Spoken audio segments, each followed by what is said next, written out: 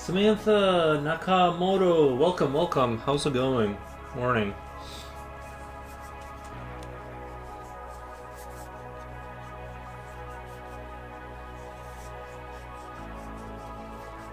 Nyla Hazard, hello, hello. Welcome, welcome.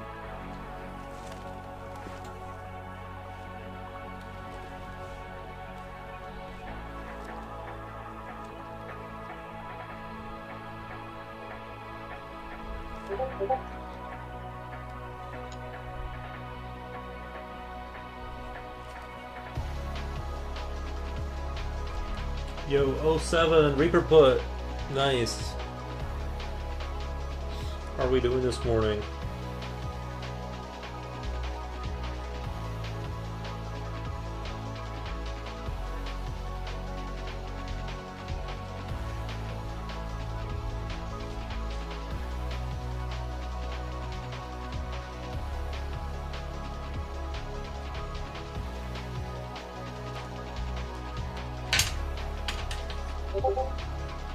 I did some design revisions on the creature. I did some design revisions, so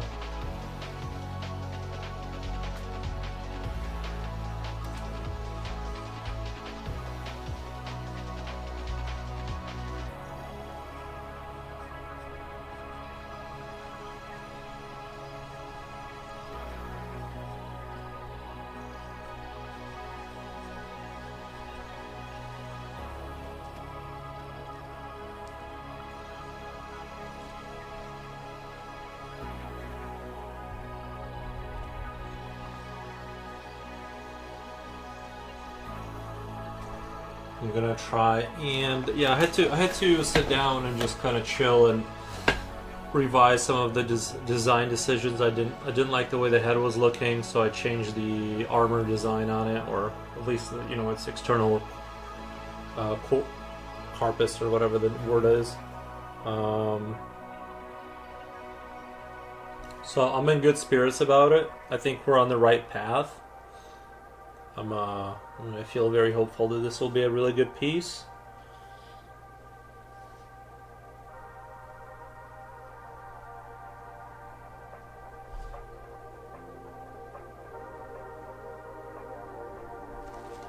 How long does these art take you? Kind of depends. Usually a pretty long time. Like 30 hours, maybe.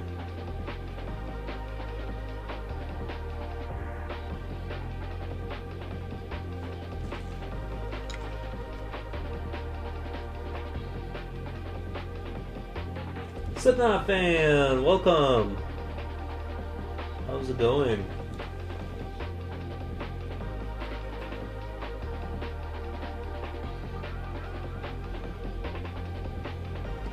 Guys, my sleep has been super consistent. Super happy about that. I feel like I'm on the verge. I don't want to get too excited, but I feel like I'm on the verge of like fixing my sleep. If I can get my sleep doing okay, nice, man. Try any new exciting foods, or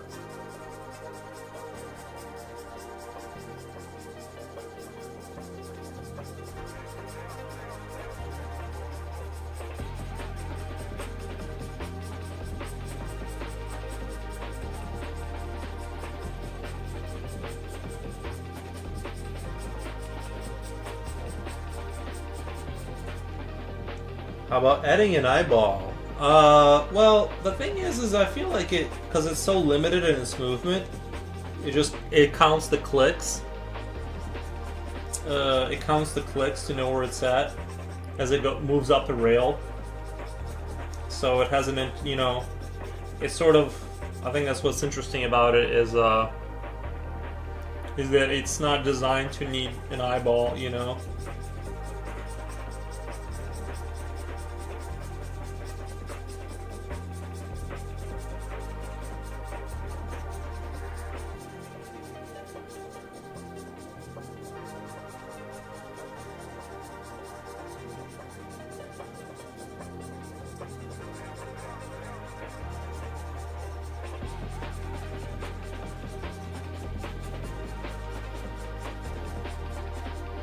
I think 59 pence, 59p. We just had a cheap crab flavor noodles. We just had a cheap crab flavor noodles, 59p. That is cheap. That is cheap. What is that, like the American ramen noodle, like the British version of the ramen noodles? How about a blind and underdeveloped eye? No, I think I'm pretty settled in with the design here. I don't want to.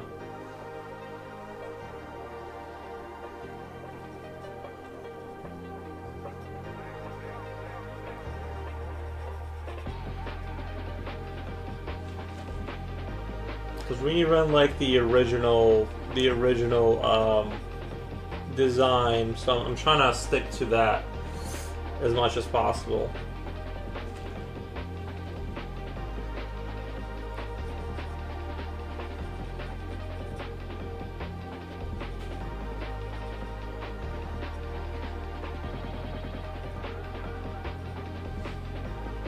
You know.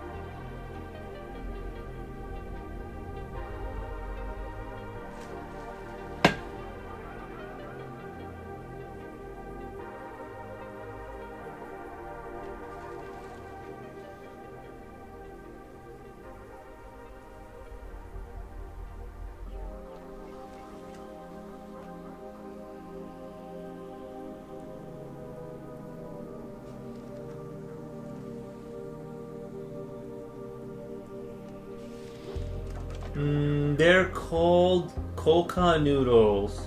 Oh, like Korean or something? Nice. So it's not like a British thing? It's like cheap crab flavored noodles? Yeah, that doesn't sound British. It's like Asian kind of style. I do really enjoy noodles. I'm not gonna lie, noodles are very enjoyable.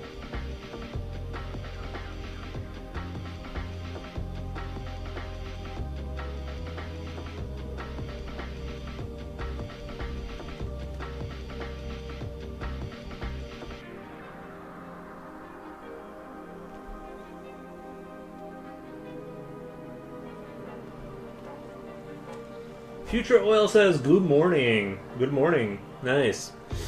How's your life going over there? We are getting a little bit of a break from the cold weather finally, so that's good. The insane. I walked my dog. It was +3. It said it was +3, but it felt pretty cold. I walked the dog around the block.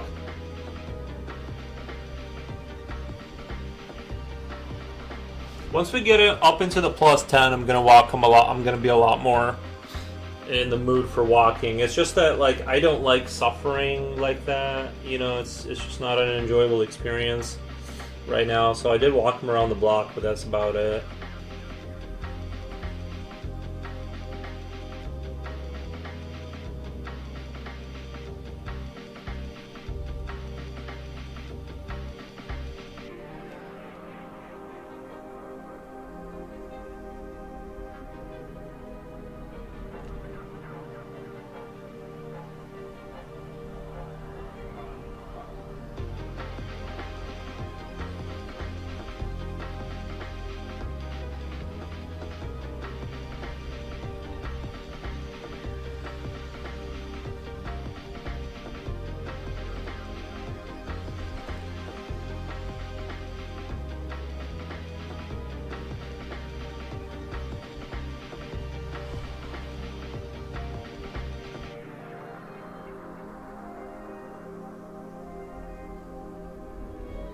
I've been playing a little bit of Helldivers on the side.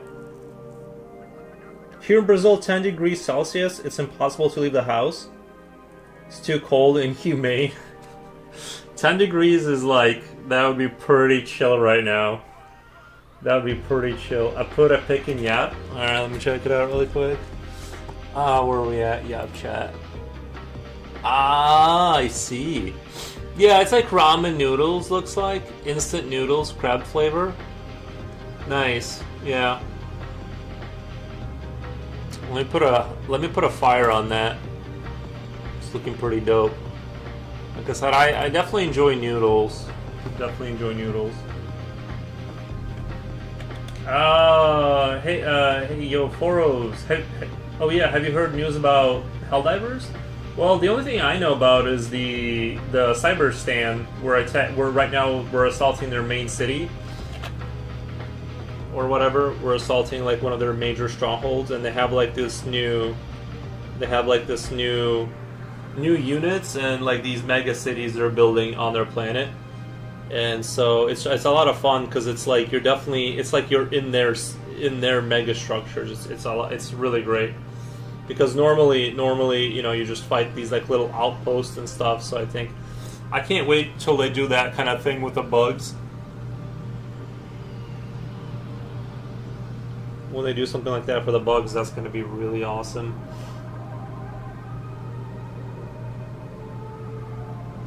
So I'm really happy with where Helldivers is headed. I've been trying to solo missions on challenging difficulty.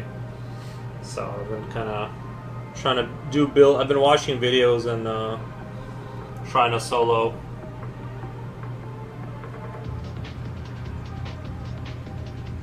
I didn't play this morning because I basically streamed for 4 hours. I fixed my mom's computer, and then I just played Helldivers for the rest of the day.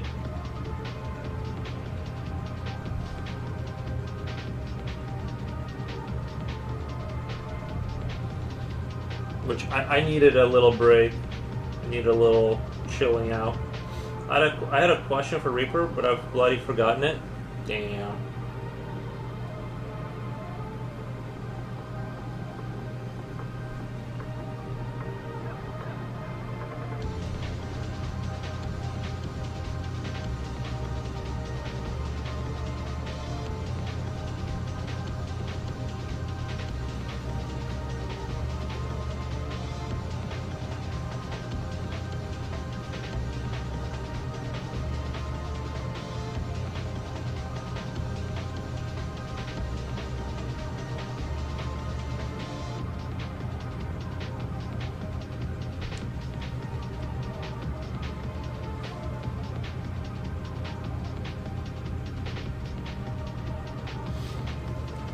You have hours to remember.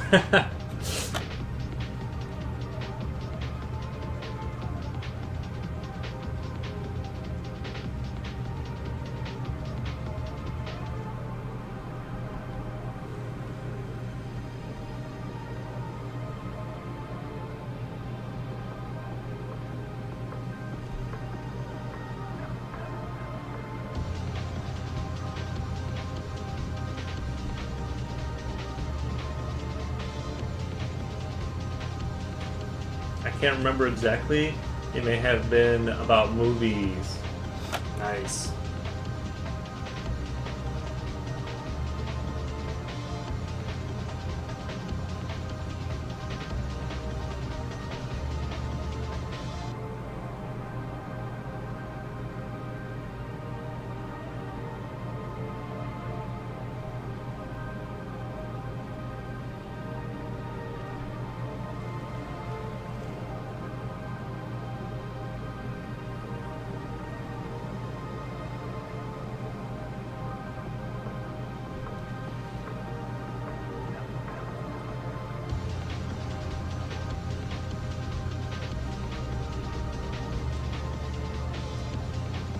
Maybe I was going to recommend Demons 1985.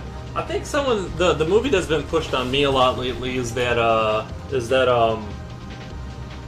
Heavy Metal movie.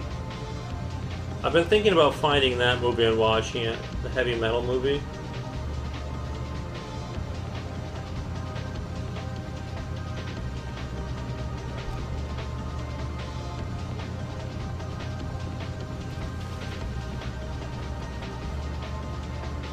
The girl in Demons is is super beautiful. The girl in Demons is super beautiful.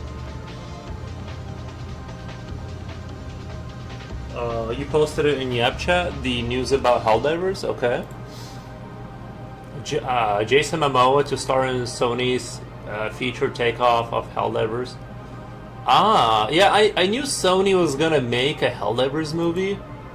I knew Sony was thinking about revamping Starship Troopers and Helldivers at the same time, as far as movies go.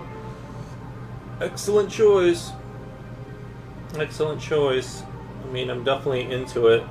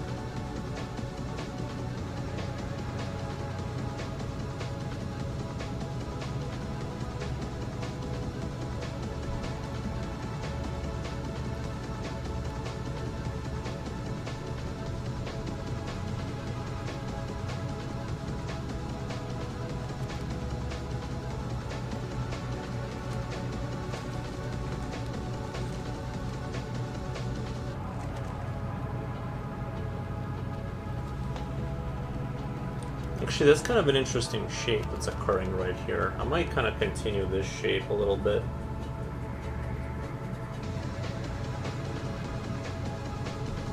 Kind of an accidental thing, but I'll take the good with the bad. Just like kind of how it caves it, kind of like caves in there a little bit. I might be overdoing it though, but.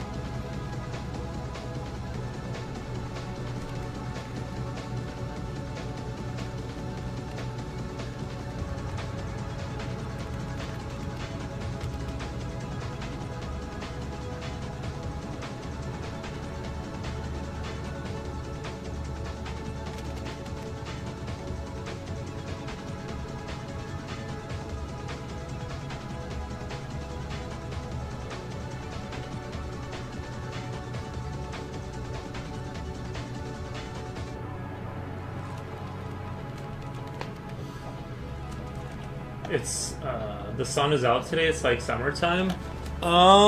It's pretty dark for me. It's pretty dark over here. Kind of gloomy today.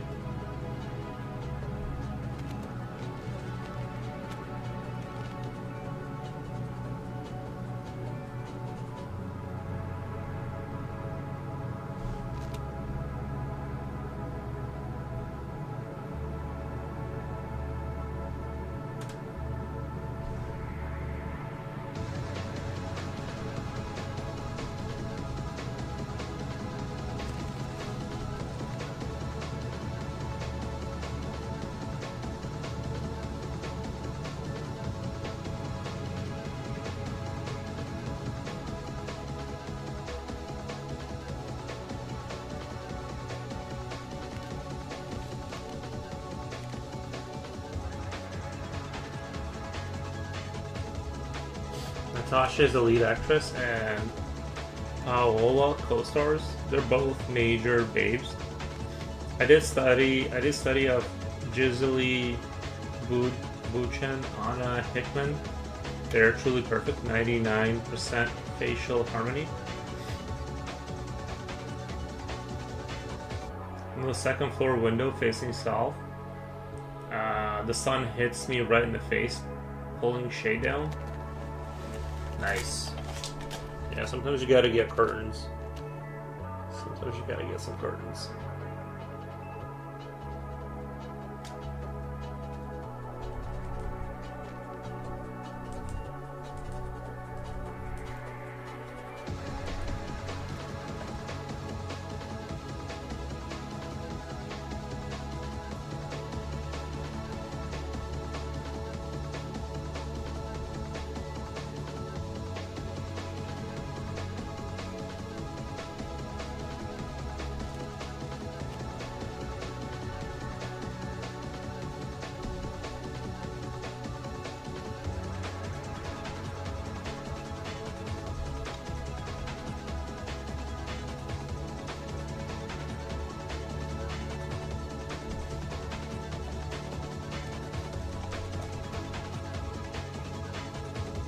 It's insane how much power that has over human perception.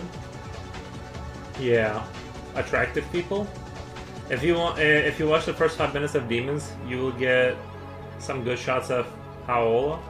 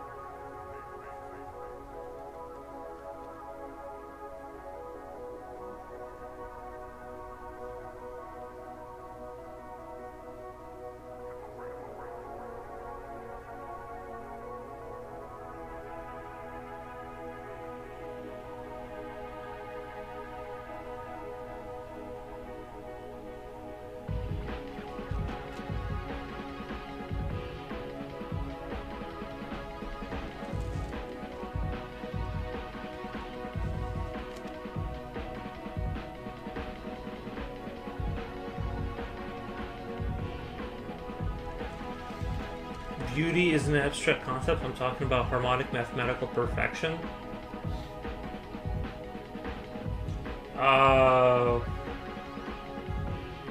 Gisely is looking as good looking. Saw her in a comedy called Taxi.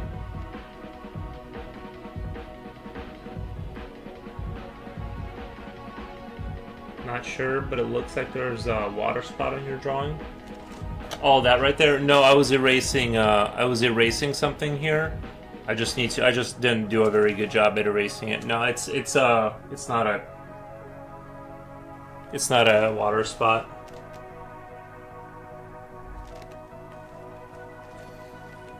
I was redesigning the head.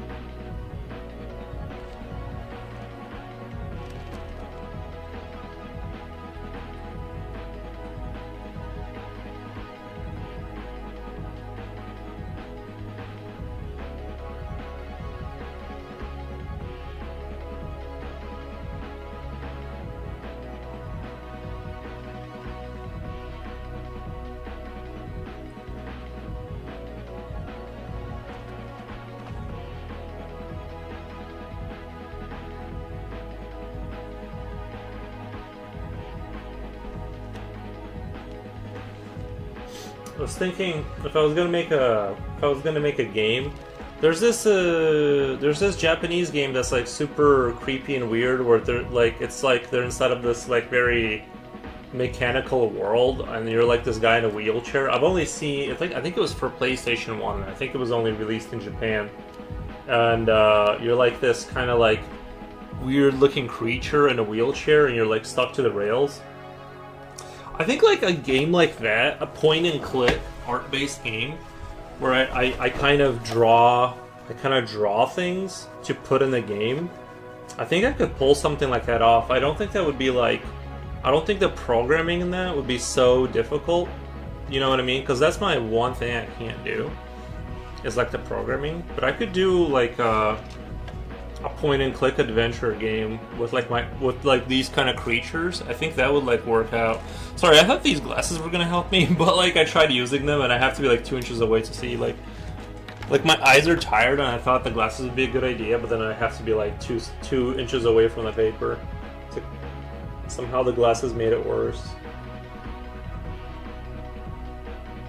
They're not prescription or anything.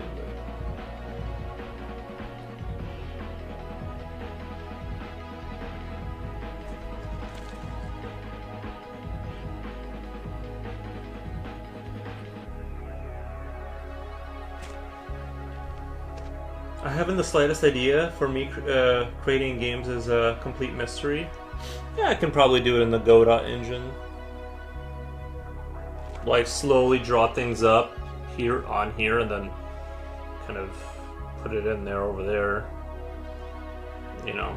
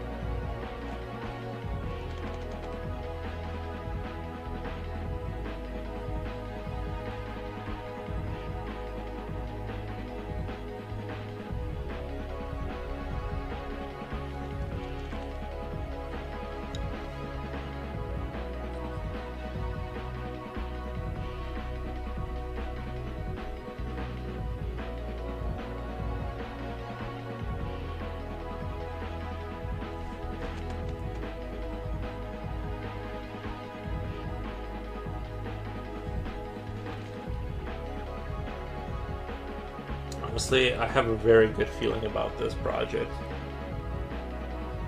Of this creature in particular.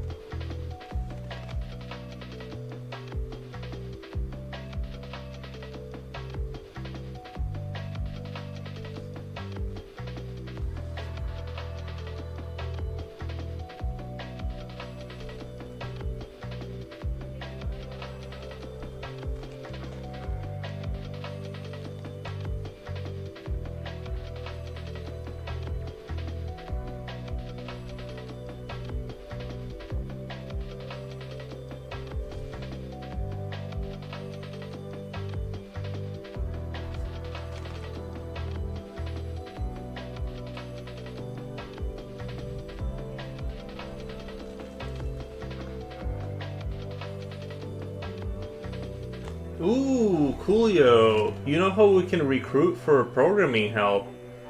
Coolio, my man. I think there's a person you know that might be able to help us with the programming. Not to, you know what I mean? Do you know who I'm talking about? Someone with big brains. Big brain. Flotar? Flotar? Maybe you think Flotar would want? You know what I mean? I'm sure every programming for the game I was talking about, making a point and click adventure with my artwork kind of thing. Put it on Steam. I would look for someone who really knows a lot about game programming. I would offer some artistic side. I would offer them artistic side and design. I'm 100% ignorant when it comes to programming. No, I think honestly, I think today is pretty that's why I'm not aiming to make a real-time strategy game, right? Like, I'm aiming for the game is 90% artwork and 90% artwork and, you know, as little programming as possible, right? Because, like, if you're trying to design anything like a like an RTS, you're gonna have a lot of issues. Jen says hello. The Vulcan salute, nice. Let me try and do it the best I can with a pencil. Beautiful indeed. It would be like, it would definitely be like kind of like that Japanese game I was talking about, where it's sort of like you're like, well, it's not gonna be like that exactly like that, but I'm saying like it's gonna be like that kind of game.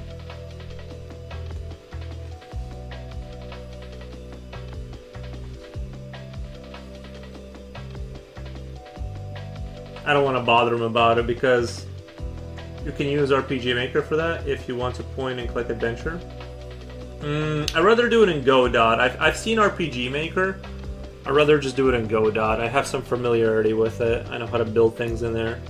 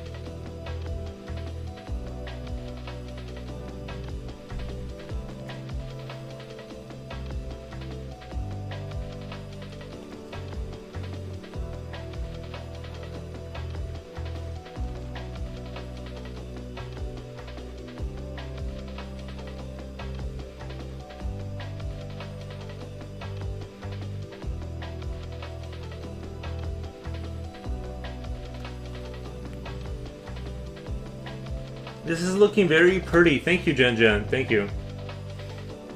Rini Ren's in the house. Nice. I may have already said that, but I don't remember. Auron Studios. This is looking interesting. Thank you.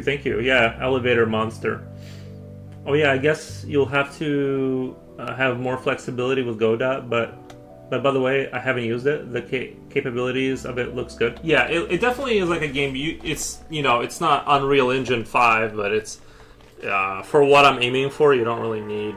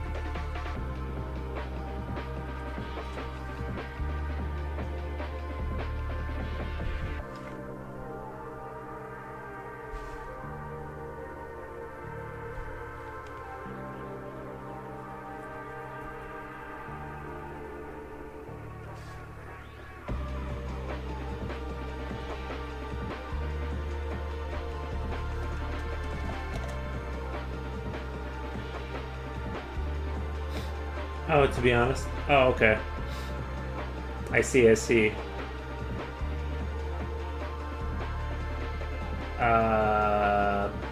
Sleepy, there's no emoji for a royal knight, but know that you are indeed a royal knight.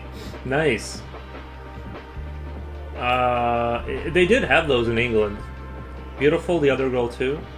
Awesome, she looks real beautiful in motion.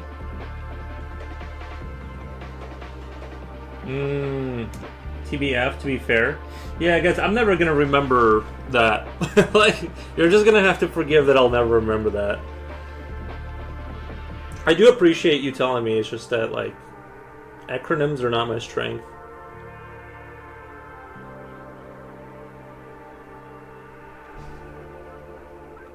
You will if we say it enough. by the way, to be fair. Wait, what was to be, was it to be honest?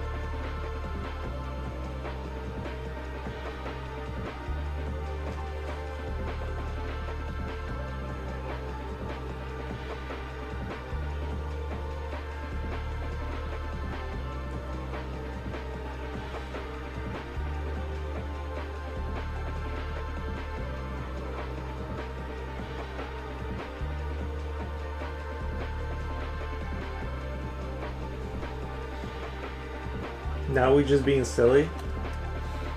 What the F? TFW? TFW?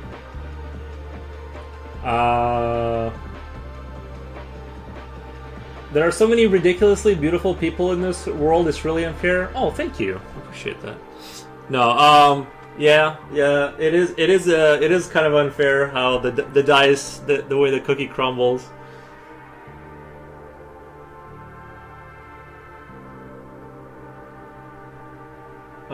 Yeah.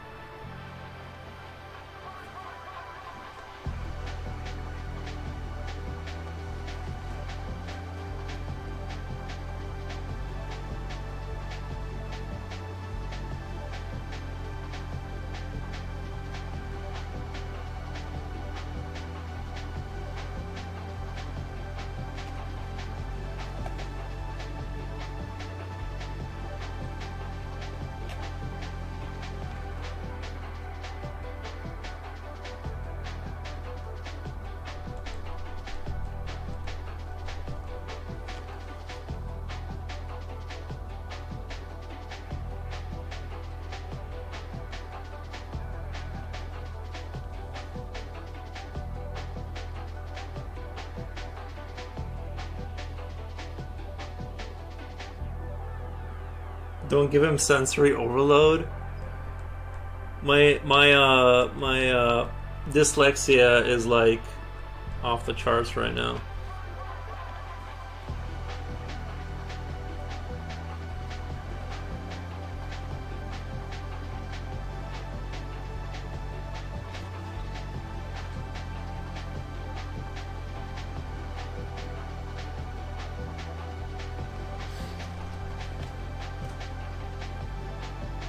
What the F?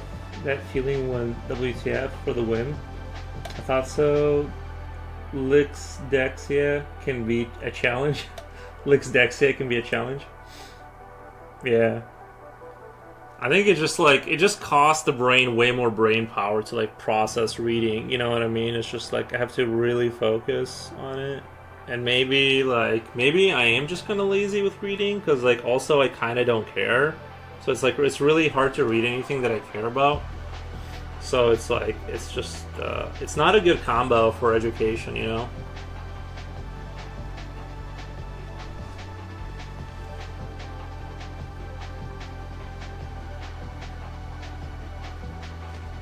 You guys should see my face when like someone writes me on Instagram or something and it's like a paragraph. I'm like, don't do this to me.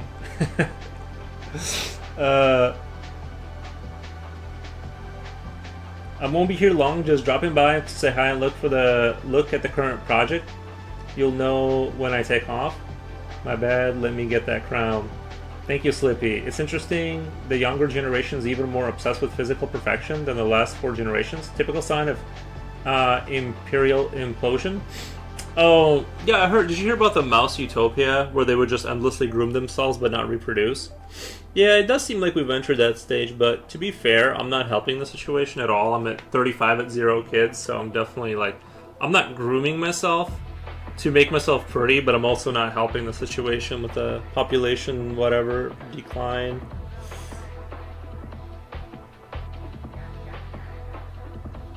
I just want to tend to my interests and all that, you know.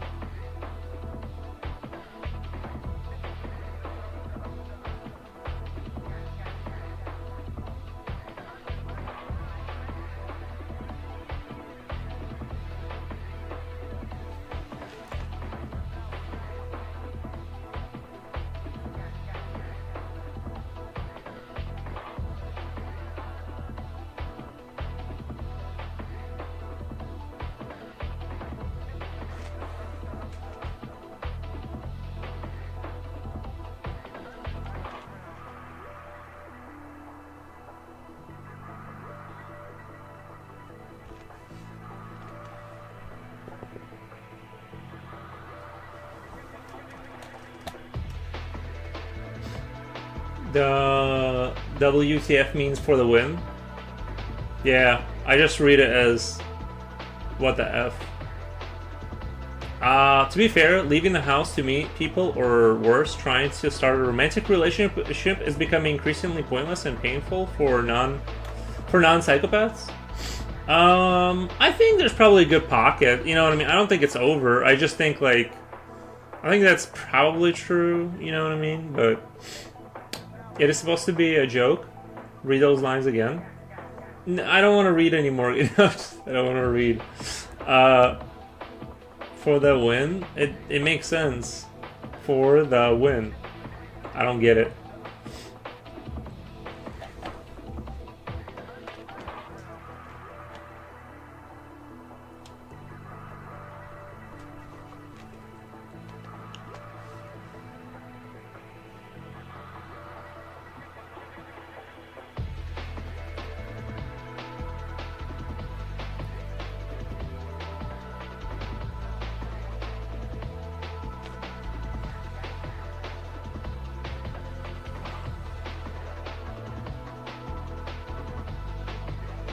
I'm too low IQ to understand nuanced jokes.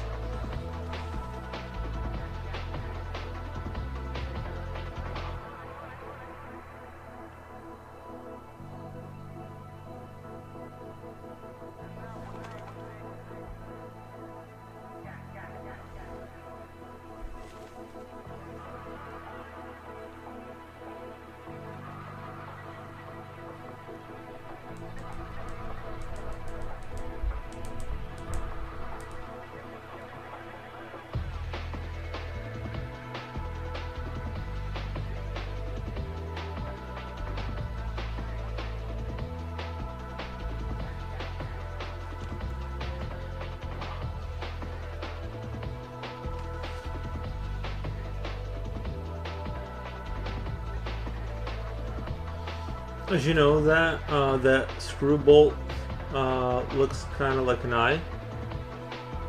Oh, this thing?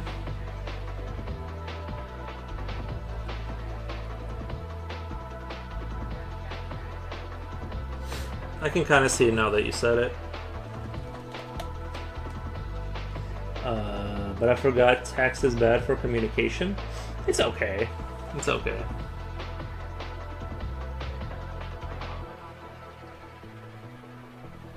It leaves more opportunities for misunderstandings to happen because sometimes jokes don't come through that well or whatever. So.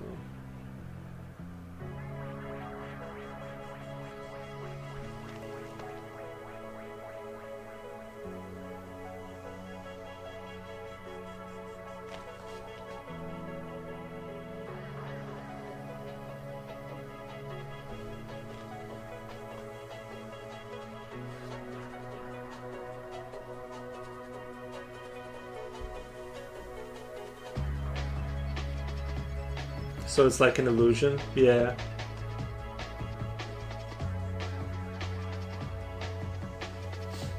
Can I get a worse form of communication than texting? Well, it kind of depends on the person, too. Some people, like... It's like the way they text is very, like... They leave a lot for interpretation and...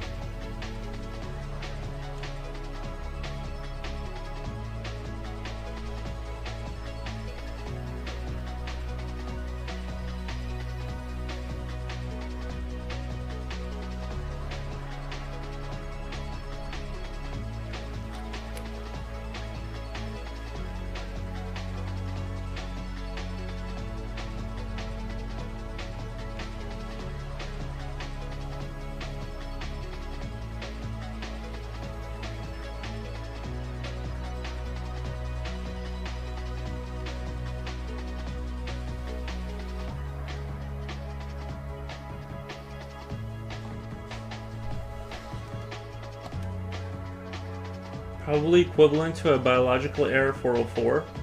I know, right?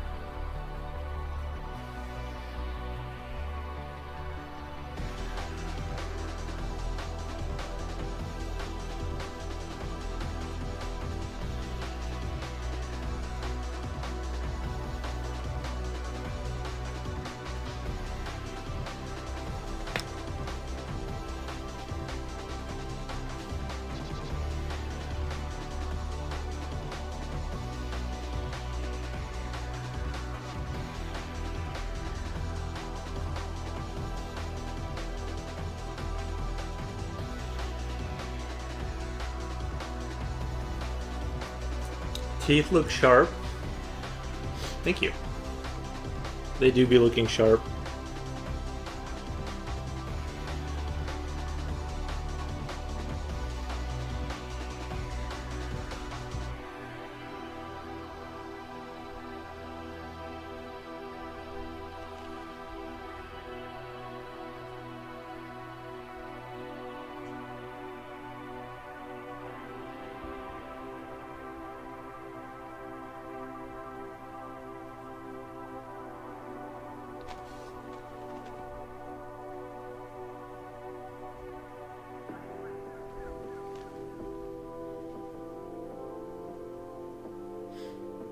The better for gnashing.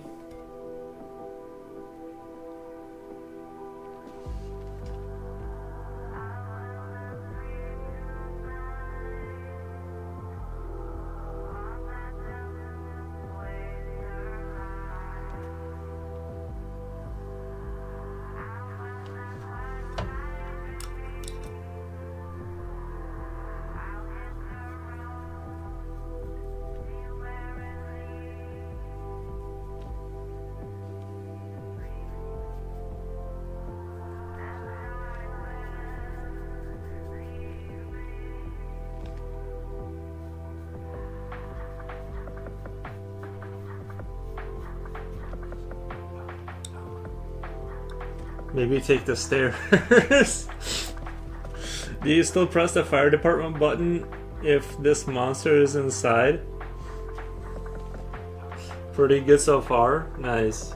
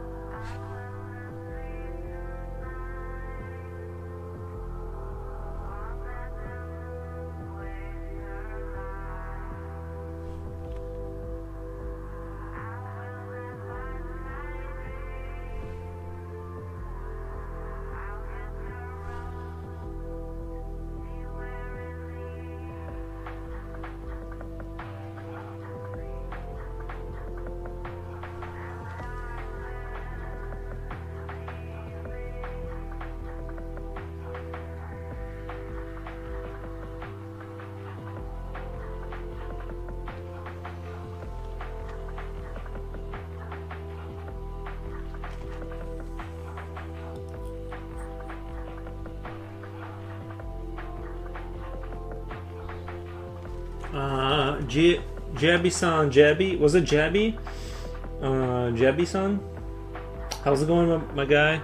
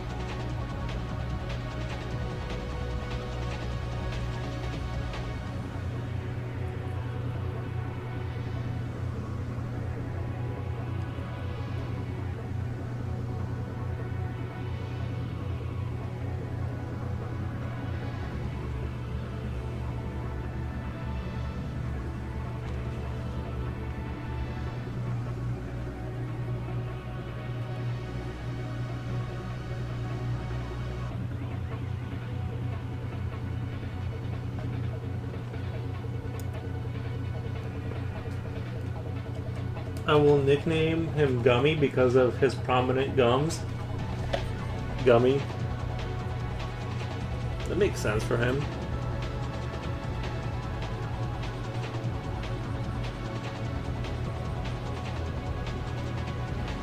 I can see that. Like, that's what they call these creatures before they insert them into the suit. The gummies.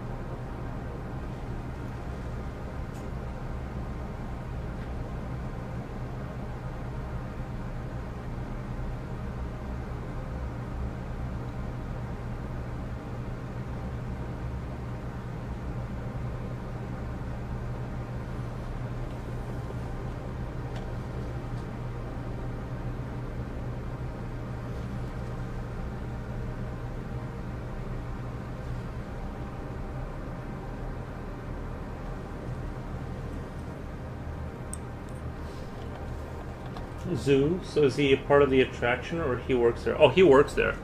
It's a functioning machine. Yeah.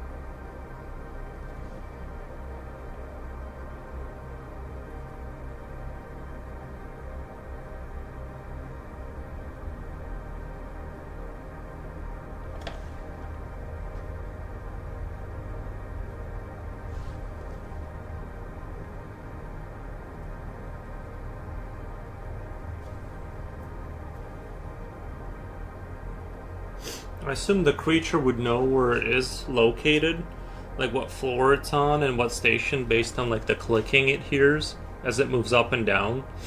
There's like these clicking sounds, and that would indicate to it where it needs to go.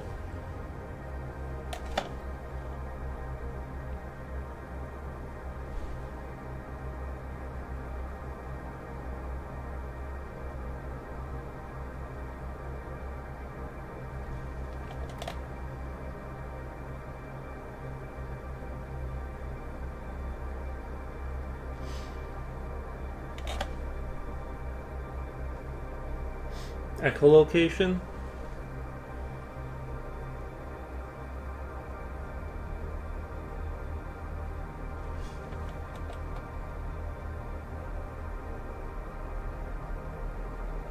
Doesn't echolocation require like big ears and all that? I feel like this, since it's infused with like a machine, it would make sense that it's sort of. It would make sense. I don't know. I feel like the clicking is a much more elegant solution. It just listens for the clicks to know its orientation and all that.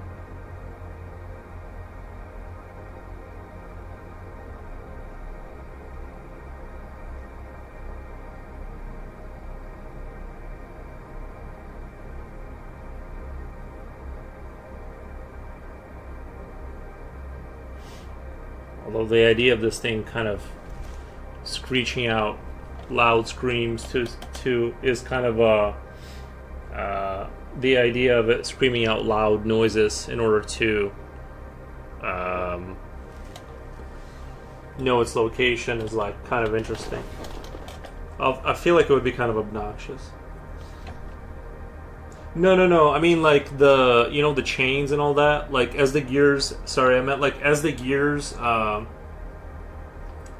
gears move up and down, it'll hit spot. You know how like when you're on the highway and you go past that line, whereas like they have like those treads on there and you hear that loud like sound to let you know you're going off the road. Kind of like that. Like that would be like a simple form of that kind of thing. It like listens to burr burr, so like it knows its location or like what floor it's on based on like changing pitches of clicking. Valerie says echolocation, that's the same thing. It doesn't matter what the sound is. It's the echo of the sound and the distance between the sound is bounced off in your ears. Yeah, but this thing doesn't, like I said, it'd be more feeling for the clicks and the gears. As it goes past certain rails, it'll hear like a vibration or just like so many clicks in a row, and then it knows, okay, I'm on like 7 clicks, 7,000, 2 clicks, and something 200, then 6 clicks and some other noise is 60, and then 2 more clicks for the final for the final thing. That's echolocation. But like it feels the clicks, right? In the machine, it feels for the clicks. It's not like it has some hearing ability, but echolocation is like the Bat Hat uses that, like it bounces the noise back to itself, and it can do like it's a much more. I think echolocation is a much more complicated system. This is just straight up like you're going off the little clicks in the gears. What you guys are proposing with echolocation is it would have to scream, the sound would bounce off the halls, come back to it, and then it would know. That would be a much more complicated. Echolocation is sensing sound and vibration, but you can sense sound and vibrations, and you would not be considered to have echolocation. Sure, but maybe technically that's true, but like a bat has sound echolocation, which is like, it's, you know what I mean, it's a different, like it's a much more sensitive instrument and like much more developed, like it's a more primitive form of what you're going at. Well, because it's engineered, right? Like it doesn't need to scream, because then I would have to add if I were to design it around the echolocation concept, we'd have to have giant ears, and I still think it'd be like not as accurate, because like not sure how accurate bats are in terms of like stop. Like it just seems like dolphins use clicks. Yeah, but like what I'm saying like the gears themselves make the clicks as it moves up and down on the rail, and that's how it knows it's where it is. Like it's a code, right? The clicks are the code for knowing it's approximately where it's at.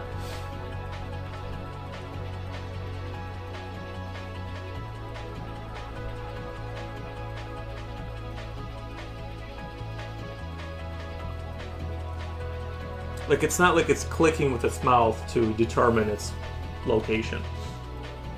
It doesn't make the sound. No, it doesn't make the sound. Like, the gears themselves, like, as the machine moves up and down, will hit a certain rail that has notches on it, right?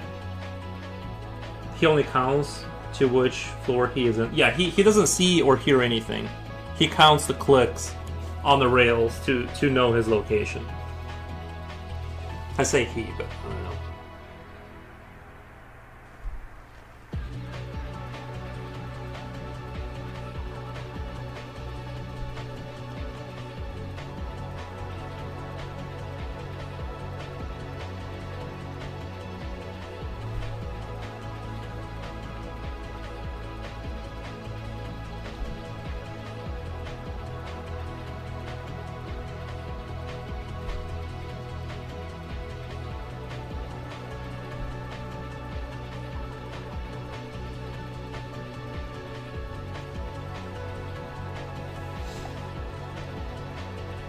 Lol, I know what you're saying, Yuri.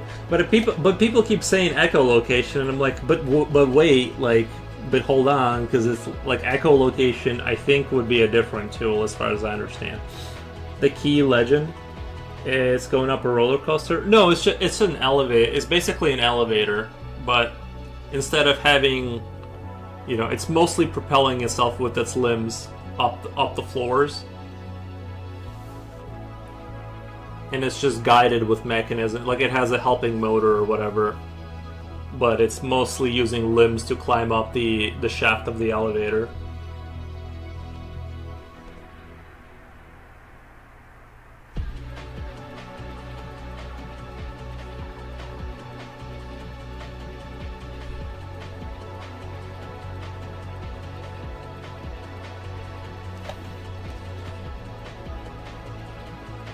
It's not echolocation. Thank you.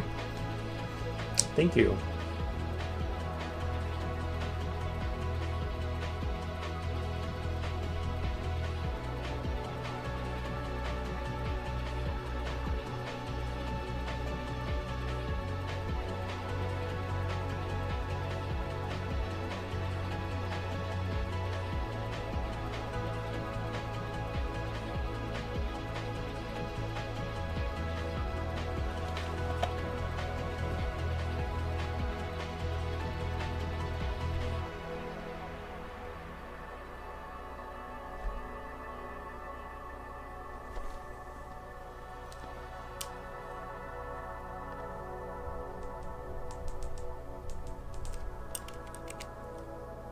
I understand now, but yeah, sorry, we got confused with clicking part. Some blind people use clicking as an actual clicking device to know where they are.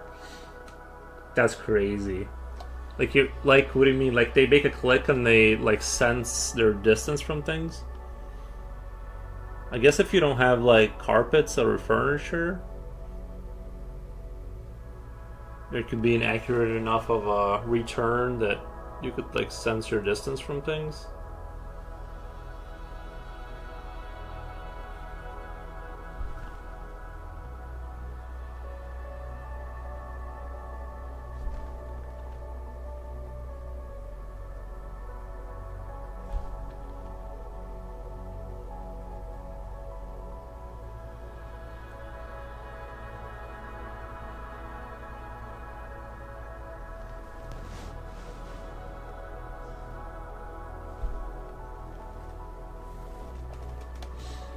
Maybe I should do that clicking thing. I have poor vision.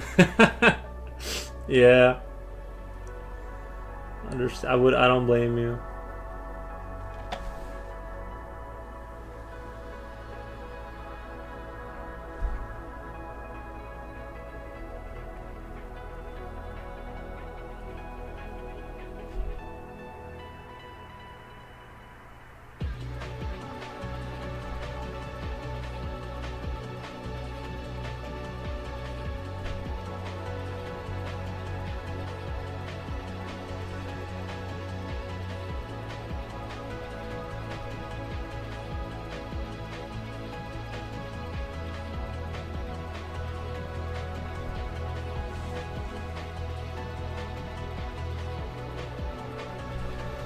I could add in a little bit of like orange to this.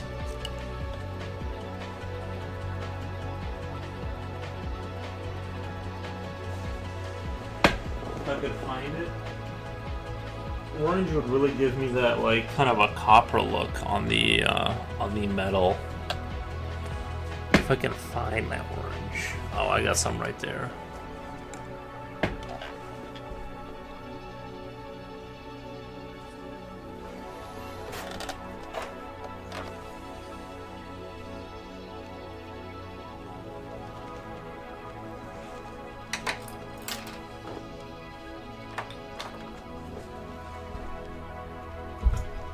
This one's getting kind of short too. It would really help if I had another holder. Actually, I'll borrow this holder since I'm not using this pencil. Oh wow, we're almost done with this pencil too. That's crazy. Almost done with it.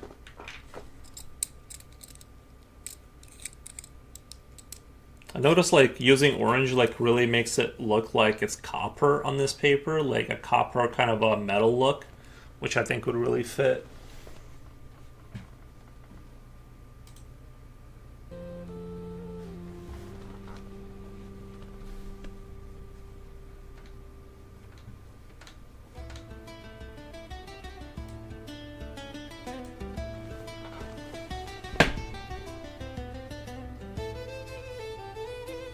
Watch it before and a searching blind clicker will lead you the same results. Oh no, another pencil bites the dust. Or will bite the dust. Yeah, I can probably get a little bit more out of him. Even in death, he serves.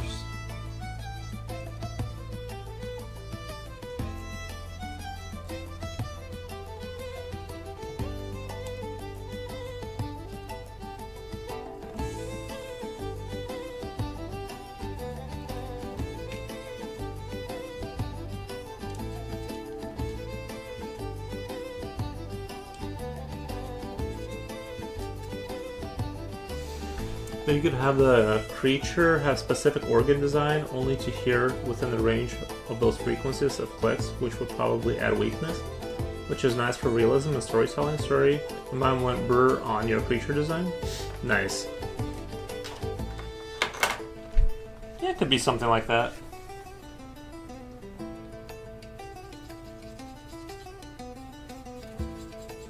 But I mean, I kind of feel like, let's say you were embedded in a piece of metal, like if you were embedded in the metal tomb that was stuck to a rail, and the gears would, you know, hit like a certain whatever place, like you would know about it. You know what I mean? Like you wouldn't need like a super specialized organ for that. I feel like you would definitely like notice that that's happening.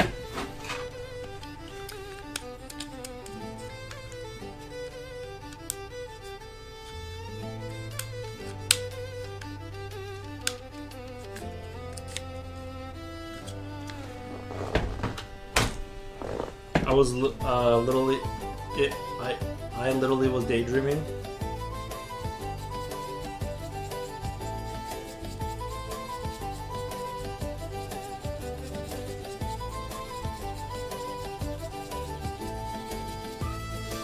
The clicker from the Last of Us series does a similar thing. They don't have eyes anymore, so they rely on vibrations and sound to get their victim.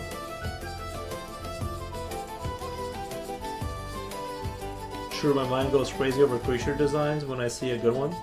Nice.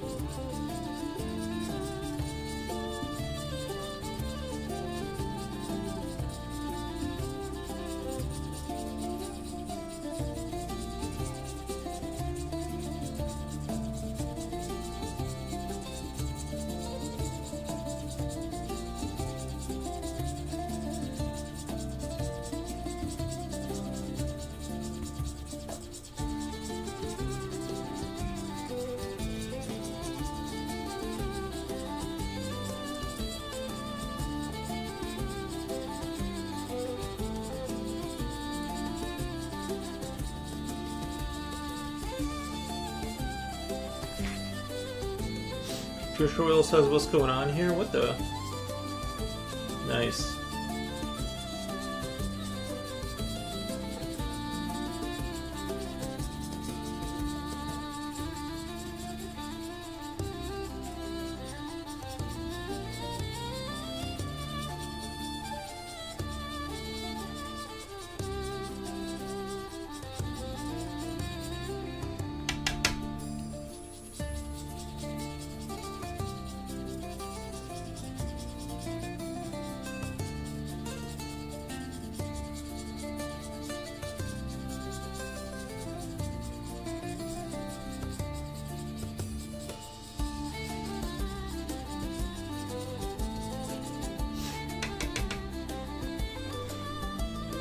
I mean, from a evolution or adaptation point, losing senses causes your other senses to be quite better.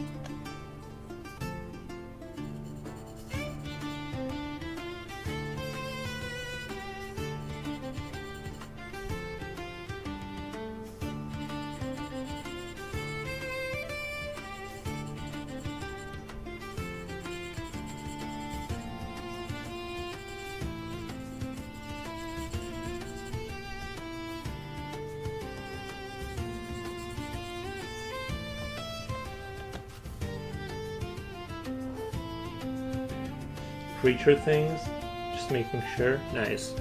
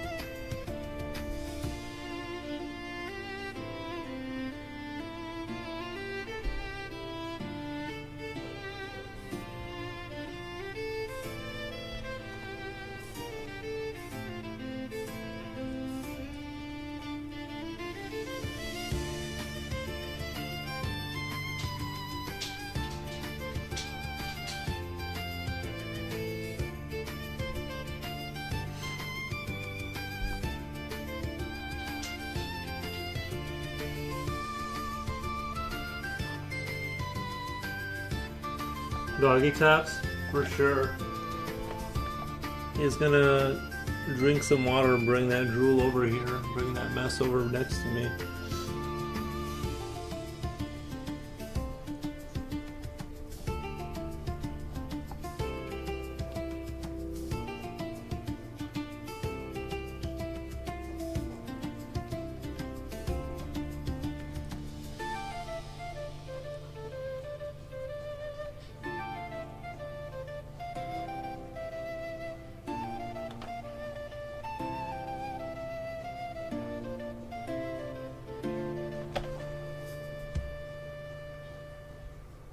I'm actually really excited for it getting warmer. I'm gonna get out there a little bit. Go do some walking.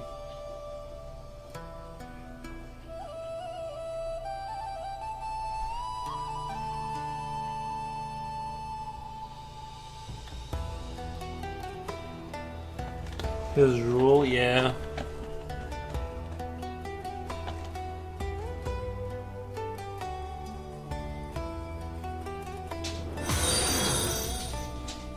Thank you for the follow.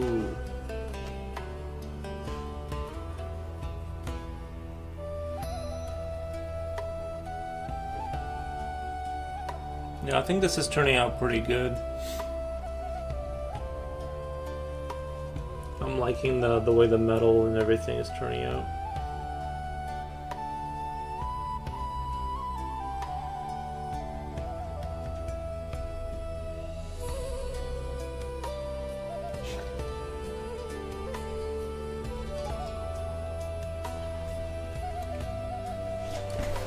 One second.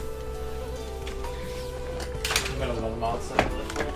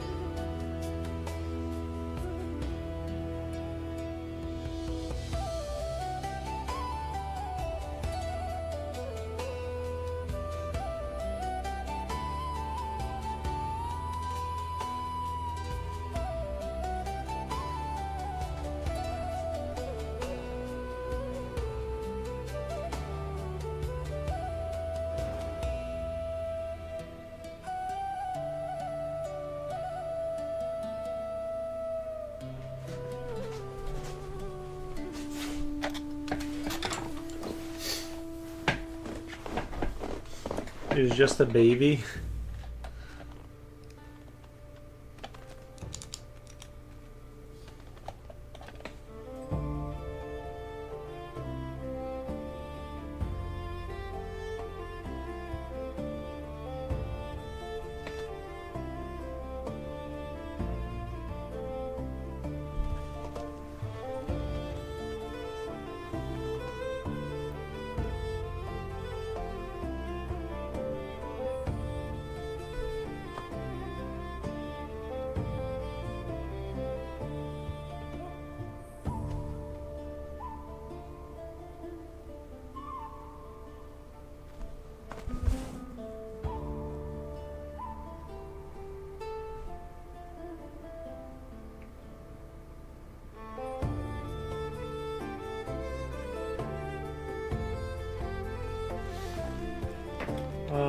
So what's the story behind his drawing?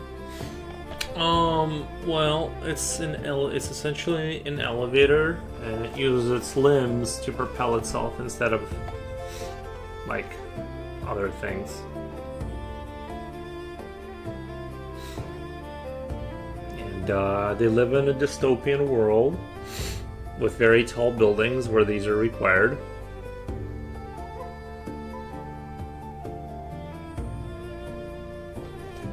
Lucy never drooled, but she gets teary-eyed. Her face always seems wet. It's gonna get a lot better. It's gotten a lot better in the last 2 months. Yeah, I know what you mean. You know how dogs have like a wet nose usually? This dog has... His nose is kind of like been dry. I don't know.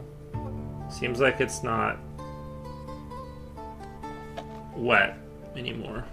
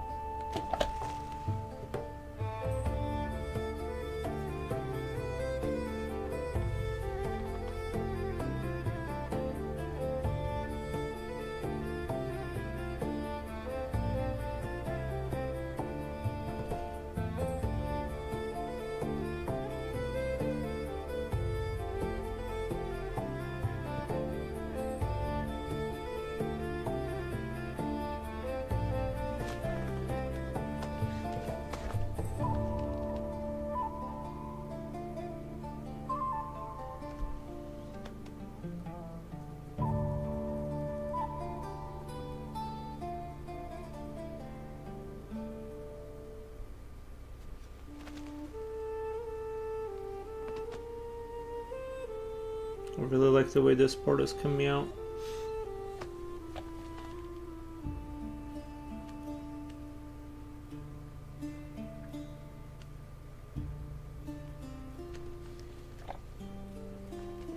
I've noticed that in bigger dogs, not all, but some, I don't know. I don't though. Do we have any dog experts in the house? What's his name? What's his name has he's a dog trainer.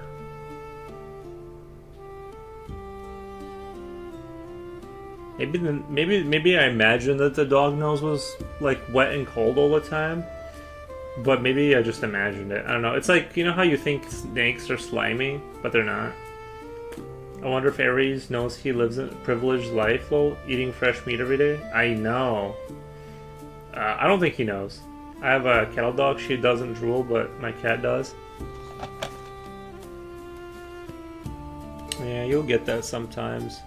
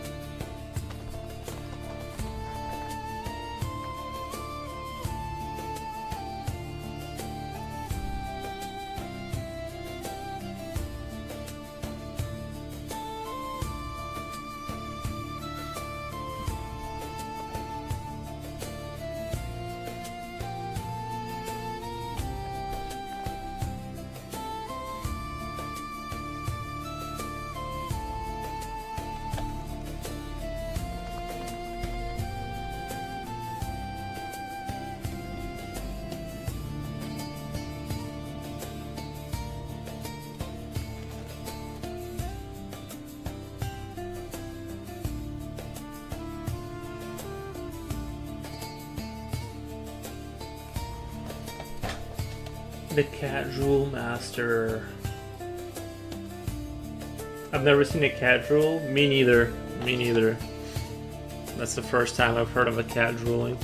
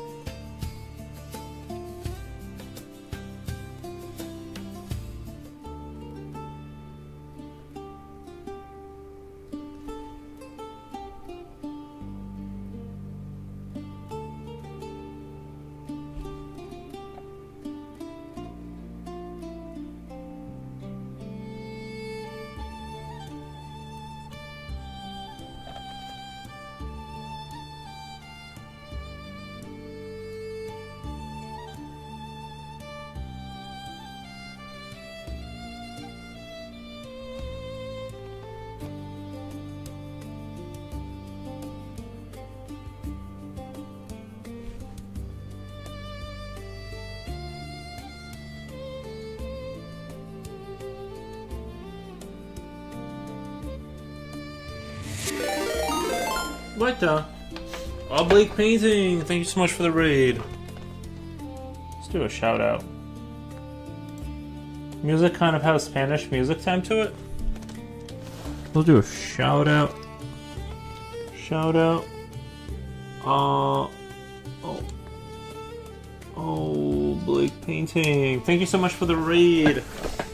Hey there, hope you're doing fine. I'm doing great, thank you, thank you. Yeah, we're just drawing some monsters, some toothy monsters. How was your guys' stream?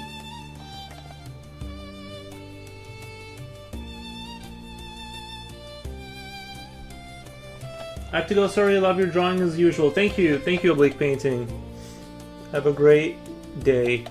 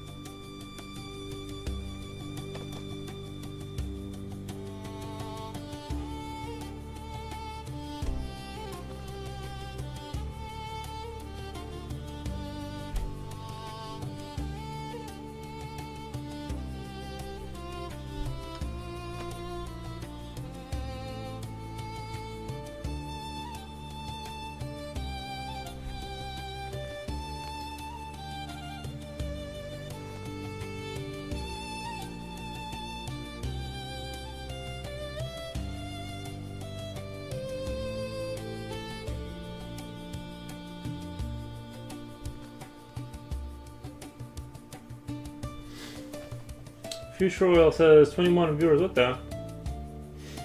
Nice. Nice, very cool.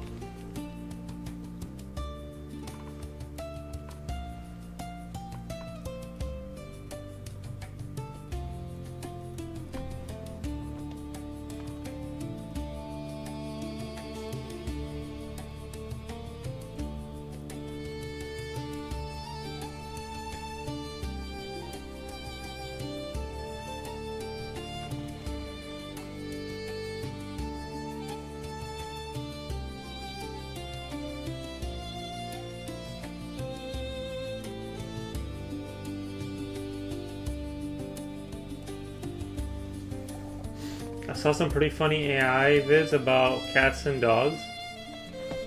Nice.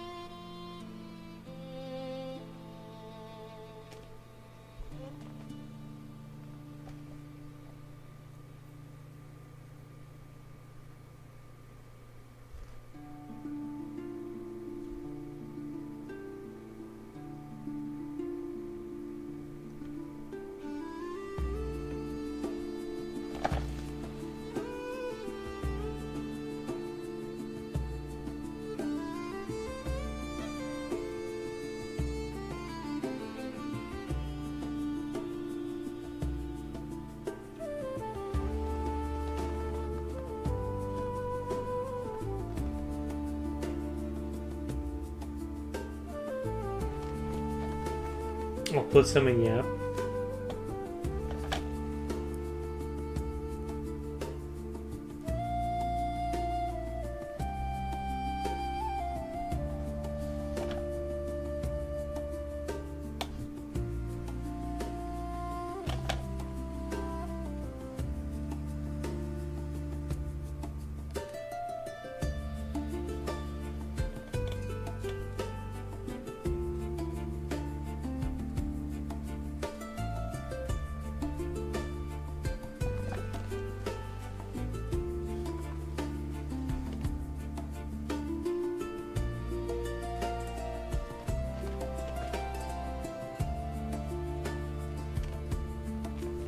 It's absolutely bonkers.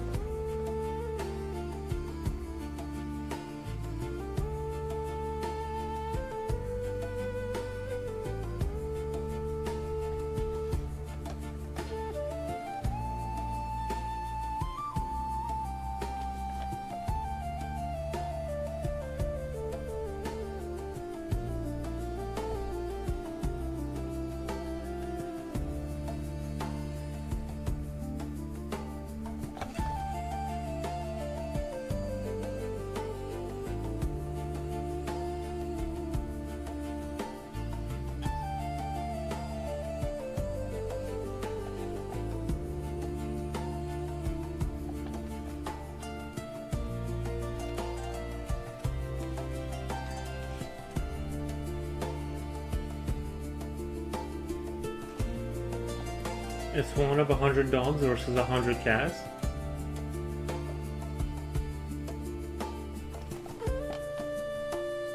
I saw a video of like it was like a metal show and they had raptors there, like the dinosaurs, and they were all like in a mosh pit like fighting. It actually looked really crazy. It looked really crazy. I'm not gonna lie, it was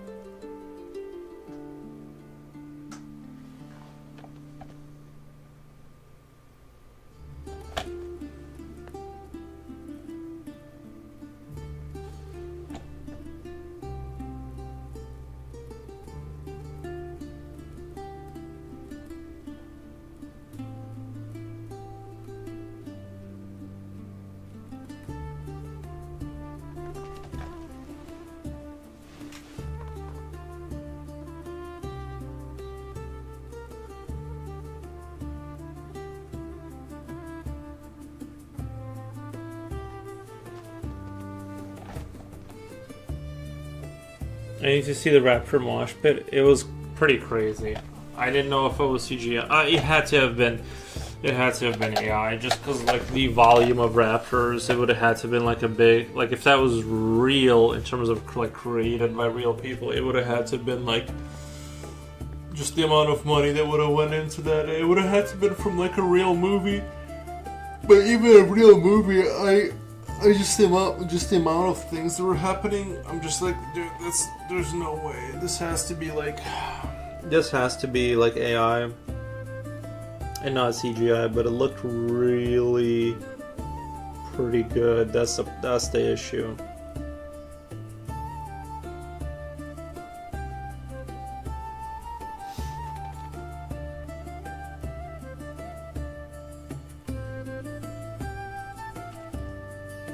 Some are still AI slap though with erroneous information. Oh yeah, I watched some AI slap the other day. There was like this dude that was like, I think I talked about this before, but it was like an older dude kind of giving life advice. He's like, I'm 70 and blah blah blah, and he's like giving life advice kind of video. But then I noticed his head wasn't moving, and I'm like, oh, this isn't real. But they even had like photos of him from his past, and that wasn't real. And I'm like, oh wow, they got me. I was listening to him for like, and I noticed like the voice was a little monotone a little bit.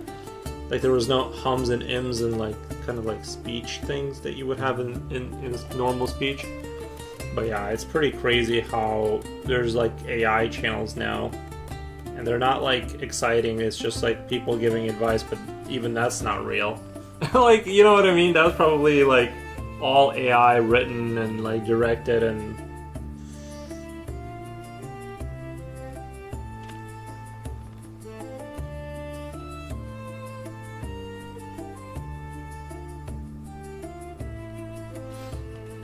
Monotone. Yeah, you can still tell. Like, even if it's a famous person, it seems like a lot of times you can still tell it's AI just because, like, they don't make the little speech patterns that humans do.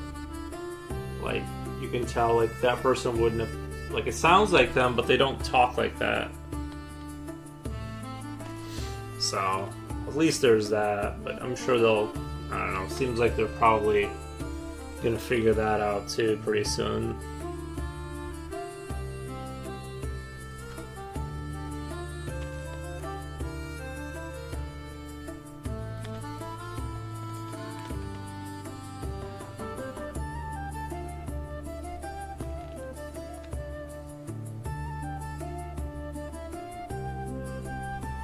There's also like that Chinese professor I was talking about that I've been kind of like listening to on and off. Like he has some interesting takes on history. I would take it with a huge grain of salt. He's like very non-standard historian kind of, but he pretty sure like somebody made a video with his voice, but it didn't have his face. It was just kind of like a black screen. Like I'm pretty sure it was AI. Like they're taking like it's kind of crazy because I'm sure you guys have seen like those Joe Rogan commercials where people are taking his voice and using it to sell like a product, and it kind of like sounds like him. I've seen that. I've seen kind of like a little bit of everything now. It's kind of crazy because like you're kind of ruining that person's reputation. You know, I'm sure they're doing it from like a different country or whatever, but.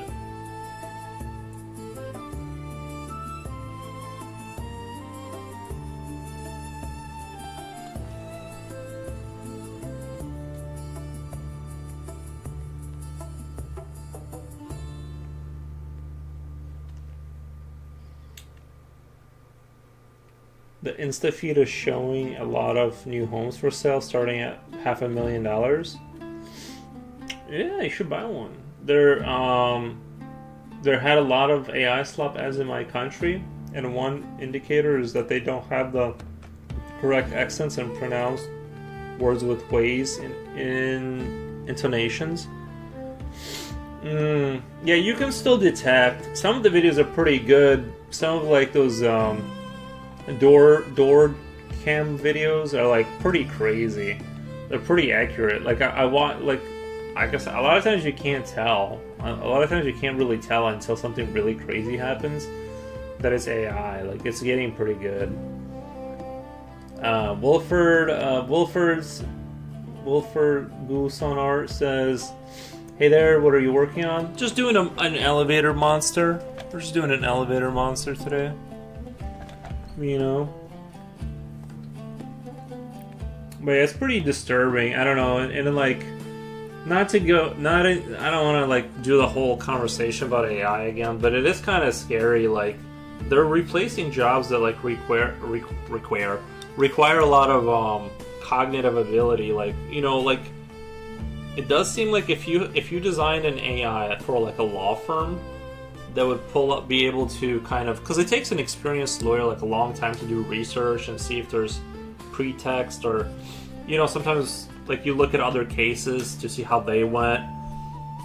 It would do that in like seconds, you know what I mean? And I just don't know. It just seems kind of crazy how like even jobs where you have like these niche specialized jobs are kind of becoming like very like under question of how many of those are going to survive, you know.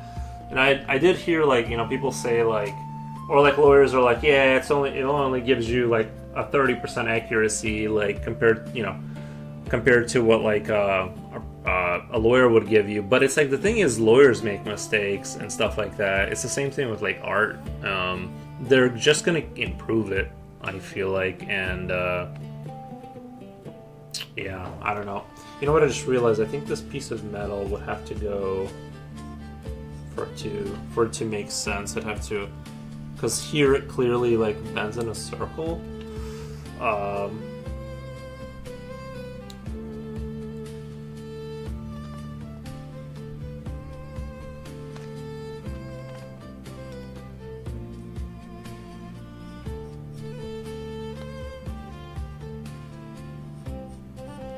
Actually, that makes it look a lot better with this like little chest coming out.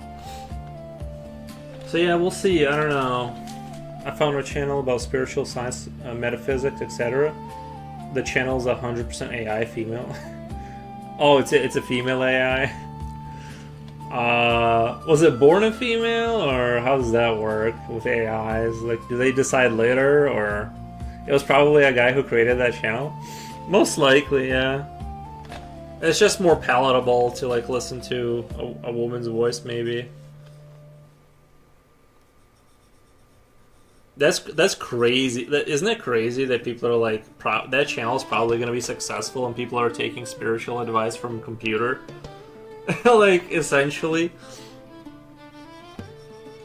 I don't know. Seems pretty nutty, but to each their own, I guess. I mean, I guess if the information itself is good, then there could be some...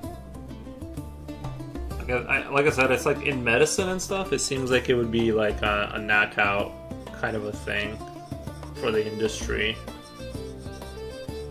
If you had some way of, you know, doing a thorough sort of body scan and then having the machine assess exactly what's wrong with you perfectly, you know, and it wouldn't take months, it would just be like minutes of, you know, blood work, scan your body, like all the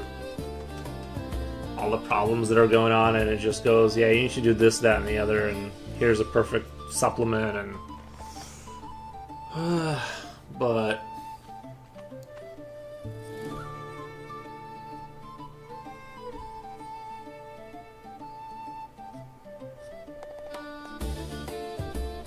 it's sort of like, it wouldn't be terrifying if I wasn't poor. That's like the main issue. Is like, if you're poor, then it's going to be harder and harder to get a job as these things theoretically improve.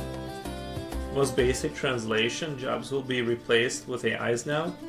Now the challenge is for the translators to specialize, like in business, medical, or law, where terminologies and decisions are critical.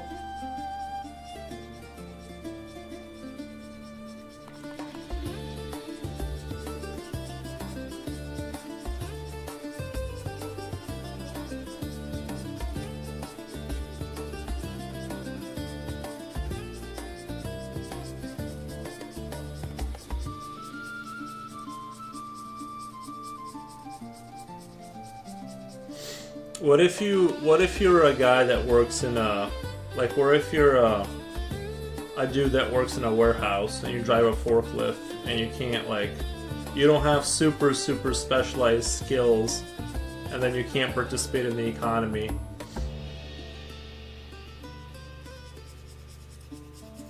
You know, I think there's going to be a small percentage of doctors and lawyers that are going to hyper specialize in some area and become like super experts, but I think like there's not that many people. That's like a small percentage of people. I think most people are just not going to be able to participate in the economy once they let the Tesla bots in to, you know.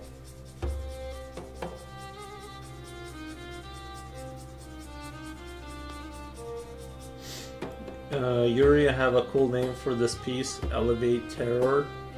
Elevate Terror.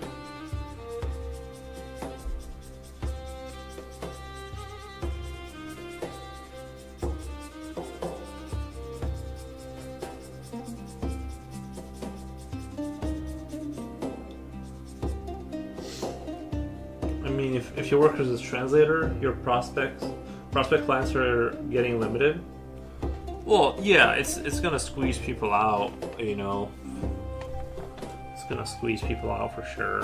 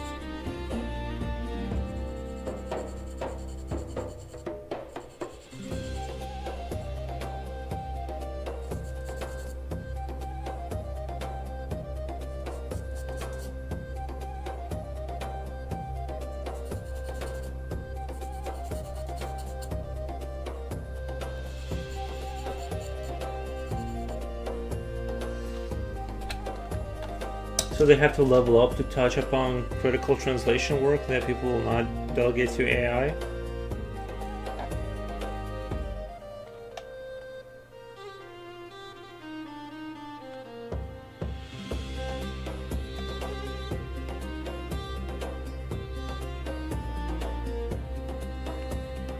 I have a feeling the whole channel relies entirely on AI. The actual creator of the channel may know zero about spiritual stuff. He may just let AI run wild to make the videos.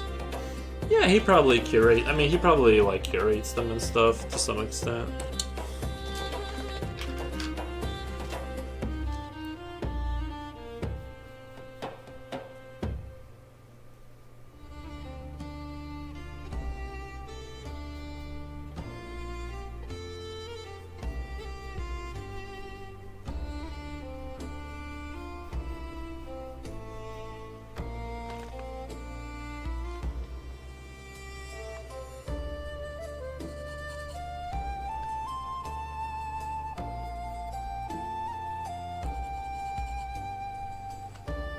It's definitely gonna be, even like streaming. If someone figures out if someone figures out like how to do a 24-hour stream that's like really entertaining, like, you know what I mean? Like there was that.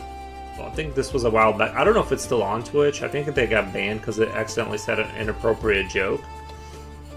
But eventually it said something someone reported. But basically, like, it was the Seinfeld show, but like done in PlayStation graphics, and it would just constantly run. Like, it would just come up with new content, and they had like these crude graphics, and if you were able to design like a 24-hour channel using AI, then yeah, you would be,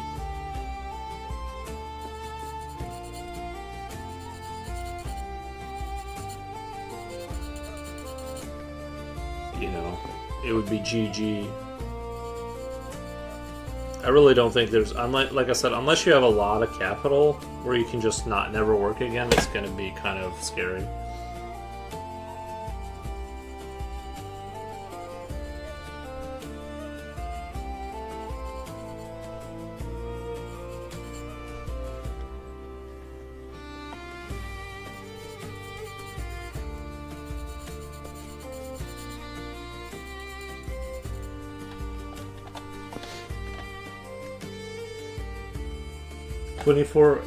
AI channel. I think there's already some like that. With those like character. You know how the non-Flash streamers, they do like the whatever, the funny character person or whatever, like the little anime people that move around. I think there's like already channels like that out there, and they just run non-stop. So if you tune the model to where it's like compelling, then you're just gonna win, because it's like, how would you not win, you know?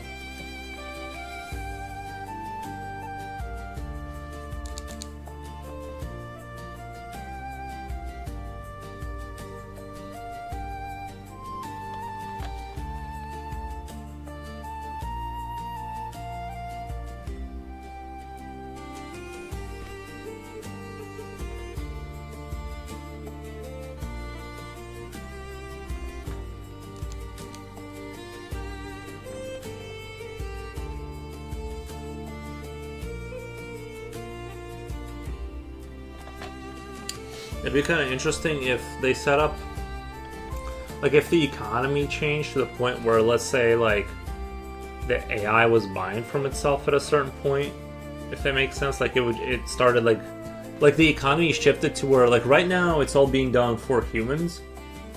Like, all the segments are trying to get your money out of you. But if an AI was running a business and it started buying things, and the economy shifted to where it started to be like completely AI driven economy for itself, to service humans at first, but then like it needs to buy something, right? Like, let's say it's like some kind of piece of music, license it orders that for its thing, and then you just end up in a like you just like the AI just does its own thing, and I don't know. We'll see. We'll see.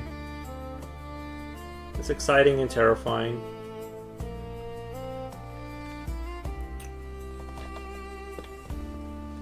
I'm sure you get asked all the time, what brand of pencil are you using?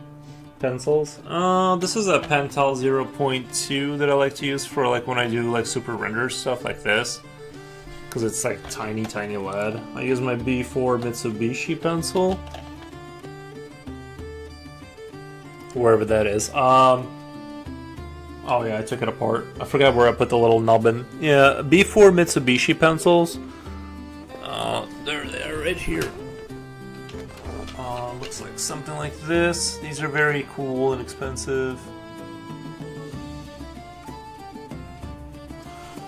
And then 0.3 Graph Gear 1000. Just kind of depends on the mood. Sometimes I'll use this one to render, sometimes not. Sometimes it's better than all other kinds of pencils, but oh yeah, the white charcoal. The white charcoal pencil. So I go between those to accomplish stuff.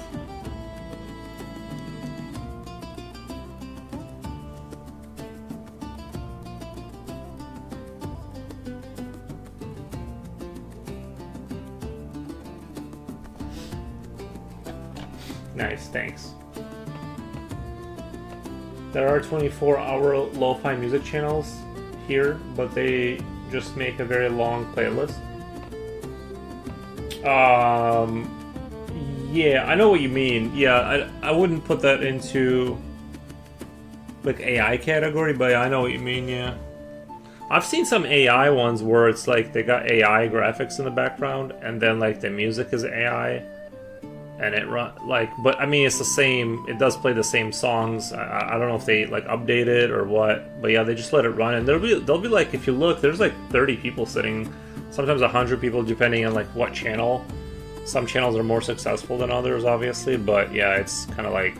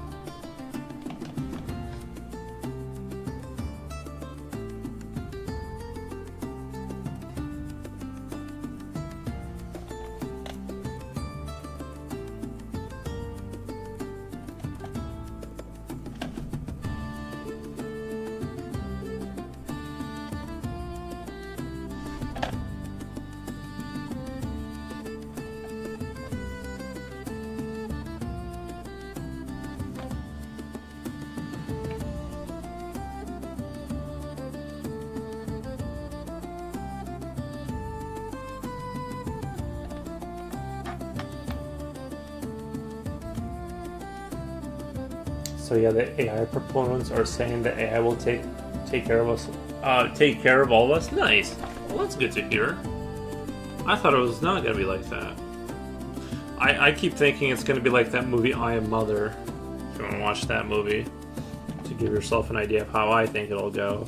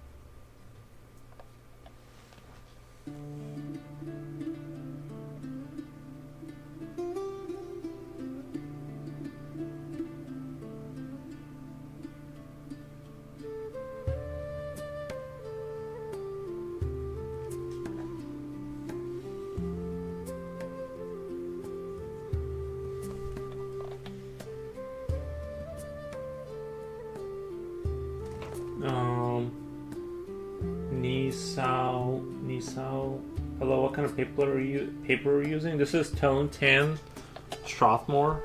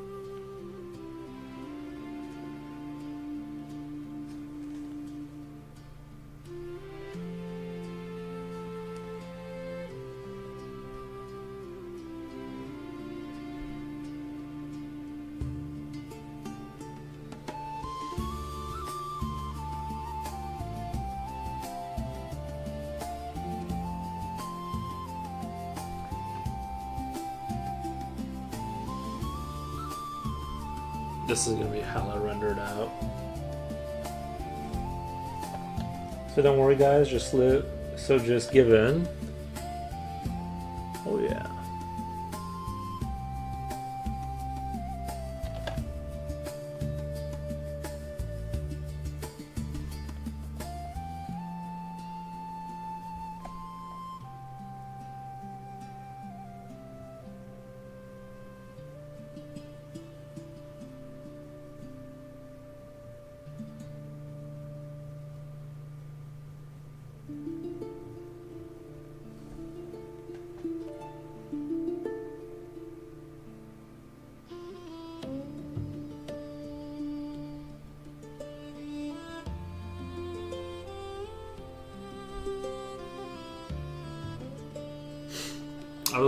I was falling asleep. I didn't listen to the whole thing, but it was I don't know if you guys have heard of the channel Quinn's Ideas. It's like this. He's like a science fiction nerd. He mostly like focuses on Dune, but he was talking about how he was reviewing a book where it's a science fiction horror story where the AI was programmed to like preserve human life. And so, it wouldn't let you die. It wouldn't let you die. And so these people, like, you just could never die. And then eventually it got better and better. And so, even though some people who have lived for a really long time, they could like find ways to use explosives to self-delete, because they were just done. But the AI wouldn't let you do that. Like you'd have to find a couple seconds between the scans to like use an explosive or something. But eventually, he started making copies of these people and just resurrecting them. So like its ultimate stated goal was human preservation, and like these people, they would be alive for just forever, and then they wouldn't. It was kind of like my fall asleep to kind of thing. So I wasn't really listening. I was just kind of falling asleep, but it was like pretty compelling and interesting. It'd be kind of crazy if like it did make a mouse utopia where everyone's like just super double chilling. How many viewers are needed to make 4,000 monthly? I have no idea. Probably, I don't know. I'd have to like look at how much I make, like break down the hours and then multiply that. I'll let you know. I don't know. Probably a lot. Probably a substantial amount.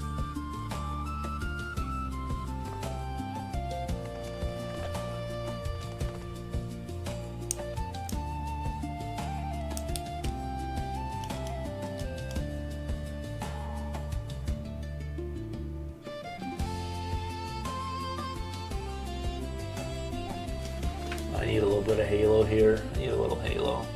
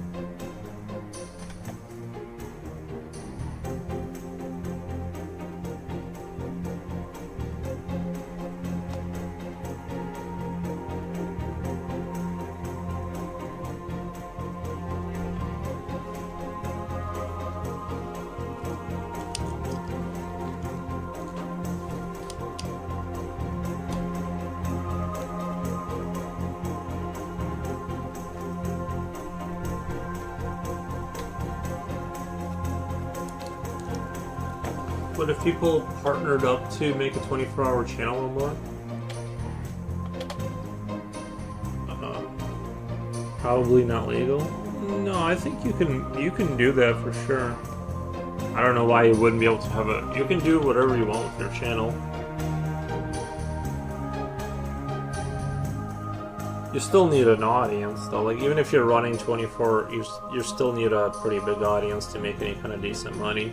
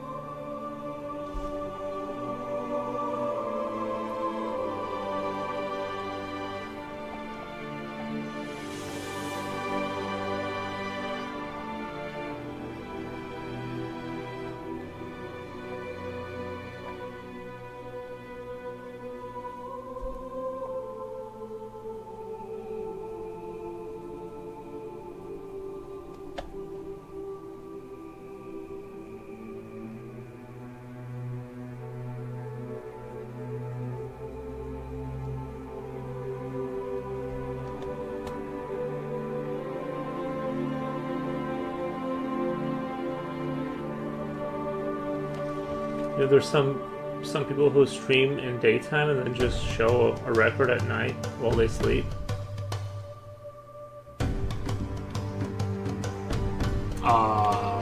Well, like they replay the VOD or whatever.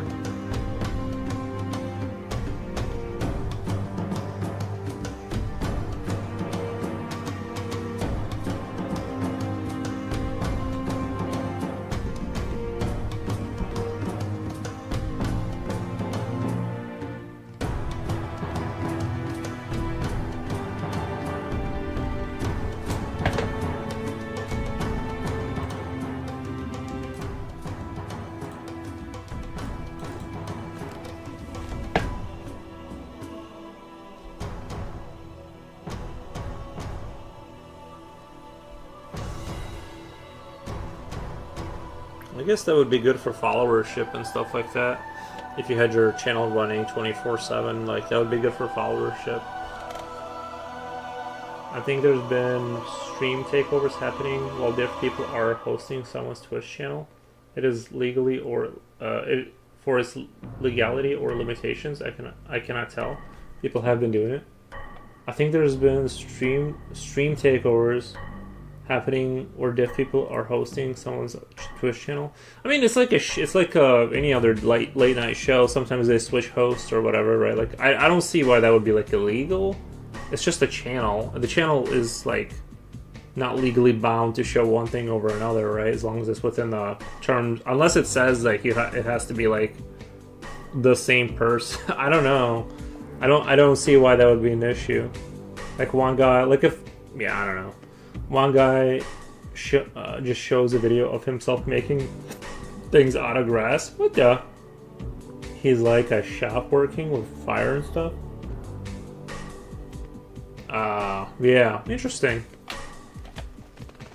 Interesting.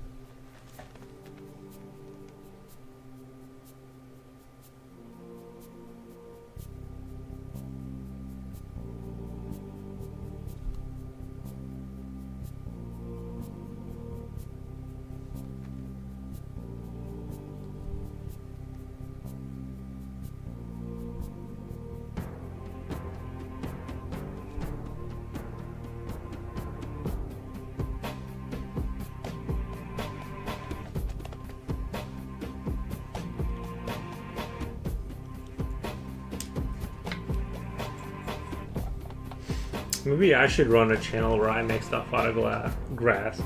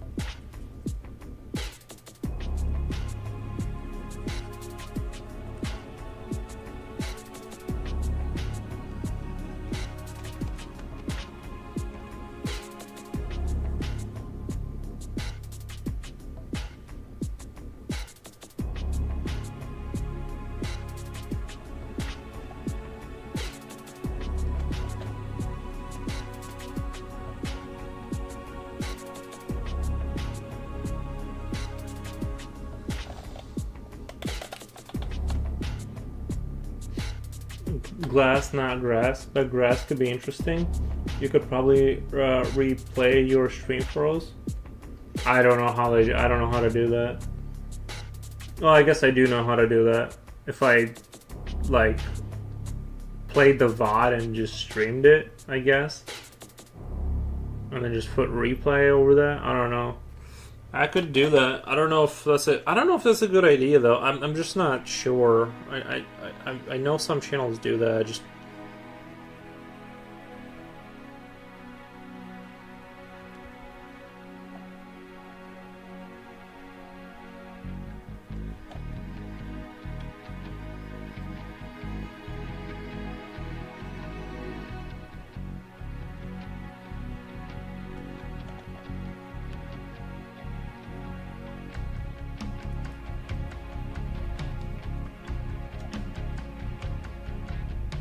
people could be like for people who catch your stream if they missed it. That's true. That's true.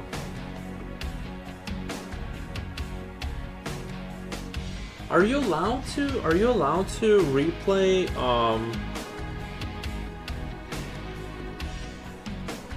are you allowed to stream like replays? Isn't the idea of Twitch that you're going live? Isn't that what the compelling thing about it is? Is that it's a person that you could theoretically communicate with live? I don't know, you know what I mean? It's like...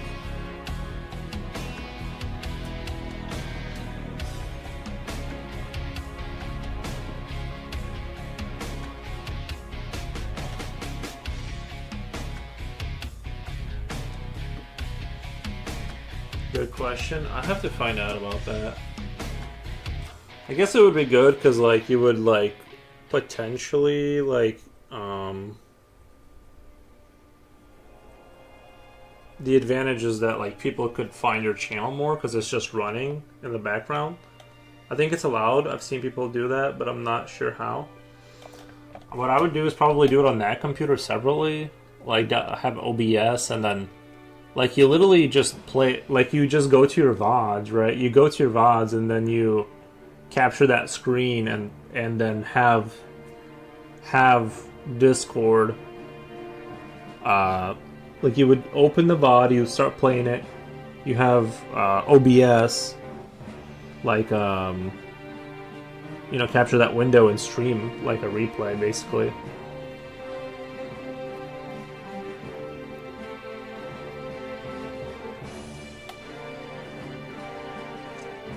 But there is an indicator that you are not seeing live button. So it's not like they're just streaming it from a different... Yeah, I don't know. I'd have to look into that, I guess.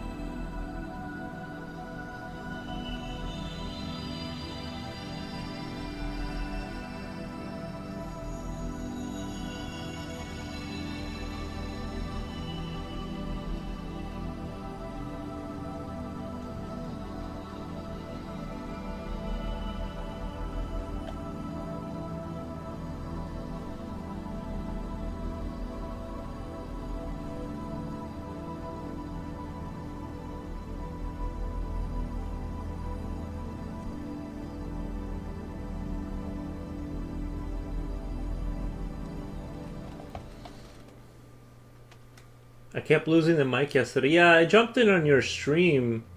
I jumped in on your stream and your mic kept coming in and out. I don't know what's up with that.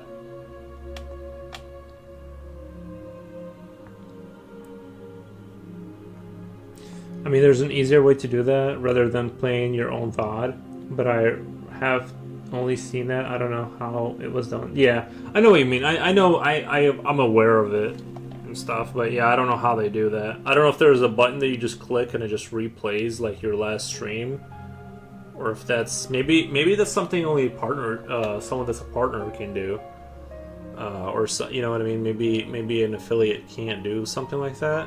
I don't know.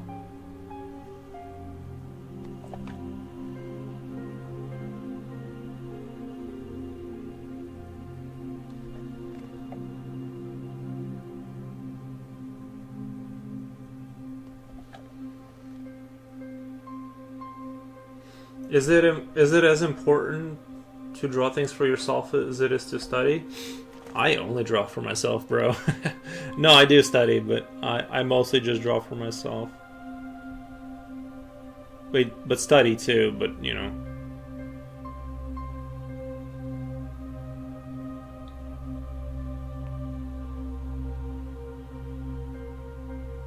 I mean, ultimately, you're doing all of it for yourself, right? Like, you want to study to get better, but yeah, if you don't want to get stuck in a perpetual study nightmare.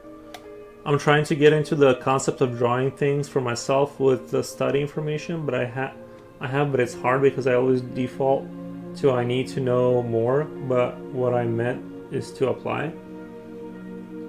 I'm trying to get into the concept of drawing things for myself with the study information I have, but it's hard because I always default to I need to know more, but what I meant is to do is apply. That knowledge is personal work, even if my results are fairly bad. I gotcha. Yeah, continue to do both, but it's important. It's very important to draw for yourself because you're gonna get burnt out just studying. I think a lot of people kind of go down the endless study loophole and they forget why they like wanted to get better and all that good stuff. So yeah, definitely draw for yourself. Definitely.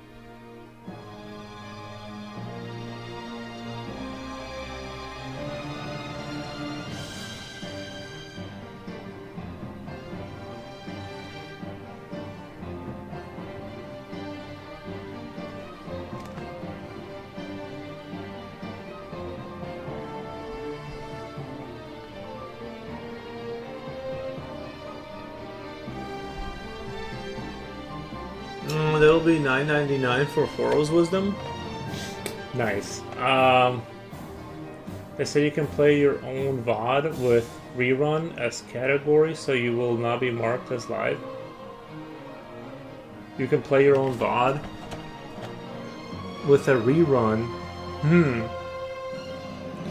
So you just set it and forget it, huh? So is that done through the Twitch website, or do you have to like load up some special software for that?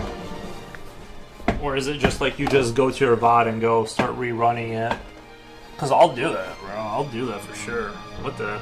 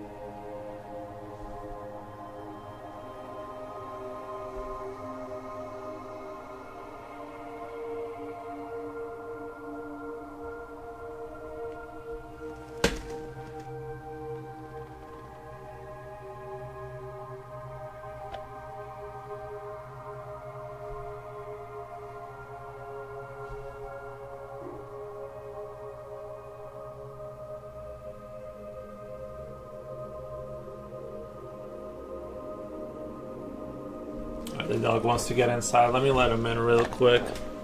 Let me let the dog in real quick.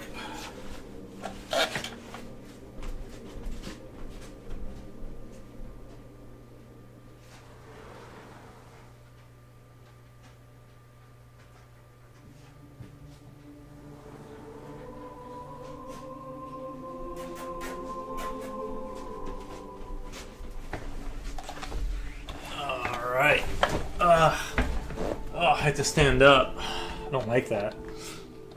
Love the ugly. Don't try to pretend it doesn't. Wait, love the ugly. Don't try to pretend it doesn't exist.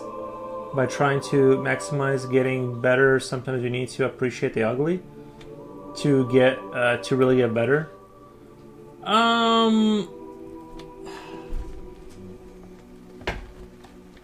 Why do you ask me such hard questions? They're so like. It's like I don't think about it that deep. I just enjoy drawing. I just enjoy drawing, and that, like, you ask me the hardest questions, I'm just like, bro, I don't know. It's like, yeah, like like, yeah, man, like you gotta draw, and like you gotta practice and draw, and then things get better, and you're gonna like it more. But it's important to appreciate where you're at, like all that good stuff. But yeah, I don't have like super deep thoughts, except that like basically all of that, yes, kind of. Is all of that sounded good to me, you know?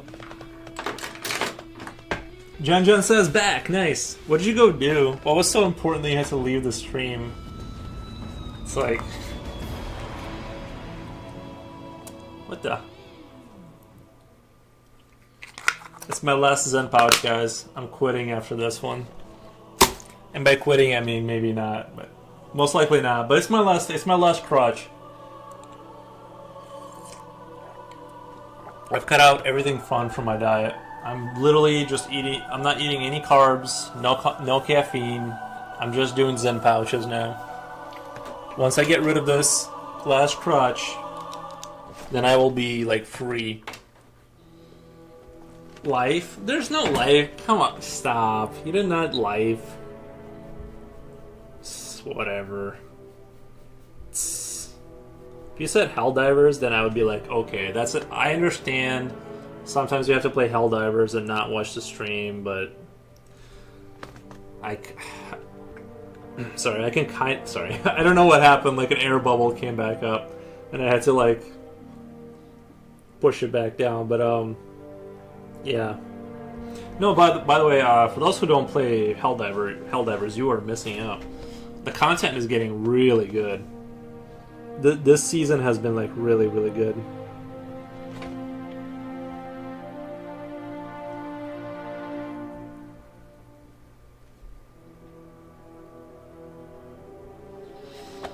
If I could, I would play. Can your laptop not play? Like, can you have a controller that you can plug into your laptop, right? Or is it like you said you have a nice laptop, don't you?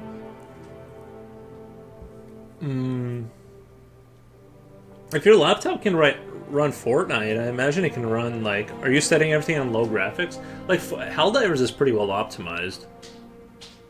If they move it to Switch 2, I'll jump on the bandwagon. Bro, that's I don't know. Dorian Oral says no caffeine. Couldn't be me. I love the taste of coffee. No, you like. I'm gonna guess you put milk and sugar in there, and you like the caffeine. Dude, unless you're gonna tell me you drink black coffee, then I'm gonna. I mean, you're forcing me to call you a liar live on stream. No, I used to drink black coffee, but it was the caffeine that I wanted. It's like an acquired taste for sure. I'll think about it. Think about it. Go ahead and think about it because you're missing out on some really good stuff. And humanity isn't going to save itself. Or, sorry, it actually is, right? Because of Helldivers are people. But, sorry.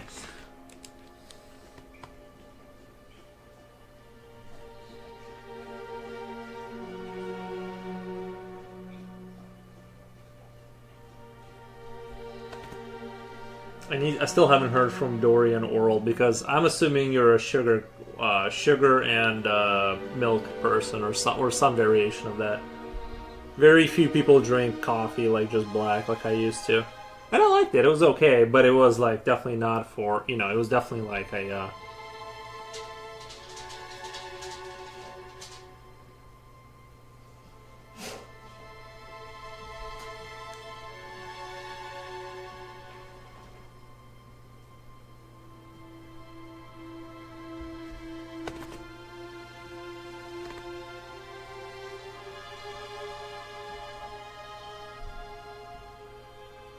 I think especially if it goes on sale on Steam. Do you have Steam, Jen? Do you have Steam? I hear Aries. Yeah, he's always making noises over there. No, you misjudged me. I drink black coffee. I use a mocha pot and fill my own coffee beans. Okay, I'll let it slide. I was wrong. I take back what I said, but for the rest of you, pretend coffee drinkers. Like, Starbucks is not coffee. If it's like, it's basically, it's got caramel and ice cream in there. It's got like foam and like all these. It's like barely coffee. It's like basically a sugared up. What is he doing when I hear his tapping? I don't know either. I look back sometimes and he just stands there and he just wanders around the kitchen, just circles a couple times and comes back. Sometimes the water's in the kitchen too, so that's the other thing. He goes and gets water. I woke up hearing Yuri saying that this will be his last project. This will be his last project. I don't remember saying that. What the?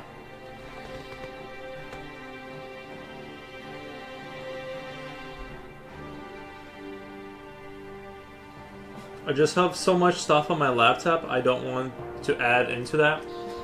I don't want to. If I get another laptop, I'll retire the Surface Pro for Helldivers only.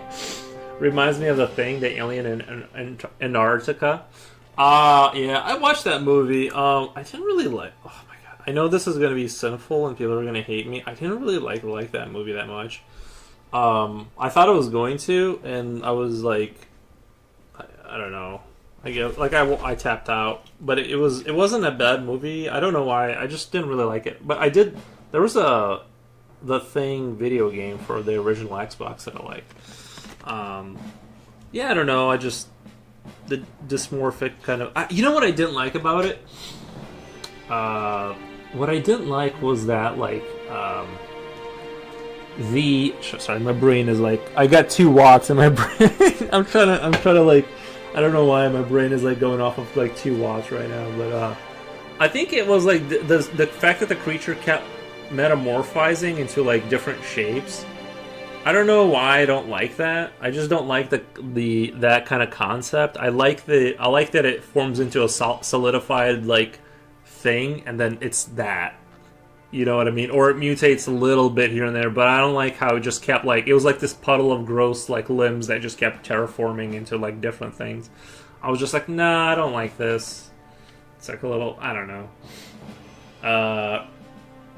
But thank you, Rodrigo. I understand.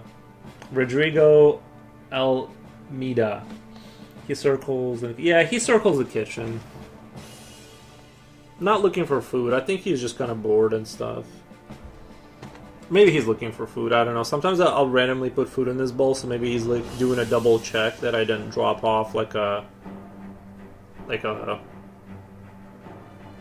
he's just doing a double take, making sure there's nothing left for him there.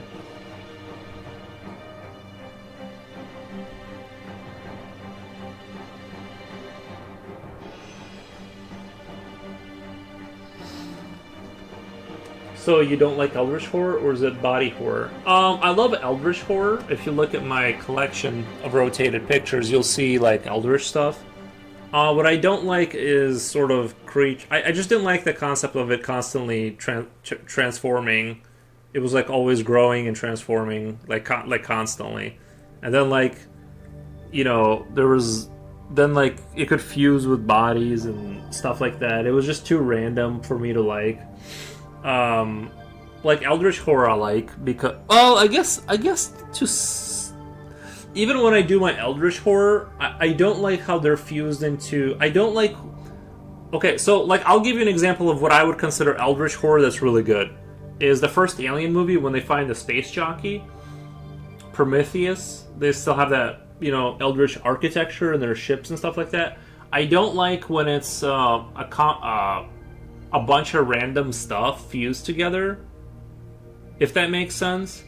I don't mind it like on the buildings a little bit, but then I kind of like to want to feel that the eldritch creature that's embedded into the wall is sort of functional. And sometimes like when they do, like when someone draws like an eldritch creature that I'm like, I don't believe this would mechanically work, to the point where it's like it's just, you know, it feels like it's just fused together and stuff. I don't believe that like there's thought through underlining kind of, you know, thing where it's like I can believe that this would work somehow biologically. It just feels like it's sort of fused together because it kind of looks weird and gross or whatever. I don't really like that, but I like this style, like Geiger style. I just like look at the game Scorn. That is the absolute limit of how far I would go, because that game is like, it has that biomechanical eldritch kind of horror look, but things are mechanically functional. You know what I mean? They're still mechanically functional, so I'm like, okay, like this is a world that is functional. When it's just like fused together and random, and it's like, if I don't believe that it could work, then I'm just like, I kind of lose interest.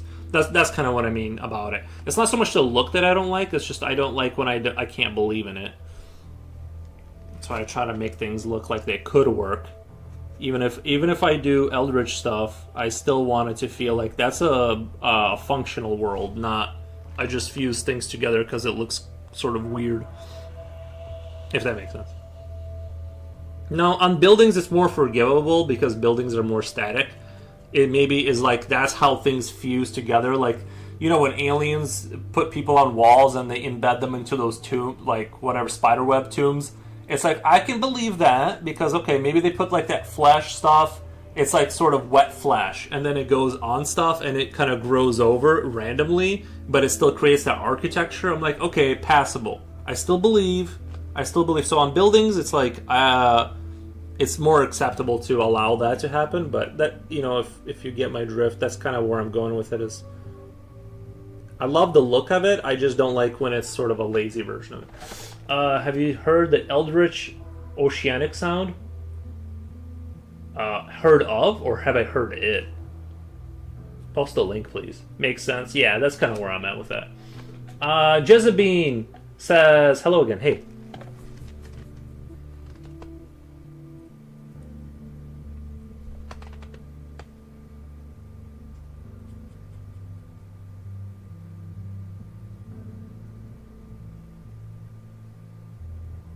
And also, I have to clutch my pearls when things get like hypersexual with a lot of the Eldritch stuff. When it's like super like overtly sexual, I'm just like I kind of have to clutch my pearls a little bit.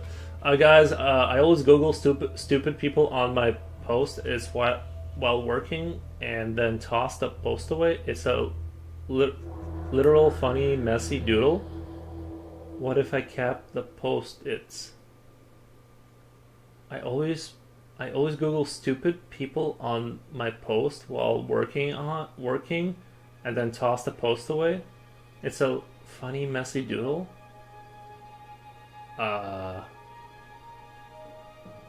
Oh, you doodle. I thought you said Google. Sorry.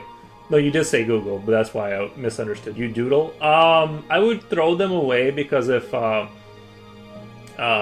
anyone sees that, I don't know. I don't know.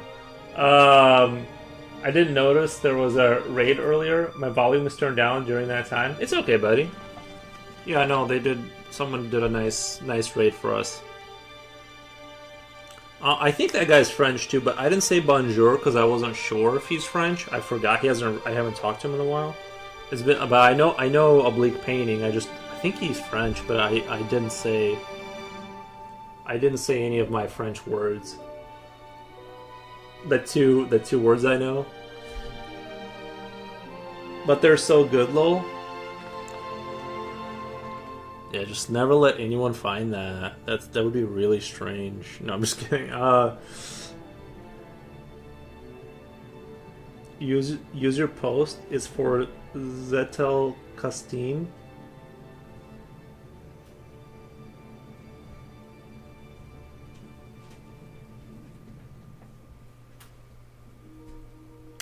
Earwoods, come here. Come here, buddy. Oh, you're a good boy. Come here. Oh, you're a good boy. Oh, you're a good boy. Oh, there he is.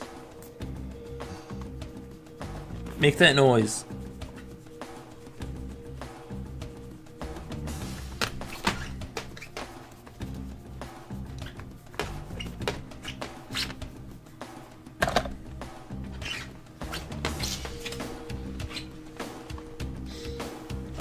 I used to doodle on Post-it all the time. I have books of Post-its, lol. User... well, I guess I'm strange. Rini, lol, I wouldn't say you're friendly doodles. Wait, I wouldn't say they're friendly doodles, but they're funny. I love them. I'm going to keep them. My dirty secret. I don't mind being strange. Yeah, you gotta not mind being strange. Baby boy, yeah. Personally, I like Eldritch Horror best when there is no clear monster, like Lovecraft's story, the color out of space. See, I guess my brain, like my brain doesn't work like that. I want to know. I know what you mean, like when the creature is not clear, and then your imagination can like run wild. I kind of don't like. I've seen stuff I like. I'm just saying that, like, yeah, I guess I just don't. It's just not my thing because I want to be convinced of a story and stuff that there's a reality behind it all, you know. But I know what you mean. I guess it makes sense. Like, how do you represent a creature that's too horrifying to, you know, that is beyond, like, its power is so beyond measure that if you look at it, you go crazy. And you have to kind of have a dysmorphic kind of a thing going on.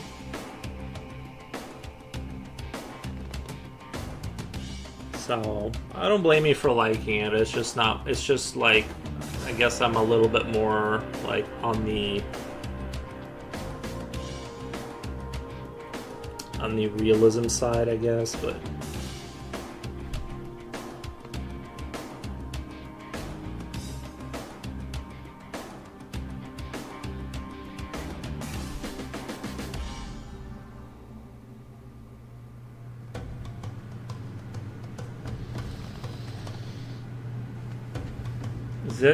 Zettelkasten is a note-taking system. You write ideas, then combine them together later on. Was created by Luckman. Nice. Well, apparently they recorded something coming from Mariana's depression, something inexplicable, coming from something even more inexplicable. What did it sound like? Like a whale, but much, much deeper. Uncle Magix, how long you working at this already? This is the second stream, and the first stream was like 4 hours, I think. So however long I've been streaming plus 4 hours.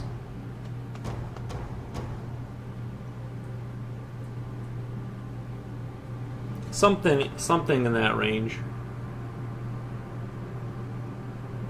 But this is relatively fresh.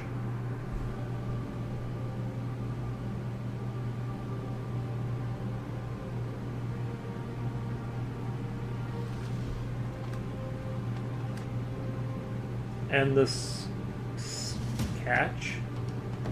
Jan, thank you so much for the $1 super sticker. I super appreciate it. Thank you, appreciate that. Reaper Pro, she wasn't underground. Sure, it wasn't an underground nuclear test. What if also, like, how do you know that wasn't the Earth shifting? Like, it was a sound, like a deep sound from like Earth plates shifting.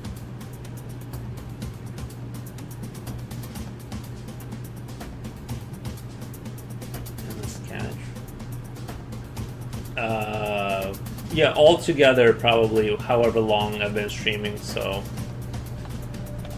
like the sketch is included into that rendering or whatever hours. That previous art book took a while because there's lots of characters, different degrees of shading. That previous book took a while because there's lots of characters and different degrees of shading.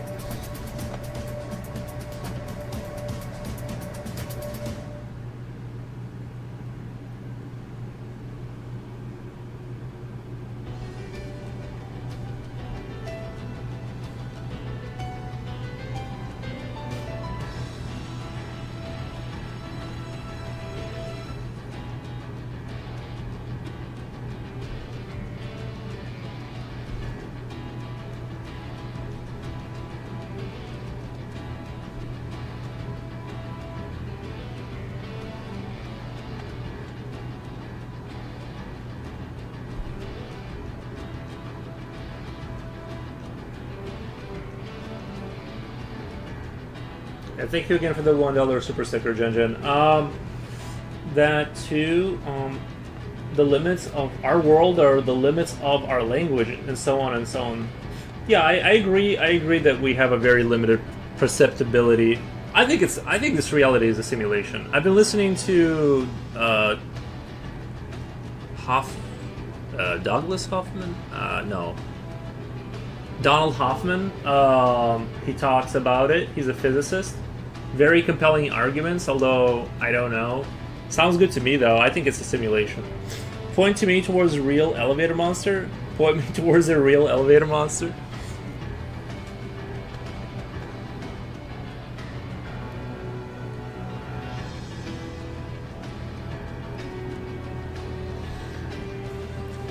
Cool Halo music, nice. I clicked on it myself, thank you. Do you happen to like John G. Tao? Wait, isn't his name John G. like John Junji Housework? I don't know who that is. I only know of like that one Chinese guy that was doing like the crazy art or whatever. Yeah. That was like super famous and he died at 50 in his 50s, but that's the only guy that I know that sounds like that.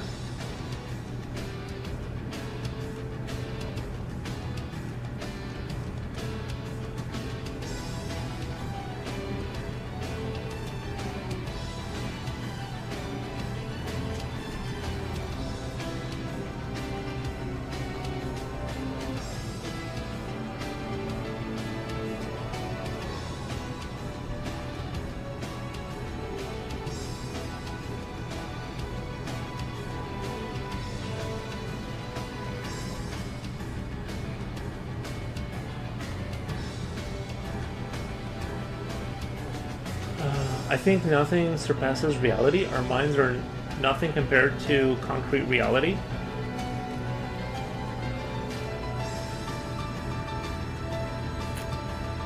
I think nothing surpasses reality. Our minds are nothing compared to concrete reality. Um. Okay, nice. I think that was Kim Jong Ji. Yeah. Janji Ito is a horror manga artist. No, never heard of him before.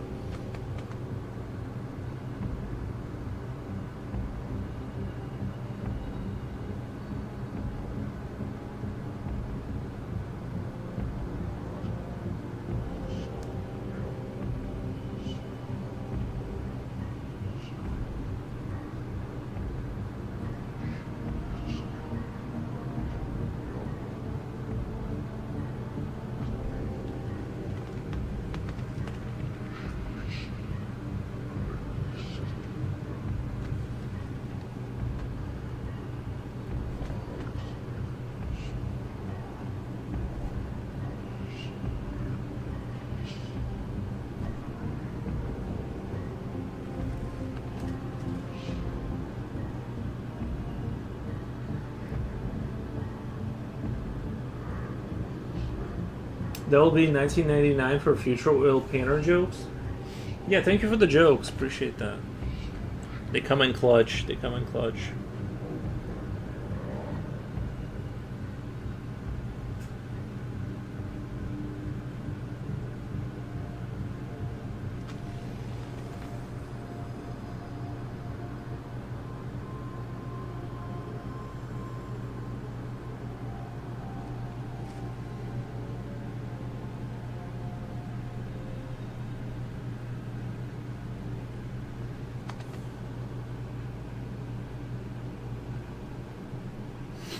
Do you guys think? Remember that square they found on Mars that looks suspiciously like Foundation?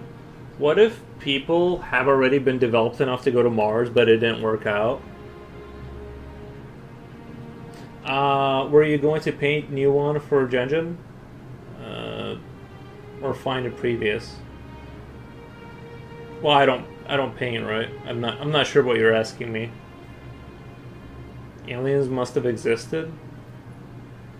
Aliens must have existed. No, I'm saying, what if it's previous human like expeditions, but we just regressed back to cavemen at one point? I mean, drawing. Sorry. Which one do you mean? Probably gonna draw a new one, right? He apparently has the same thing. Zidslaw Bekinski. His drawings are horrifying, and you talk to him, and he's just the sweetest person in the world. Horrifying as in scary as F. Yeah.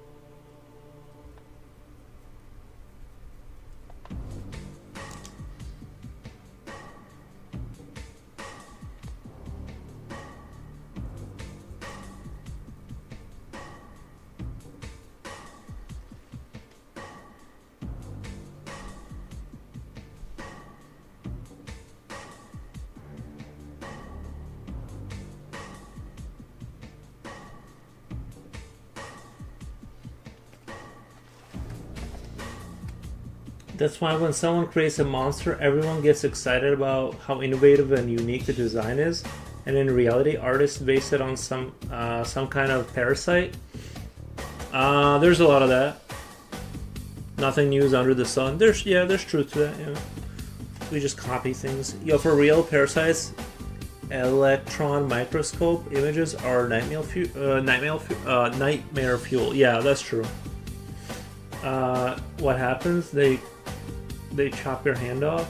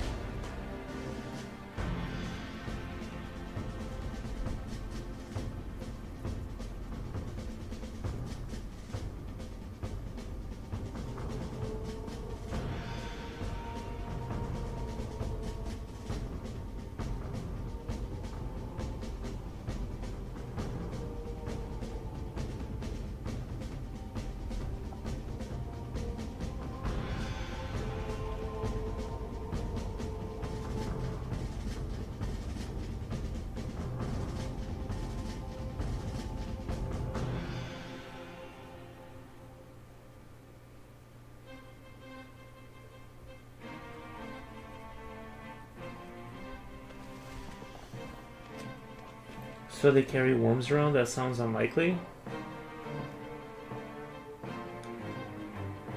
Item Arculus F. Emerged from bear.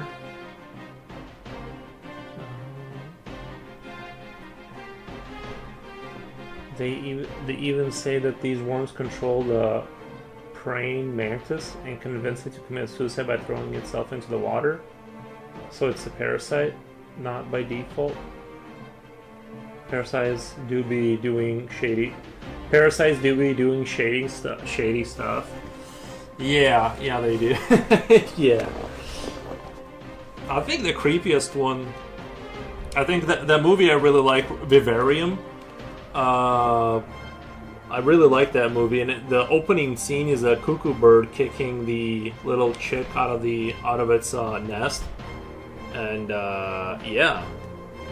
So like, it's crazy that there's a species of birds that are just like parasitic, like that, and then the mother doesn't know. You would think that there would be like a smell difference and it would like be able to sense that it's not its baby or something, but I guess it doesn't. Is it the cuckoo bird I'm thinking of that does that? Isn't that insane?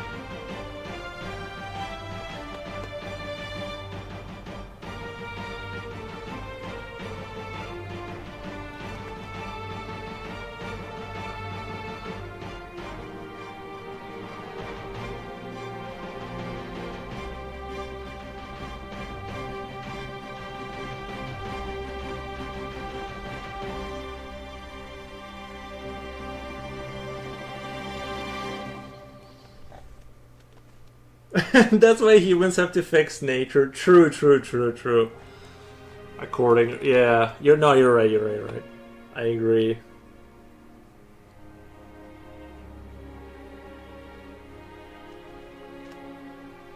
Couldn't agree more.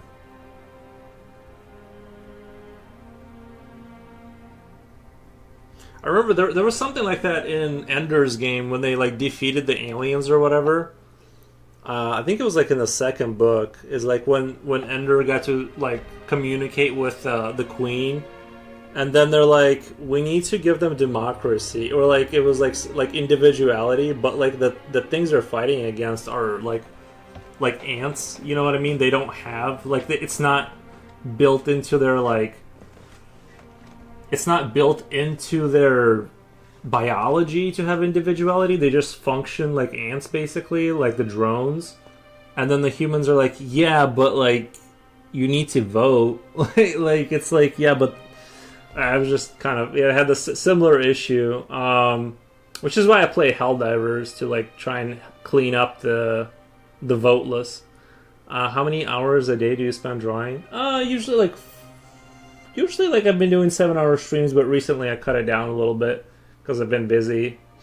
Yeah, like 4 to 7. I don't know, something like that.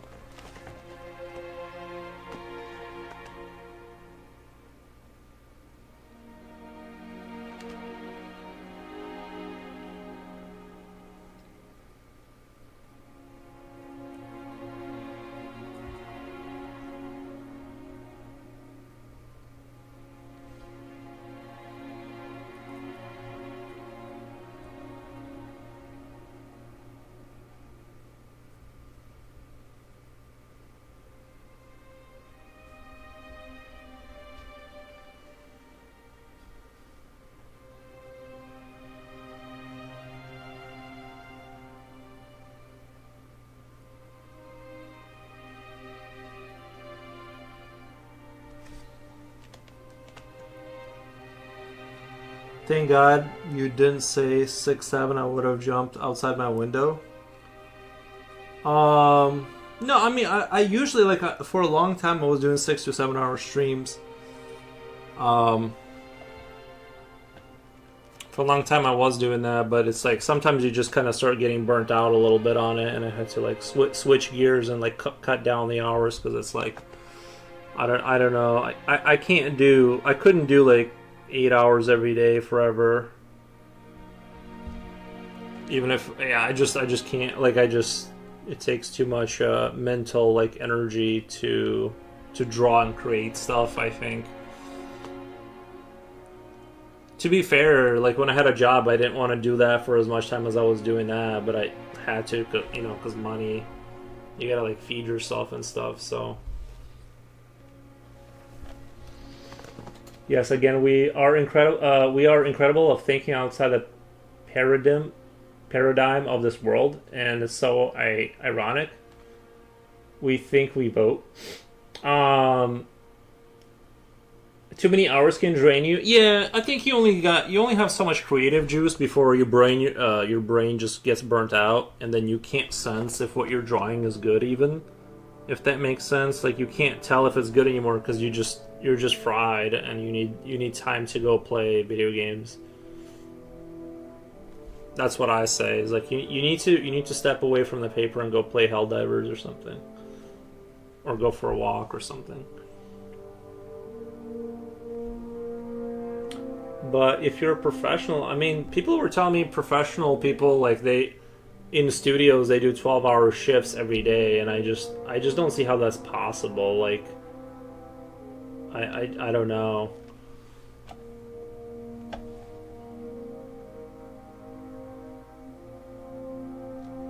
Like, of drawing, because it's like,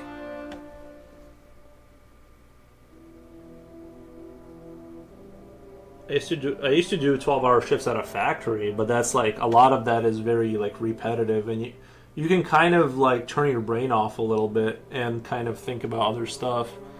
You know, at a certain point when things are running smoothly, it's kind of like settled that, well, you know, not that that happened a whole lot when at the later stages, but typically factory jobs you can kind of zone out a little bit once things kind of smooth out. But that dream kind of ended. Like, it just kept getting more intense for some reason.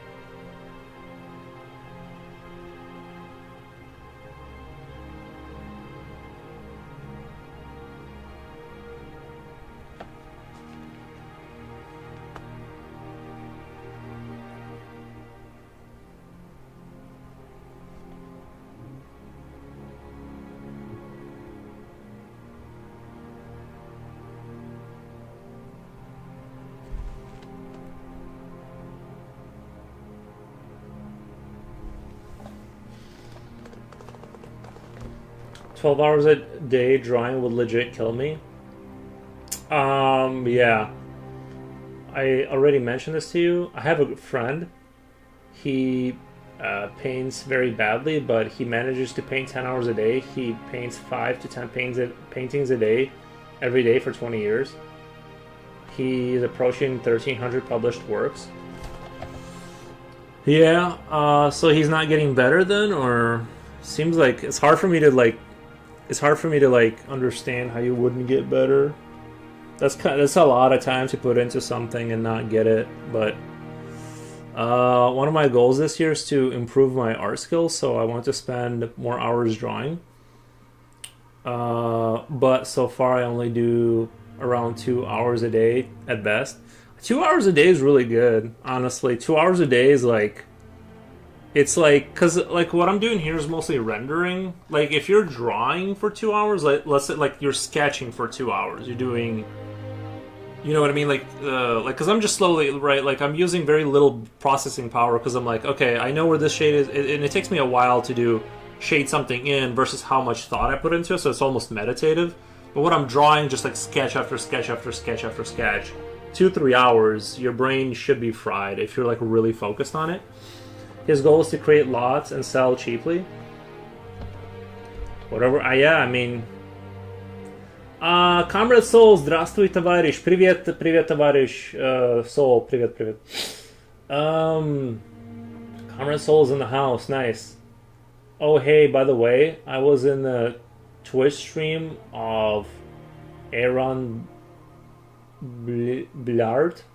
The last December, I won $15 gift card, and I got it yesterday. Nice, man. Nice.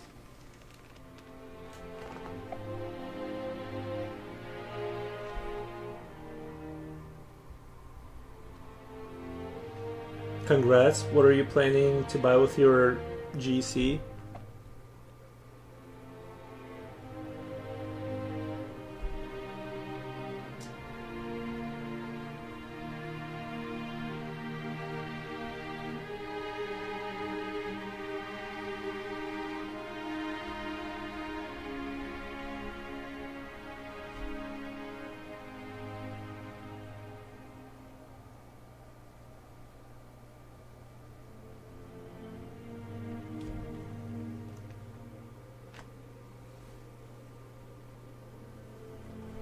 Not sure it's a lot of money. 15 big ones.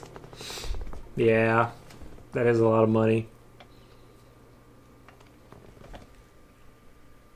I don't blame you for getting excited. You know.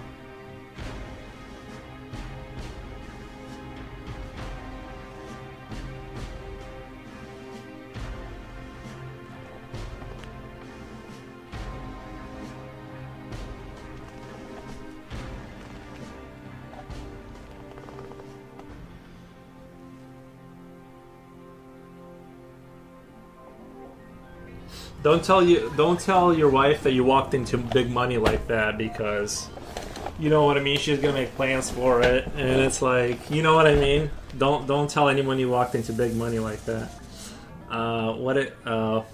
That is like 3 cups of coffee for you. Is the gift card somewhere on his side or on Amazon? Don't get excited, guys. We'll simmer down. Sudden windfall.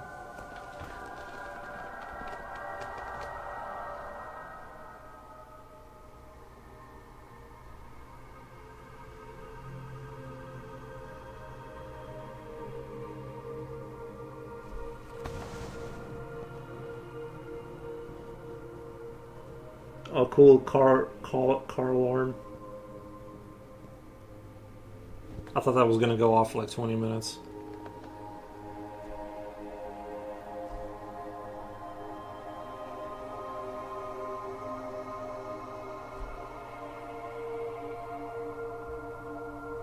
One time I fell asleep with like my car keys in my pocket, and I set off the alarm, and it like woke me up, but I didn't realize it was my car for like the longest time.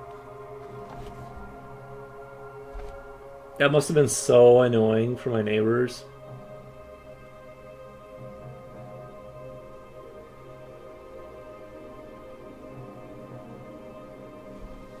I was like, what is that noise? You know?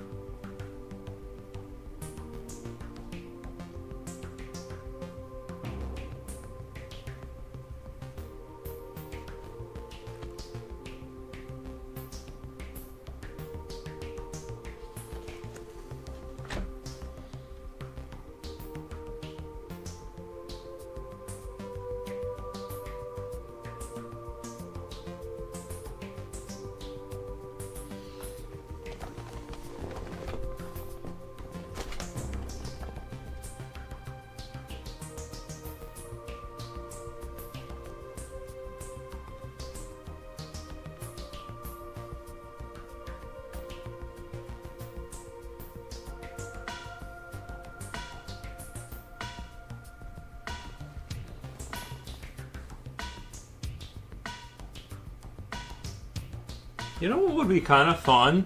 If, like, actually, now that I'm thinking about it, this elevator monster idea, this would be kind of a fun game. Do a delivery, you're like a delivery system monster, and you have to, like, get so many customers in and transport them. I'm telling you, I can get this into, what's the name of the program? The Godot? And kind of make a game out of it.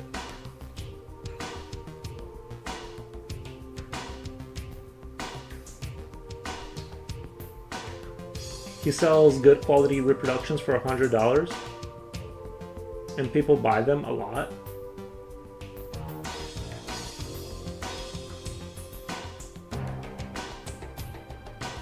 He messaged me with a link to Amazon, and I just put my Amazon login, which was scary. But so far so good. Bro, yeah, that would be kind of... Click on this link, and then put your info in, and your credit card number. Oh yeah, remember that I smelled something weird yesterday in the living room? Yeah, you did. It turns out that the person next door is cooking something in wee hours of the morning and burnt it. Ah, okay. Yeah, I don't like. I had a similar thing, but it was actually my the motor in my furnace. There's like this capacitor on there, like this big capacitor that protects the motor from oversurges. And I think it burnt out, and my motor was slowly burning out. So I kept smelling like this faint smell of like burnt electronics. Anyway, that motor ended up costing me like $400 to replace, and the new module, like the new protector. But yeah. So thank God I'm slightly mechanically inclined enough to, you know, do rudimentary kind of work like that, and I was able to like replace the motor myself. It had other issues, and I think because it was burning out, I think there was like electrical surges, and like that's why I had that one wire melt and like connect to the box, and they would short out, and that's why I was having like furnace issues that one day. Is that before that, but like we fixed it, but like that wire burnt through and touched the metal cage, and sometimes it would touch it and make contact through the paint, and things would get like really weird with it when it would get hot.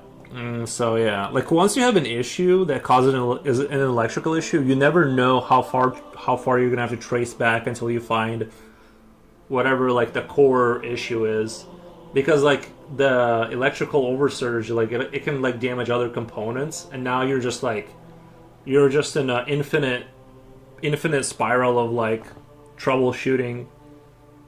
Once started smoking a brisket outside in my backyard at 11 p.m. because I was so busy all day. Nice. It's better to find out early rather than burn the house down. It was scary. Yeah, it can happen. I mean, the thing is it was a really hot summer. I was running AC all the time, and I don't do that anymore. I just don't use the AC. But one neighbor came outside his back door to let me know he wasn't happy. They will. Yeah.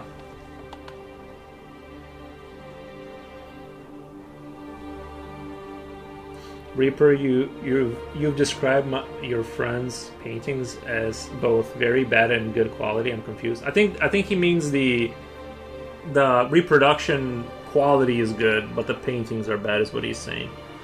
Funny, like the quality of the print itself is good.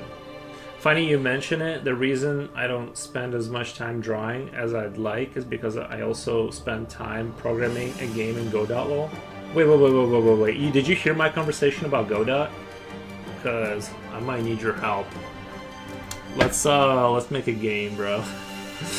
Let's make a game. I'll do the art and not do any of the technical stuff, and you take care of the programming. But yeah, I played around in Godot enough, like I have some familiarity with it. But I think I would rather do it alone at the end of the day, but just because like I have limited time and I'd be able to squeeze in an hour here and there. And if you're working with another person that, you know what I mean, like vibes might mix based on, you know, the painting quality is poor, but the reproduction, the paper comes with frame. He paints everything a la Prima, and he finishes the painting. What kind of game are you making, Dorian? I'm curious, what kind of game are you trying to make?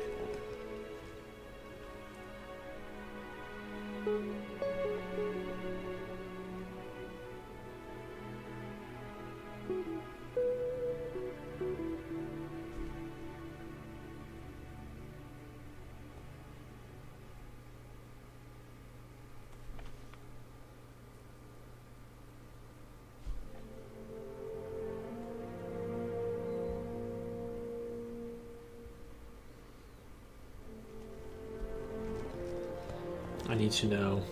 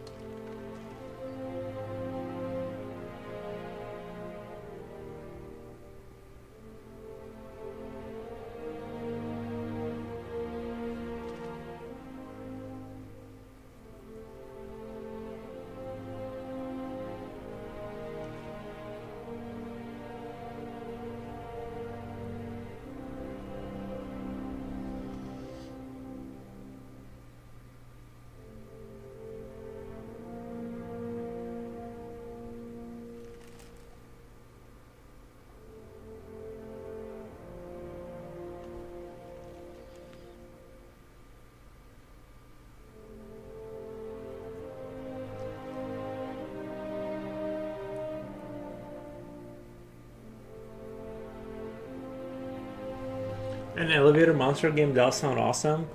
The game I'm making is a point and click horror game in a fantasy setting. Mostly delves into psychological horror. Yeah, that's kind of what I was thinking.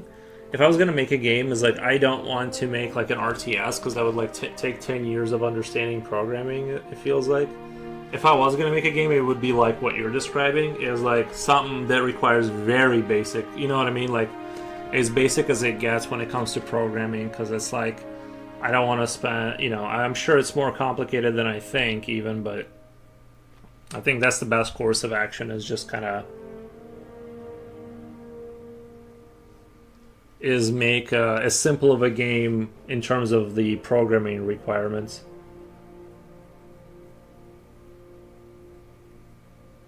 Do you have a YouTube channel? Are you posting your progress or whatever?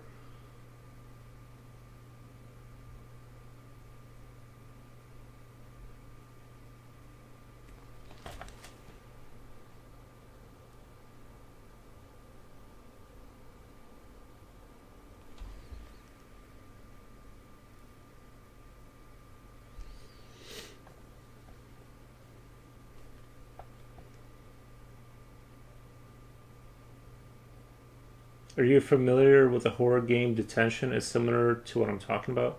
Detention? No, I don't think so. Detention game.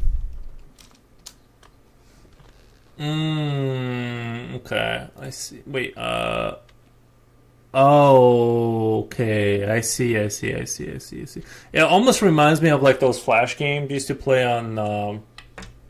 Remember there was like websites you could go play like video games on. It kind of reminds me of that, like that zombie game. It kind of has like the same like vibe. Respect. Like, I mean, I know this is not exactly what you're talking about, but I can respect this for sure. But yeah, I would have to make a game that isn't like horrific on the pro. It'd have to be pretty basic. Jen says bye guys. Angel says yo hey let me go pee guys. I gotta go pee. I'll be right back. I gotta pee really bad. But yeah, I definitely want to make a game at some point, whether it's a psychological horror or like some kind of monster game, something like that would be super fun. Newgrounds, yeah, Newgrounds, yeah, Newgrounds. Is that still around? Is Newgrounds like still around, or are they like what are they doing? But yeah, I making a game would be definitely fun. Sorry, I'm late for my 3 hours. I'm late by 3 hours. It's all right. It's all right, Angel. Let me go pee. I'll be right back. We'll talk more about games that I'm gonna make.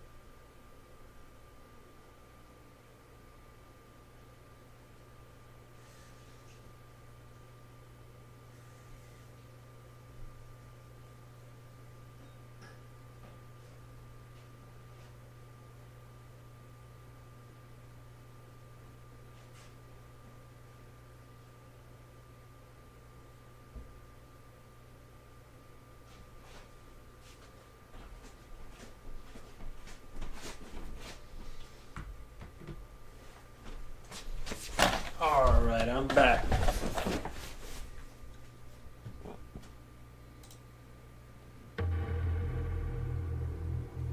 Okay.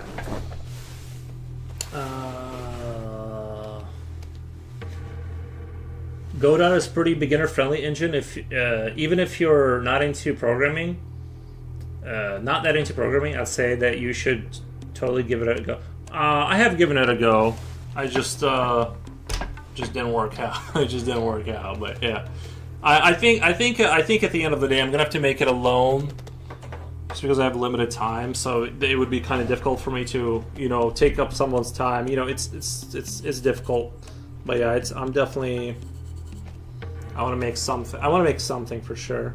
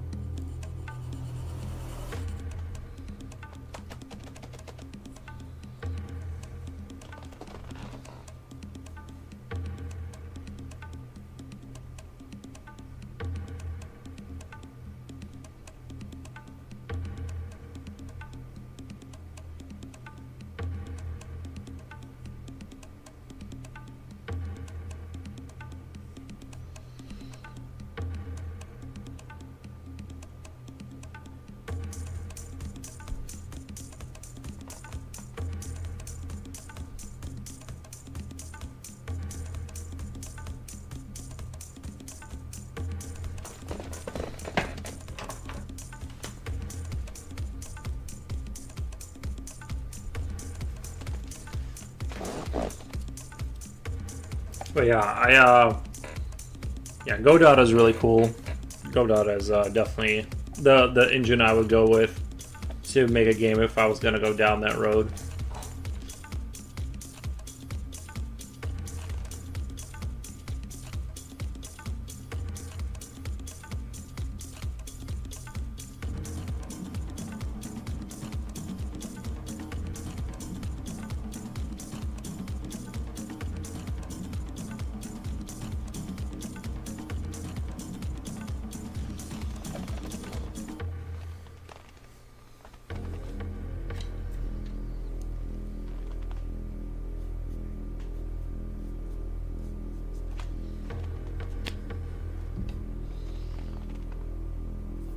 Have you seen the kind of game I would like to ideally make, that would be the game of my dreams, is if you've played have you played Buggos and Buggos 2? There's like a very much the kind of game I want to make is like a Buggos type game. In that game you play as the bugs or the insects and you fight humanity and you take over planets, but it's an RTS fundamentally. And I think I would definitely do the human side if I did a game, but it would be a single player RTS where you like fight, against huge hordes of whatever.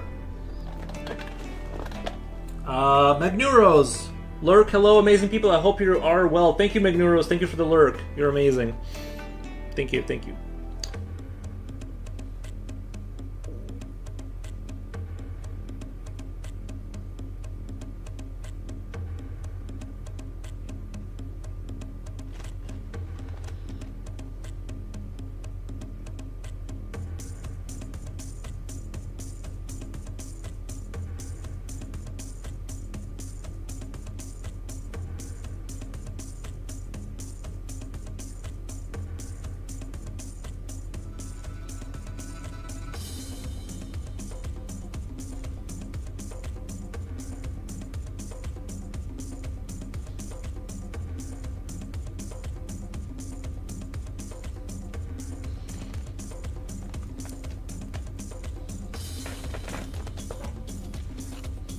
But yeah, if you play Buggos 2, that's about the game I want to make. I kind of want to make... So, this is fundamentally like my belief about RTSs. I think a lot of the reason they're dying is because they're too... Like, StarCraft... I love StarCraft 2, but I usually never play it against real people. I just play the AI. And what I would suggest is that, like, making an RTS where you can play with your buddy and specifically designed around beating the AI with your buddy. I think that's like what needs to happen. Buggos, it's on Steam for like $10. I would download Buggos 2. It's more improved and it has better graphics. But yeah, Buggos, like that's the kind of game I want to make, basically. But as the human, StarCraft style, kind of like you're the humans taking on Buggos 2. Yeah, check it out. Buggos 2. That's the kind of game I want to make, essentially, like that. But my version of that kind of a simple RTS, kind of simpler graphics, and you have various factions you have to fight or or whatever, and you upgrade your faction and stuff like that.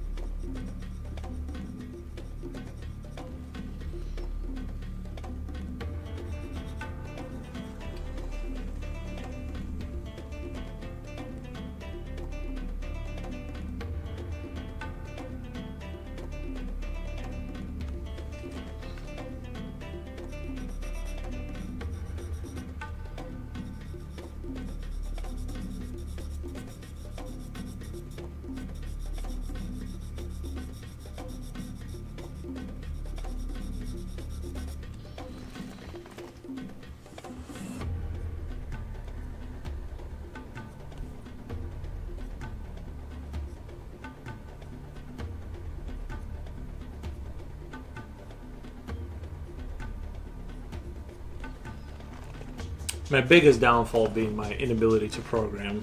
That's where things fall apart. And I know you can learn, but for me, RTS games are dying because 16 years have passed. Nobody can make anything remotely similar to StarCraft.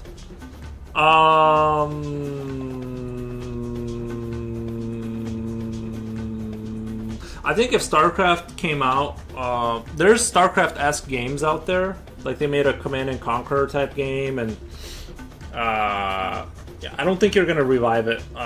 You're not gonna revive RTS with like a hyper intense experience. I think what I would go for is make like all we ever do with my friends when we play like Rusted Warfare or something is us versus like 7 insane AI, and we bunker up and we push them back. That's how everyone plays RTSs now. That's the experience. Everyone's like looking for that. Like you're chilling with your buddies. You're building your armies. You're defending your bases, and then you push out or whatever. That's kind of the experience everyone wants. I don't think it's kind of like saying that no one can make a Quake game.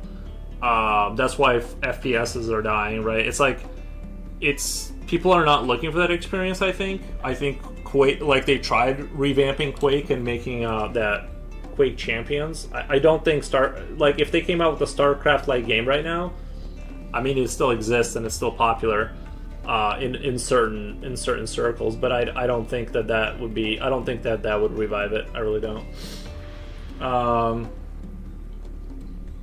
Best type of game.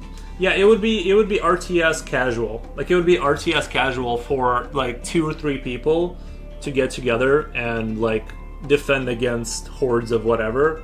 Like think tower defense, but you have units you can push back with and eventually destroy their base. And that's the core. That's like the core of the game.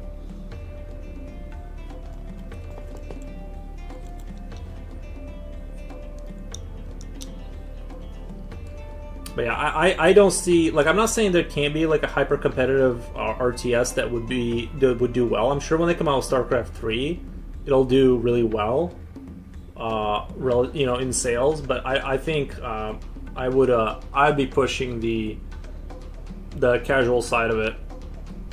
I'm telling you, everyone that I know that still plays RTSs plays against AI, and they play with their friends so they can kind of chill and just. The problem is that StarCraft is fast-paced, fluid. StarCraft 2 has spellcasters, StarCraft One has spellcaster, spellcasting. It has tactical units and RTS where little characters kill little characters with shots. That gets boring.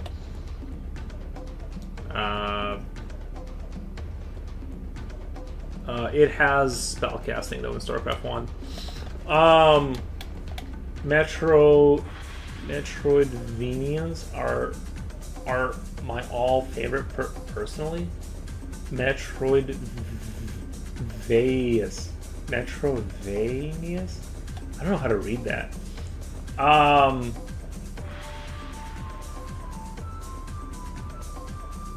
But anyway, that's what I would put my money on, is make a casual RTS. You can be hard, like it's kind of like in Helldivers, where you can go against the AI on Insane and solo it. It's technically possible. You can do that, but it would be designed to be played with your friends, like, you know.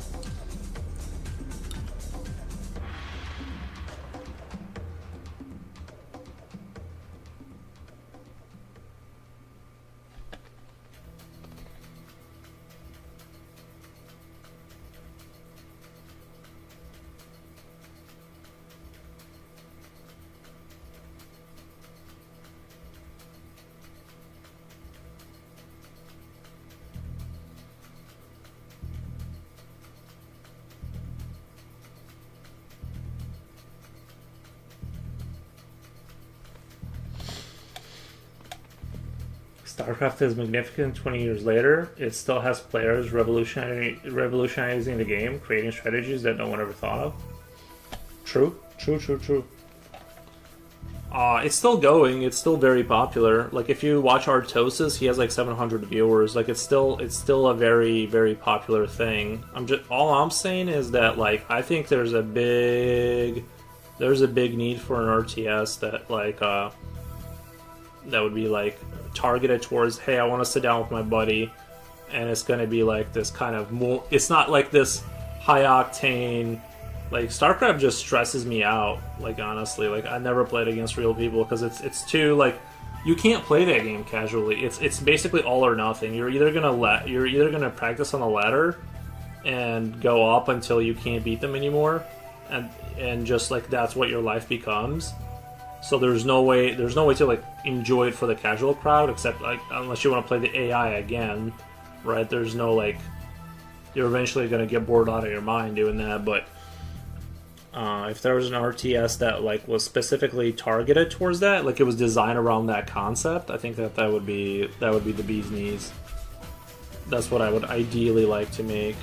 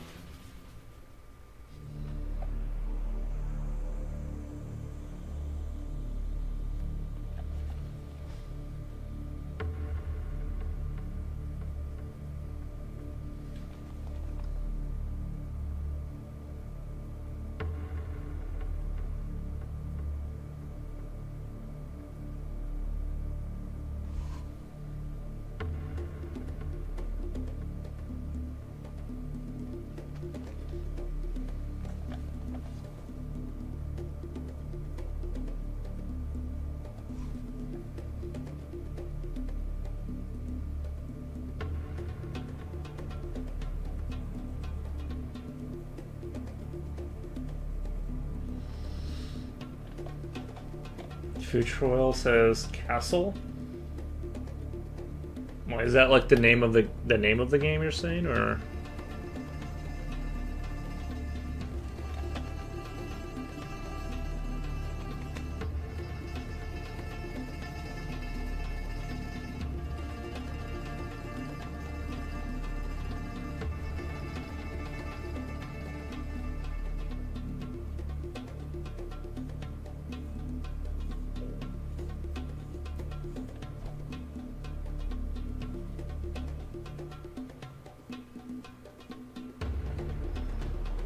Could be a castle. You're drawing. I mean, could be a castle. The entry door. Yeah, it's got its little hands and it like it uses the hands to like slide the gates open. There's no mechanism. Everything is automated through the bio creature. Well, except the motors that help it lift up or whatever. But yeah, it uses its little arms to like. And then you can see parts of the rib cage in there, like a little bit of the rib cage. Don't worry, it's dry. It's not like wet and gross in there or anything like that. So it's totally cool. It meets all kinds of standards that you're.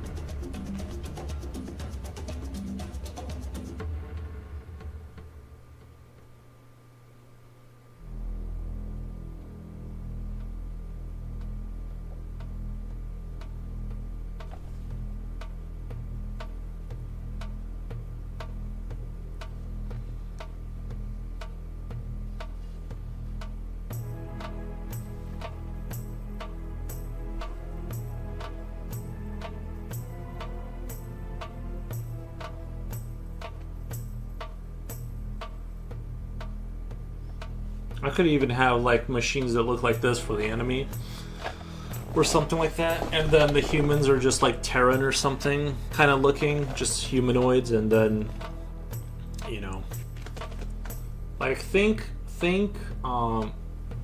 Command and Conquer games, but it's not a preset AI. It's like every you know, I don't know how to describe it. I guess I'd have to like make it first.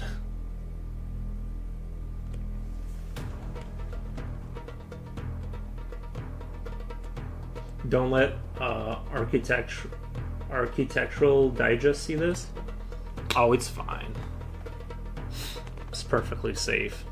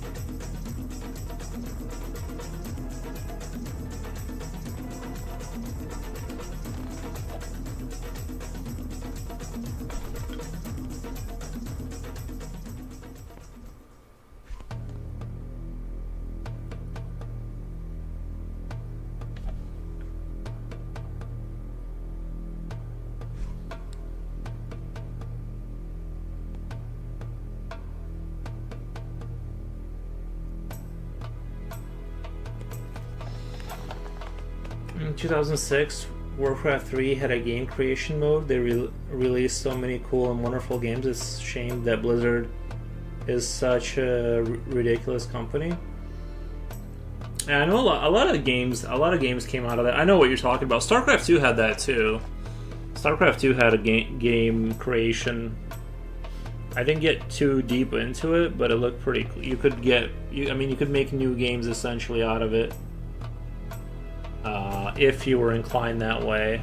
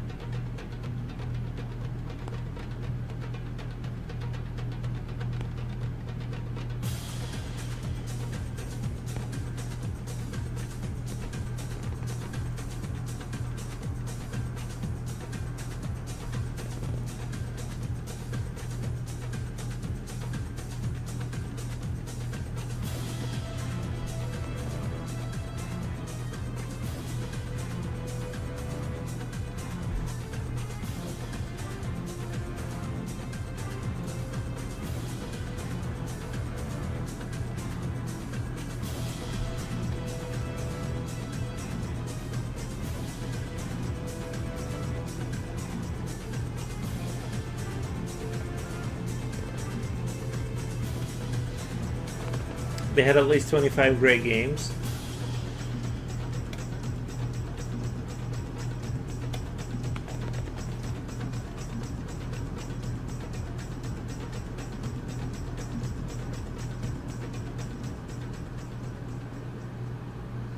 Yeah. Not sure if I like this little lump here. I thought that would look cooler for some reason. You know what I think? I think what's wrong with it, I think what's bothering me about it is I think this needs to divot inside here. I think if this divots inside, that's going to look a lot more interesting. Like this.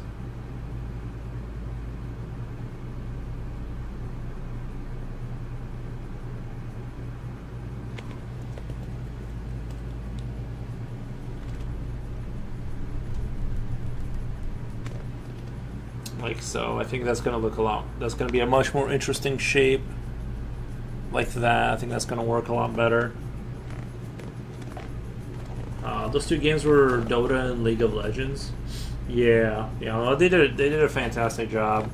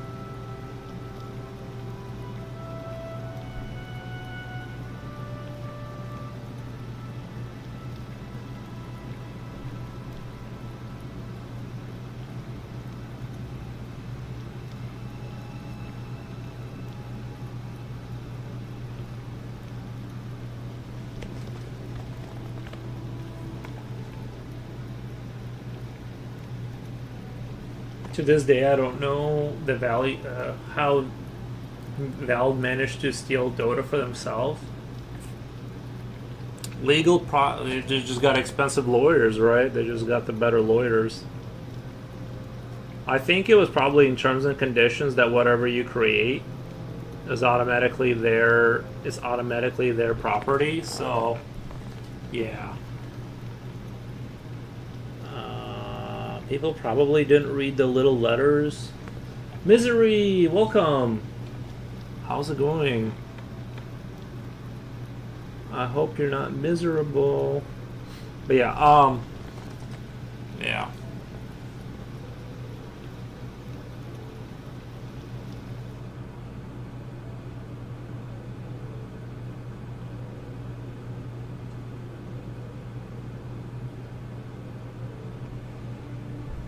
Reaper Put says, yo.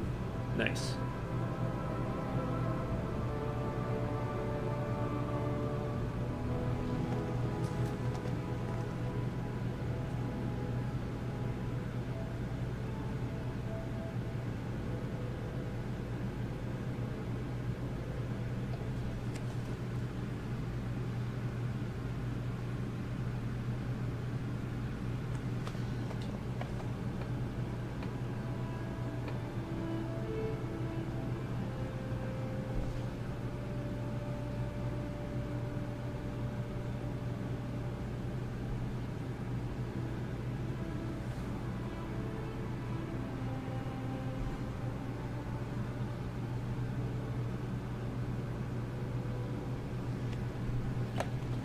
There, so much so that in 2022 Blizzard changed all the contracts for Warcraft 3 and ruined everyone's fun.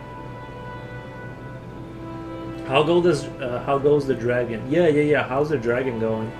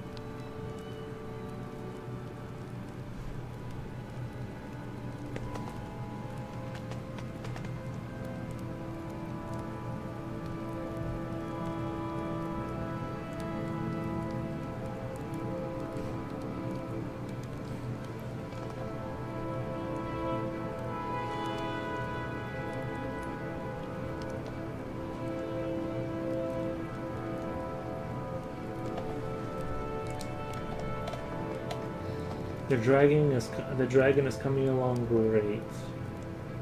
Dragon is on hold for now. I'm not miserable. Nice. Nice. That's good to hear.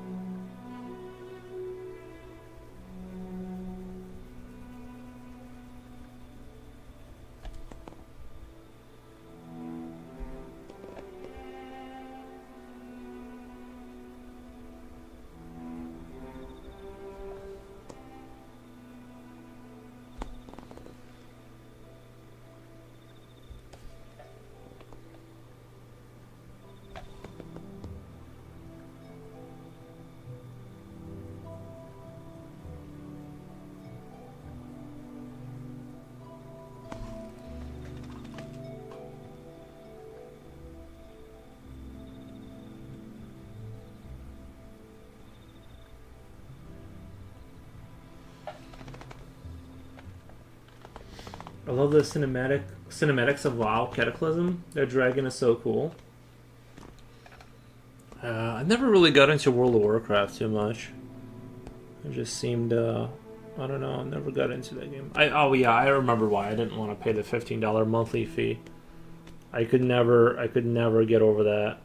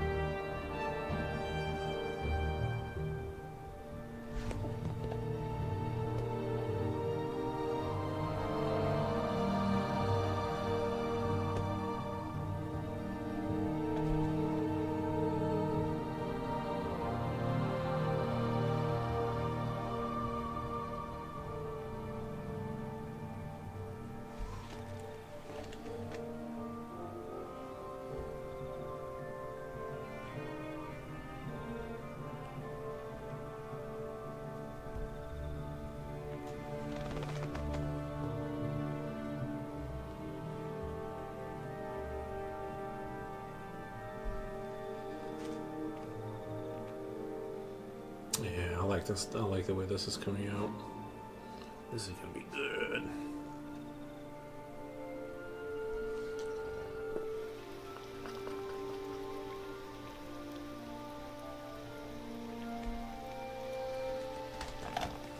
Me either, but the cinematics are fabulous. Did you see the latest ones? Oh my god, it's unbelievably good. The latest ones? No, I haven't. I haven't kept up with it. I haven't kept up with World of Warcraft. Are they making good stuff still, or?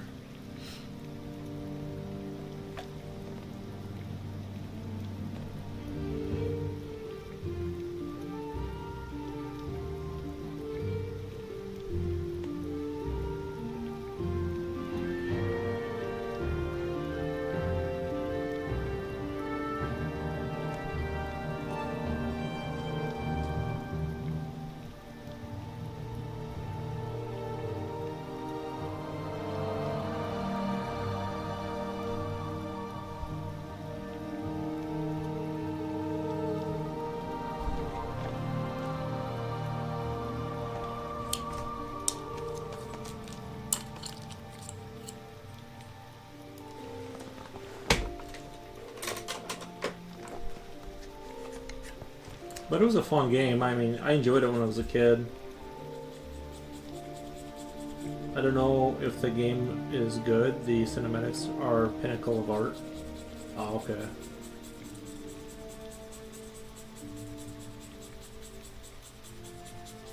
Yeah, I liked World of Warcraft. It was such a big game. It seemed like there was that era where like I knew people who just that's all they played, and like you had to commit, like if you wanted to stay on top of things, you had to commit like a crazy amount of time to it. So I just you know what I mean. Not that like I said, my barrier to entry was that $15. I'm like, dude, I cannot convince my parents to give me $15 a month for this.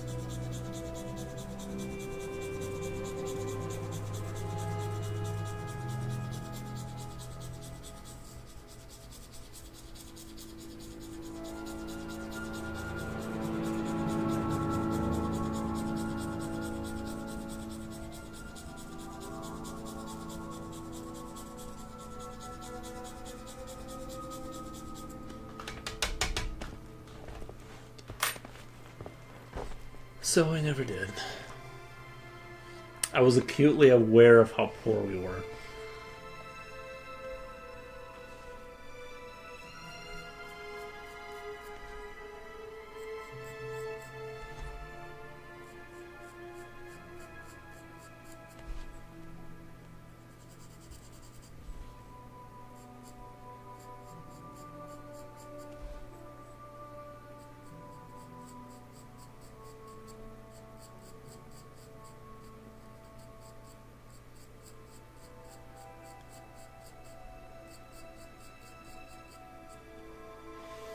I don't like the idea of 10 red wolves get 20 blue frog skins. To me, that's boring.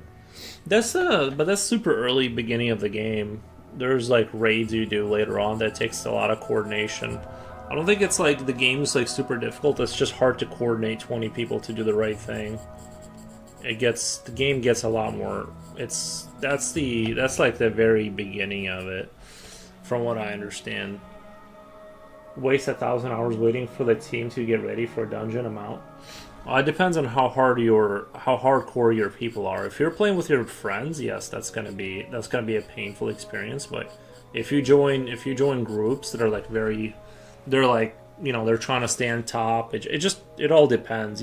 If you really took World of Warcraft seriously, you would have to not play with your friends essentially, because that's not gonna be a super professional team that stays on top of the leaderboards or anything like that. Not that you should want that. I'm just saying that that's just what it is.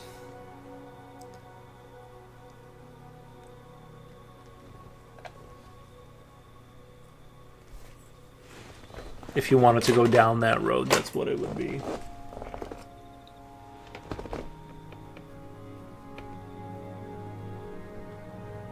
I think at one point it was a great game. Like, I mean, it still is, but it's, it has so much competition now. But at one point, I think it really was like a gem of its time. It was actually, like, graphically too. It was actually a pretty good looking game at the time, I thought. When it first came out, it wasn't really that bad. It wasn't bad looking. Now it looks kind of rudimentary, but in comparison.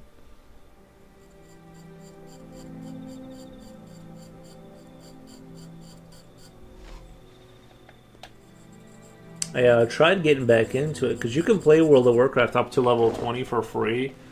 Then you have to subscribe or whatever and give them $20. But like I played till about till I got to level 20, and then I kind of didn't feel like I needed to go on. I kind of got the gist of it, and I'm like, yeah.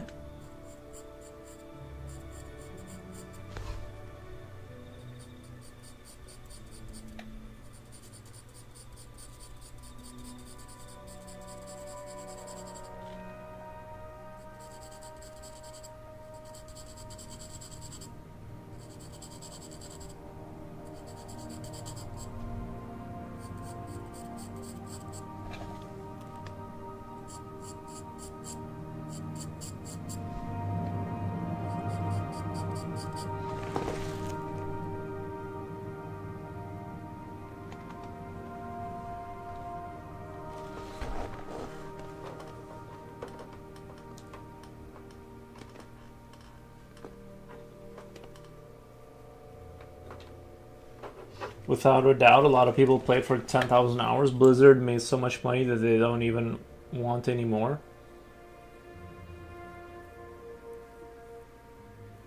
But I think they do still want your money. Like, I think they still do, but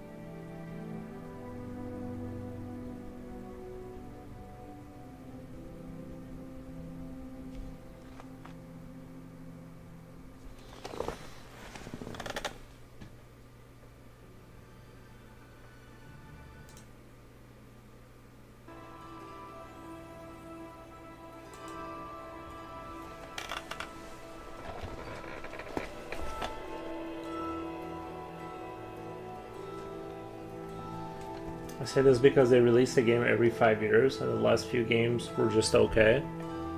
Well, I think, The thing is, I think that's probably because like a lot of the original, they're probably not there anymore. It's like a totally different set of people, different, different beliefs. Like they just, no matter what the label of the company, I think just a lot of the super talent that was there, I think they probably just moved on to other things. Either they're making their own projects or something like that. So I think that's kind of I think that's the culprit of it all. Is that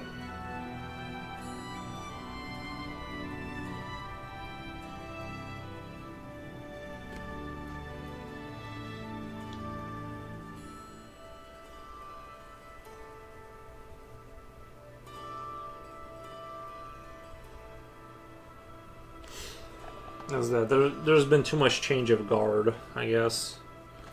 And then, once that happens, it's just it doesn't matter how much they try. They don't have the same people anymore. Kind of.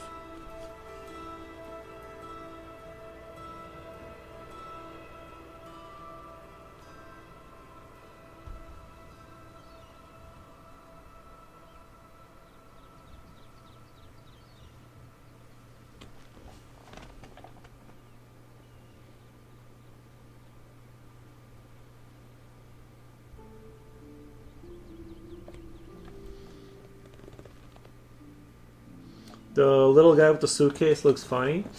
You gotta get to work somehow, right?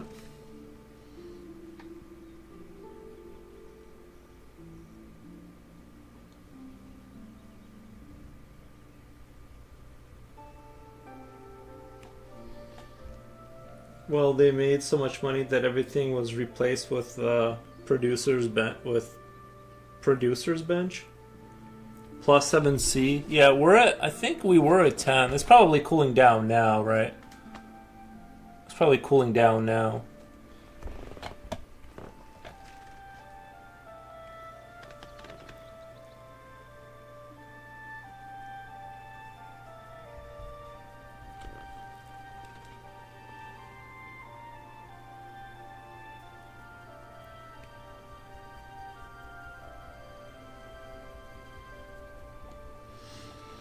I feel pretty stupid in my head.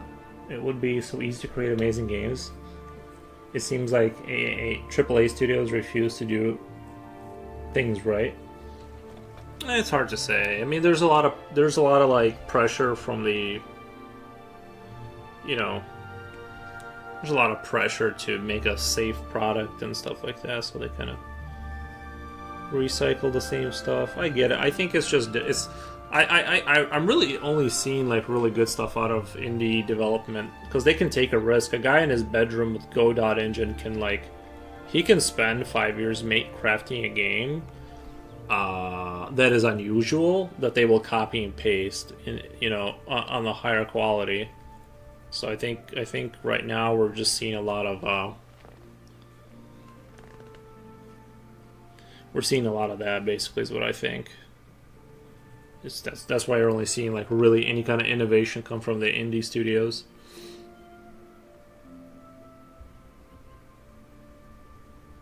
Even though they have a lot more to lose, because I mean it's hard to make a game.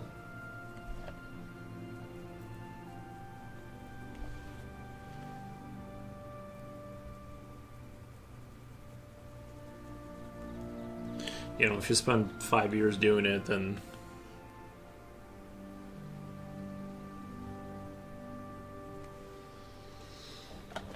investors and directors. There's so much pressure that they,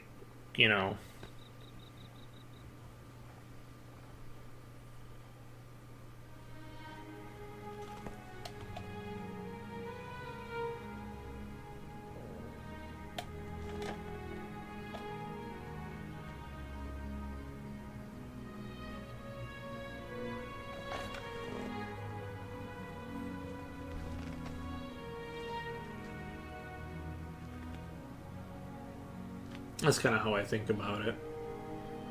Do you guys in Brazil drink coffee? Any special brands or types that are popular there? In that heat, bro, I don't think you should drink coffee.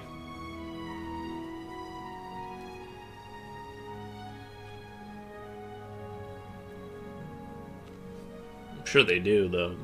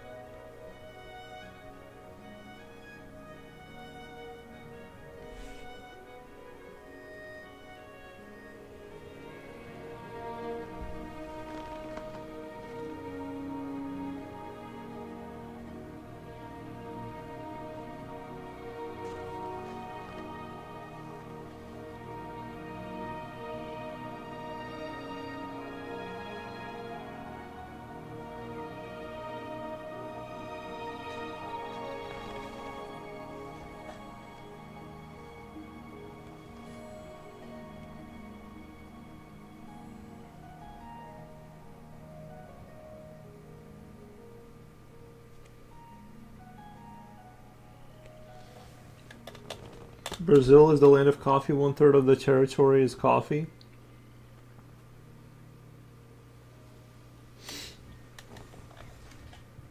Nice.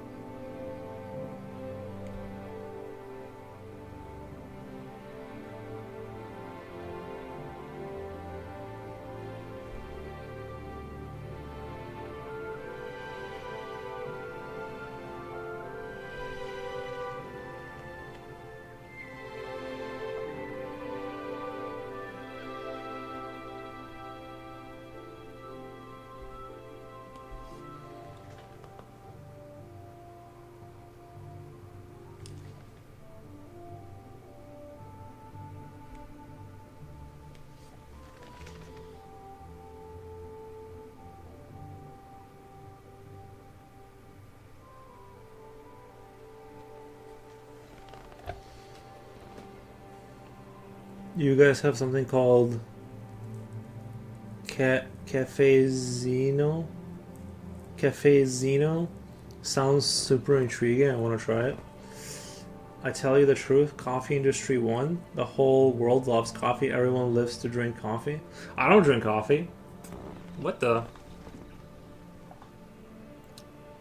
I am donezo with coffee.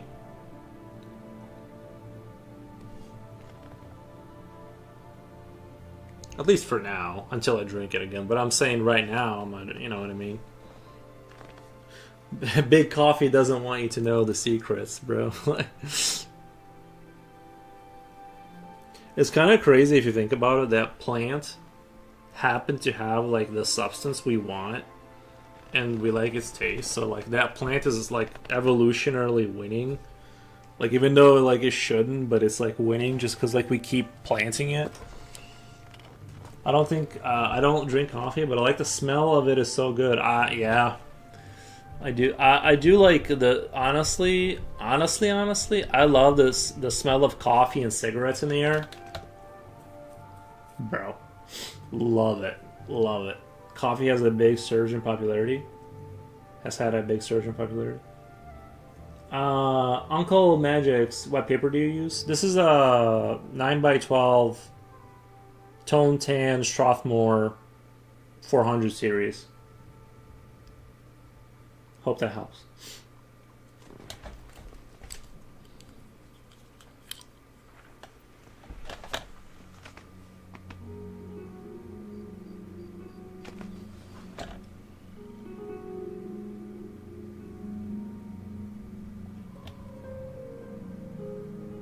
Secrets Big Coffee doesn't want you to know.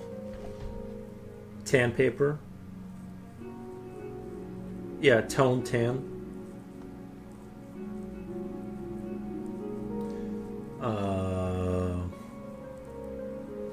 I was thinking coffee Zinho sounds like an espresso.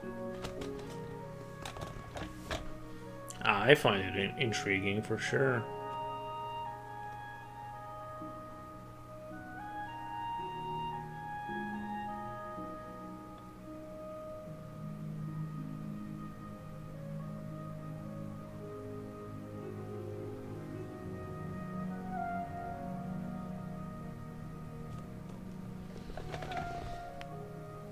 is kind of expensive paper. No, it's like $10. I don't know. It's like $14 for like 40 pages.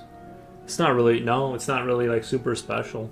You can get more special. I feel like the more like basically paper gets more expensive like with the weight, as you can kind of increase the weight, and a lot of the more expensive paper tends to have like a heavy texture to it. I like this because I do want to dig into the details. I want to like elaborate and like put the little details in there. So I'm not a super big fan of like I have case on paper like it's similar but it's like smaller and it's like this super fancy French paper and stuff, and I just never use it because I got tired of fighting with it because it's like it's got such heavy grain. It's just for a different style, I guess.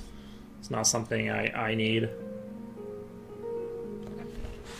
But it's good in terms of quality, but it's just not what I'm looking for.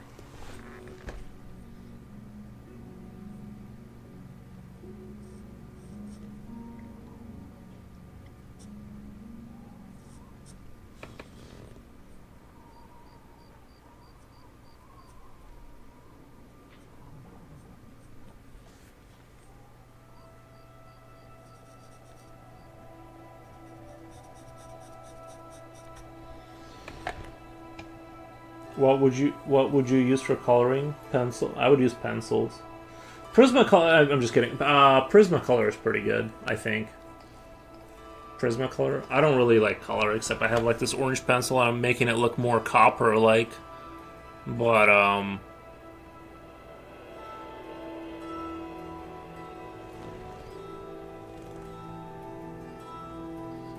that's kind of where I stand on that.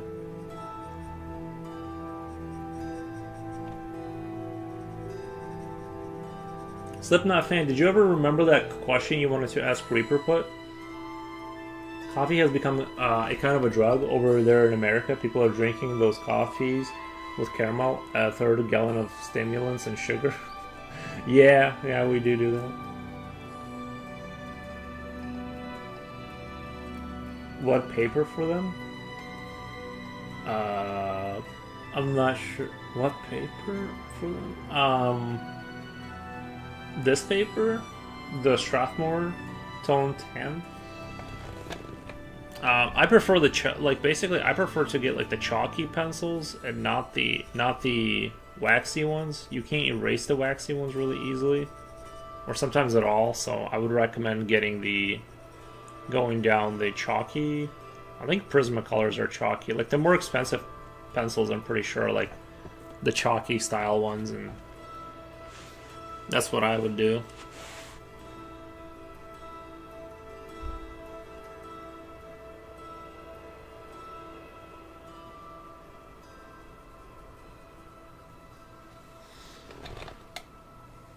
I got the polychromos. I don't know. I've never heard of that. Angel says Prismacolor and Arteza colored pencils are my favorite. Prismacolor and Arteza colored pencils are my favorite. Nice. Yeah. Yeah, I don't know too much. Like I said, my knowledge is very limited when it comes to like pencils, like the color pencil brands. I don't use color very often, so it's not like a big thing for me.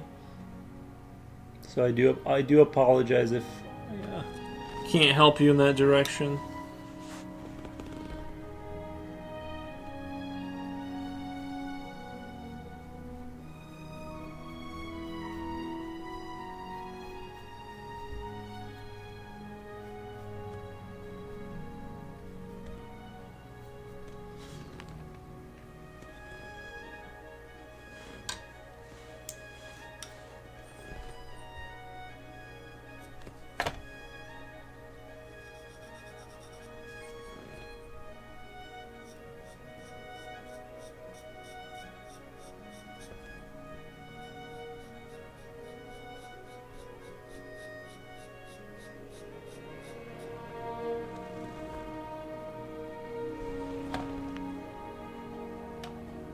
Those two are the ones that I really know, aside from Crayola, but no one likes those.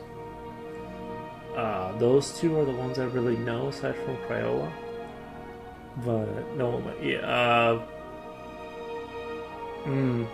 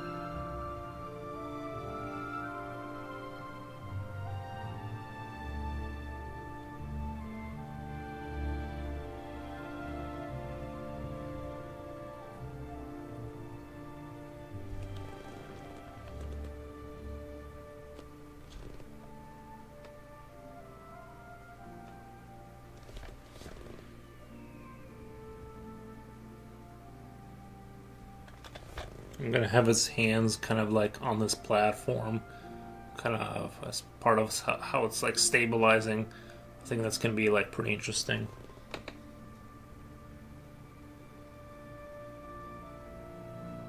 But if you're making it at home, for each cup, you use 2 tablespoons of pure coffee, and you pass the water through a filter twice. It's an expensive. It's an experience. You notice that the coffee they sell at the market is full of roasted corn mixed in. I thought it was just beans. Like when you buy coffee beans, I never noticed any corn in there. I'm not saying that's not true. I'm like, I've never seen any corn in my, what the? Have you guys seen corn in your coffee beans before?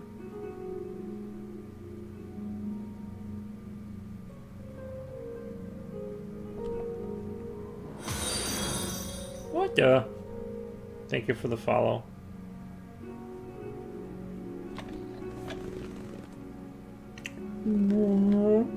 I guess this thing could make like whale sounds, like as it's coming up.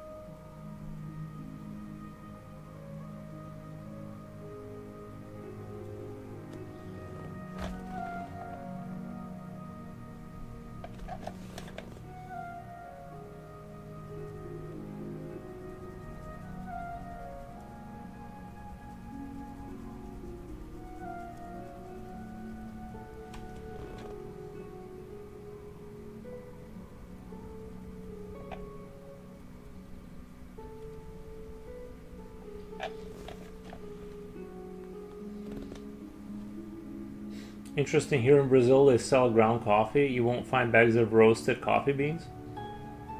You oh yeah, they sell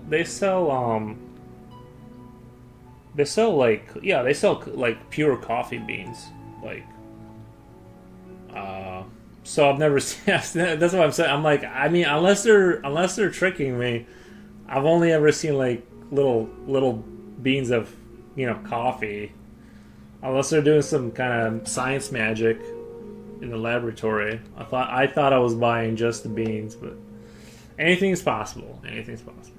Love your style. I'm disabled artist, fine line illustrator, painter, Ubrex photographer with connective tissue disorder. I love tech, tactile art streams. Mm.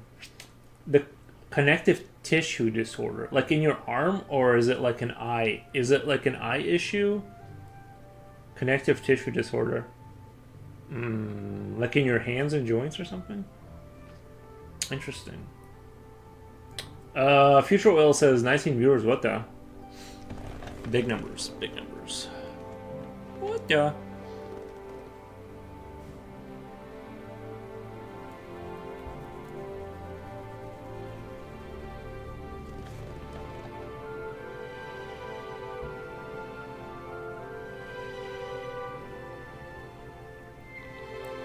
I've seen a guy, he had like this eye issue. I don't know if it was a connective issue disorder or whatever, but he had like an eye issue where he couldn't see straight unless his eye was always moving around.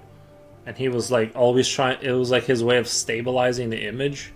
So like he couldn't keep his eyes straight, it was always darting around, but he wasn't like on drugs or anything. He just had like some kind of an issue with his eye. So you just never know.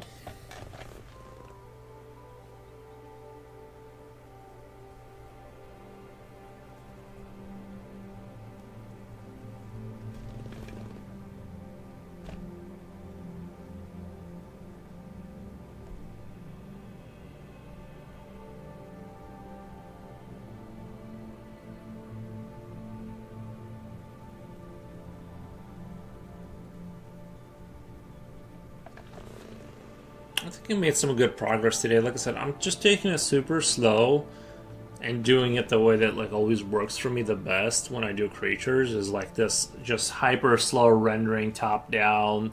I already got the image sketched out. I just need to like work it out. I think it's going to be really nice. I just want to be like hyper meticulous and having it be kind of awesome.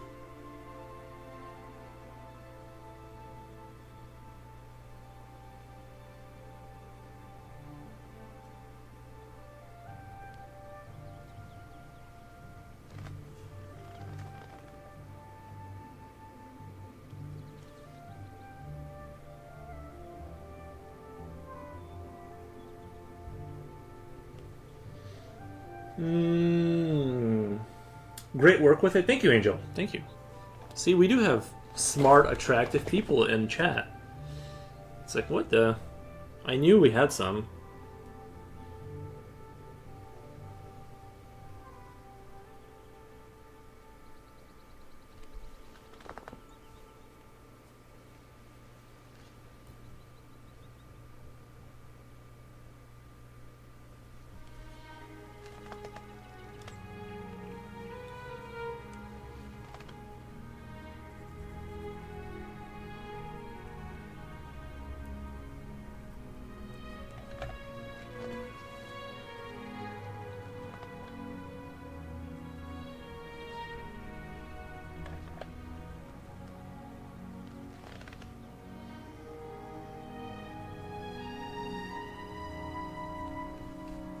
Thank you for the hearts. Thank you, thank you.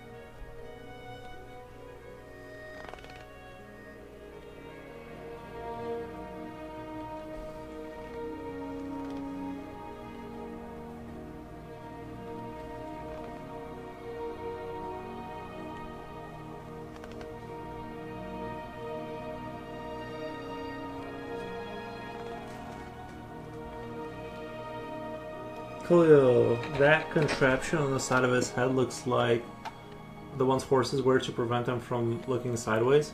Oh, I was thinking like it prevents him from leaving, because like what it'll do is like this will flip over to the front, and then the hydraulic will lower it, and then he could like theoretically get out of the suit. Or something like that. It's like a stockade. It prevents him from being able to like climb out of it.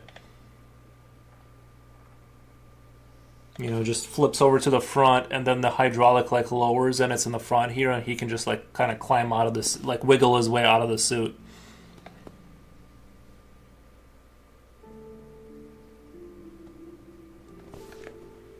And we can't have that, because he will eat every like a bunch of people. You know, it's happened before.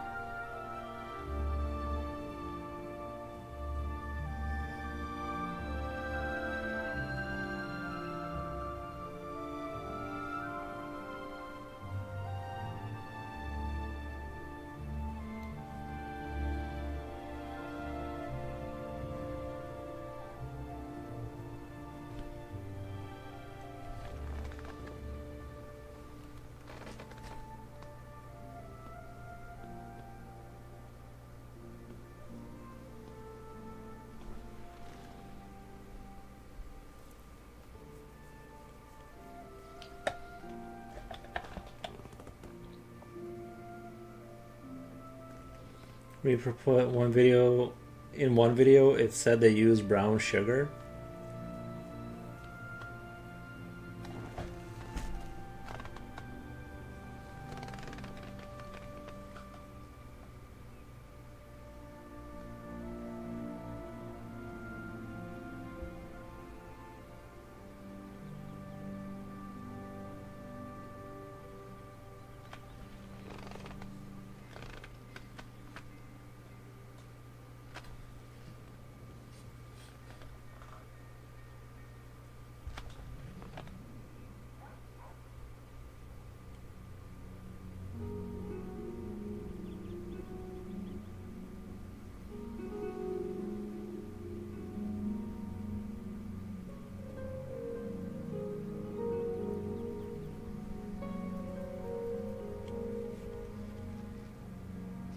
I was thinking that's what I use for my espresso. That's what I use for my espresso. So I'm already doing it like the Brazilians though. Nice.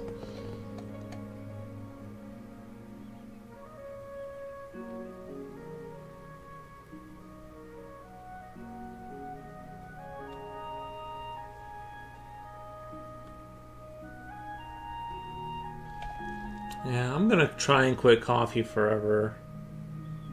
You know, at least attempt to. Like I said, it just messes. Like I finally like after like what it's been like 3 weeks of no coffee, like no caffeine. I've been able to sleep through the night finally, like a week in a row. So it's definitely been getting like a little bit better with the sleep. It's still like kind of like I wish I got like better sleep. Like the sleep itself is okay, except sometimes it's pretty good. Like I still want to like tune it up to where it's like just better quality. But overall, I've been sleeping through not getting up a bunch of times and not waking up. It's been great. Caffeine isn't really good at all. I think it just like yeah, I think it like overstimulates your brain or something. Like I don't know. And I used to be the kind of person that I could drink coffee and go to bed, but I guess not anymore.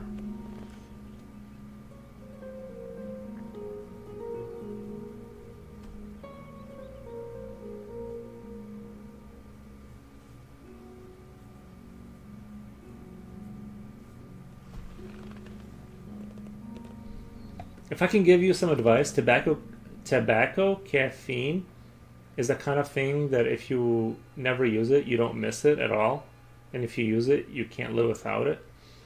Mm, yeah, I mean, I'm still working on the. I mean, it's not tobacco. It just has pure like. There's no tobacco, but yeah, it's the same thing in terms of like the chemical. It's got the nicotine in those pouches. Yeah, it's hard to quit, for sure.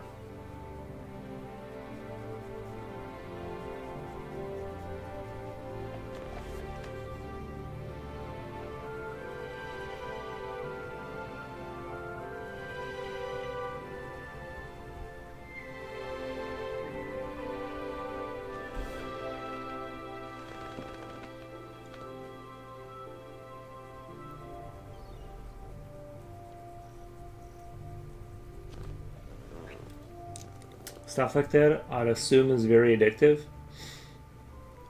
Yeah, it's at first it seems like a awesome thing, and then yeah, it is addictive. I don't recommend it. If you're not on it, don't do it.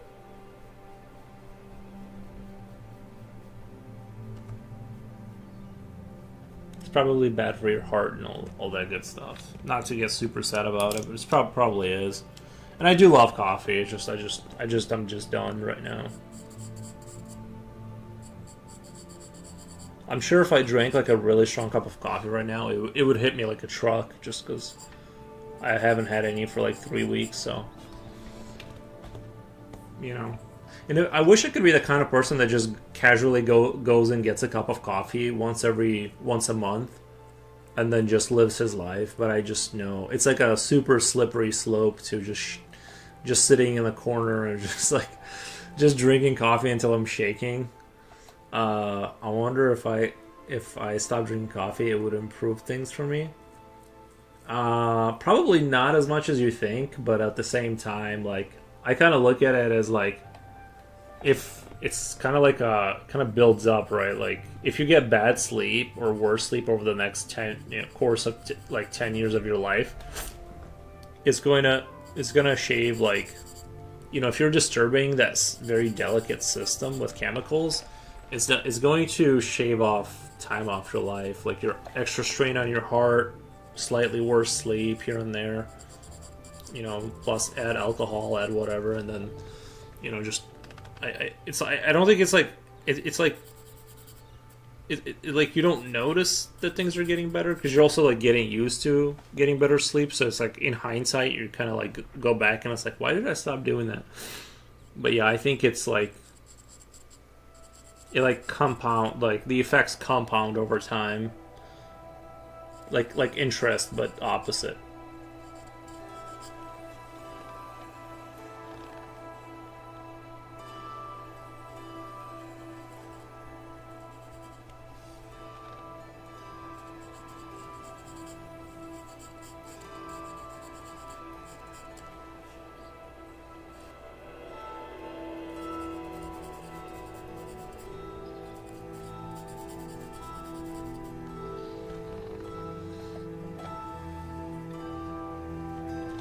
It definitely would. Caffeine affects the nervous system as well. Yeah.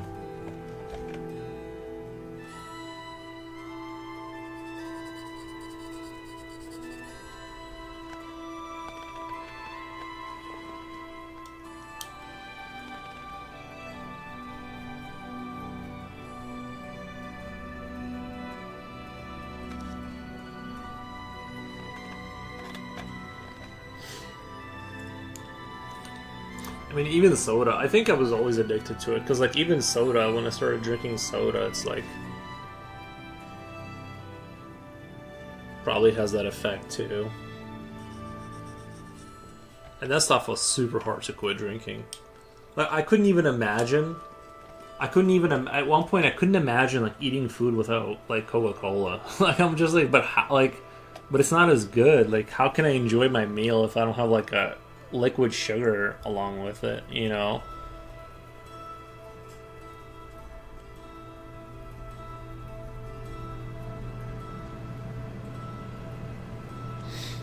I don't trust myself with addictive things, and nor should you. That's why I'll never try alcohol or anything.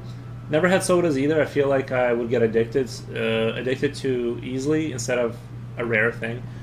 Yeah, it used to be like a dessert. Like Coca-Cola used to be like something you have like once in a while. Like it was like cake, or like you have a Coca-Cola once in a while, and it kind of became like I just drank it instead of water, and then I moved on to like energy drinks. And then I realized, like, I think I might die. Like, I need to slow down with this stuff. Like, I mean, the first, like 8 years of it, like, were awesome. Or what, you know, however long I was on that trip. Like, there was that really good, like, when you're super young, it's, like, awesome. But then, like, yeah, it's... Kids nowadays be drinking soda before 10 years old. It's like water. I know, it's super crazy. You're going to. Most people think they're clever. They think they'll be the first to master addictive substances. Nobody controls addictions. Yeah, I would just, if you can, just don't do it. Like, you know what I mean? I mean, you know, exactly, that's why I'll never start, so I can't be addicted to it. There you go. I'm not trying to be like a pearl clutcher and be all sad and be like, don't do anything fun. I'm just saying that, you know.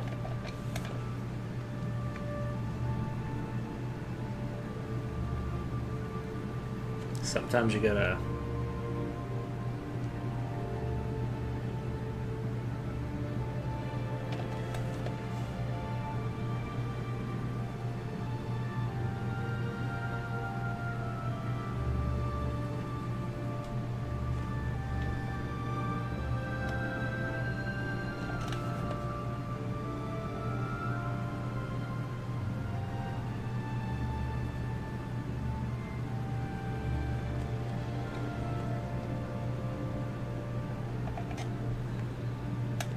I'm approaching my 150,000 cigarette. Yeah.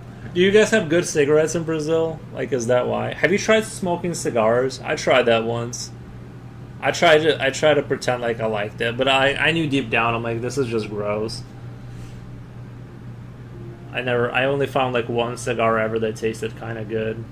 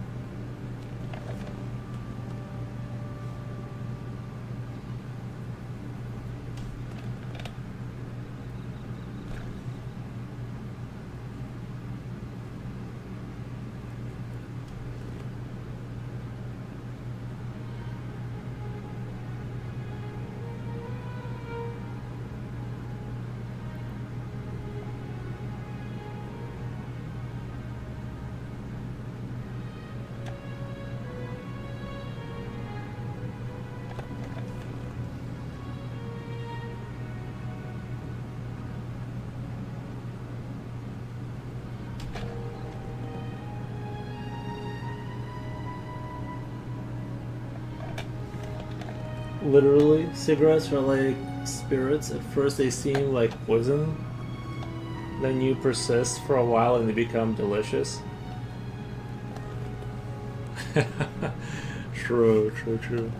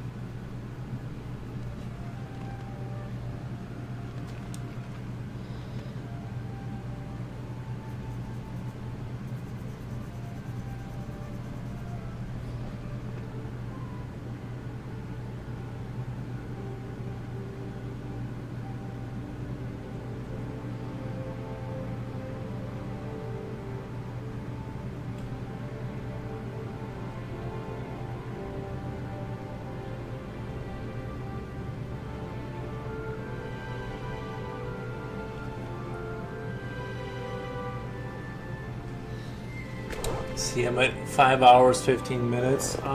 Cigarettes are good. Since the pandemic, I've drunk about 100 bottles of spirits. Gotcha. Yeah, stay away from those spirits, guys. It's all bad. It's all bad. But I'm gonna get out of here for the day. I want to kind of take this one slow, and I like the way it's coming out. I'm really happy with the results, but I want to do it in small. I'm gonna do it in smaller chunks of time, so I'm not rushing through it, and I kind of use that fresh brain to kind of, the fresh brain kind of thing to do it. But yeah, we're gonna continue on. It's gonna look awesome. Man, I think I'm done for the day, first today, but yeah. I don't want to do like super long streams on the commish. Just want to kind of take it slow and just really, really render it out. I think it's going to look better, using the fresh brain to kind of approach it and have that patience to kind of render everything out awesomely. So anyway, the lesson is this: kids, don't start. Yeah, just don't start. It's a waste of time and money. But yeah. We'll return to this tomorrow, and you guys know. Tapper Woman, thanks, and enjoy the rest of your day. Thank you, Tapper Woman, I appreciate that. Yeah, I will enjoy it. I'll play some Helldivers, and I'm going to do some reading. Just do a nice chill day. Thanks for the stream. Thank you, Coolio, thank you. I'll post the Blizzard cinematics for you to see on Discord. Thanks for everything, man. Always a pleasure to see you working. Thank you, Reaper. Good stuff. Thank you, Slipknot. Thank you, guys. Yeah. All right, I'll see you guys tomorrow. Bye-bye.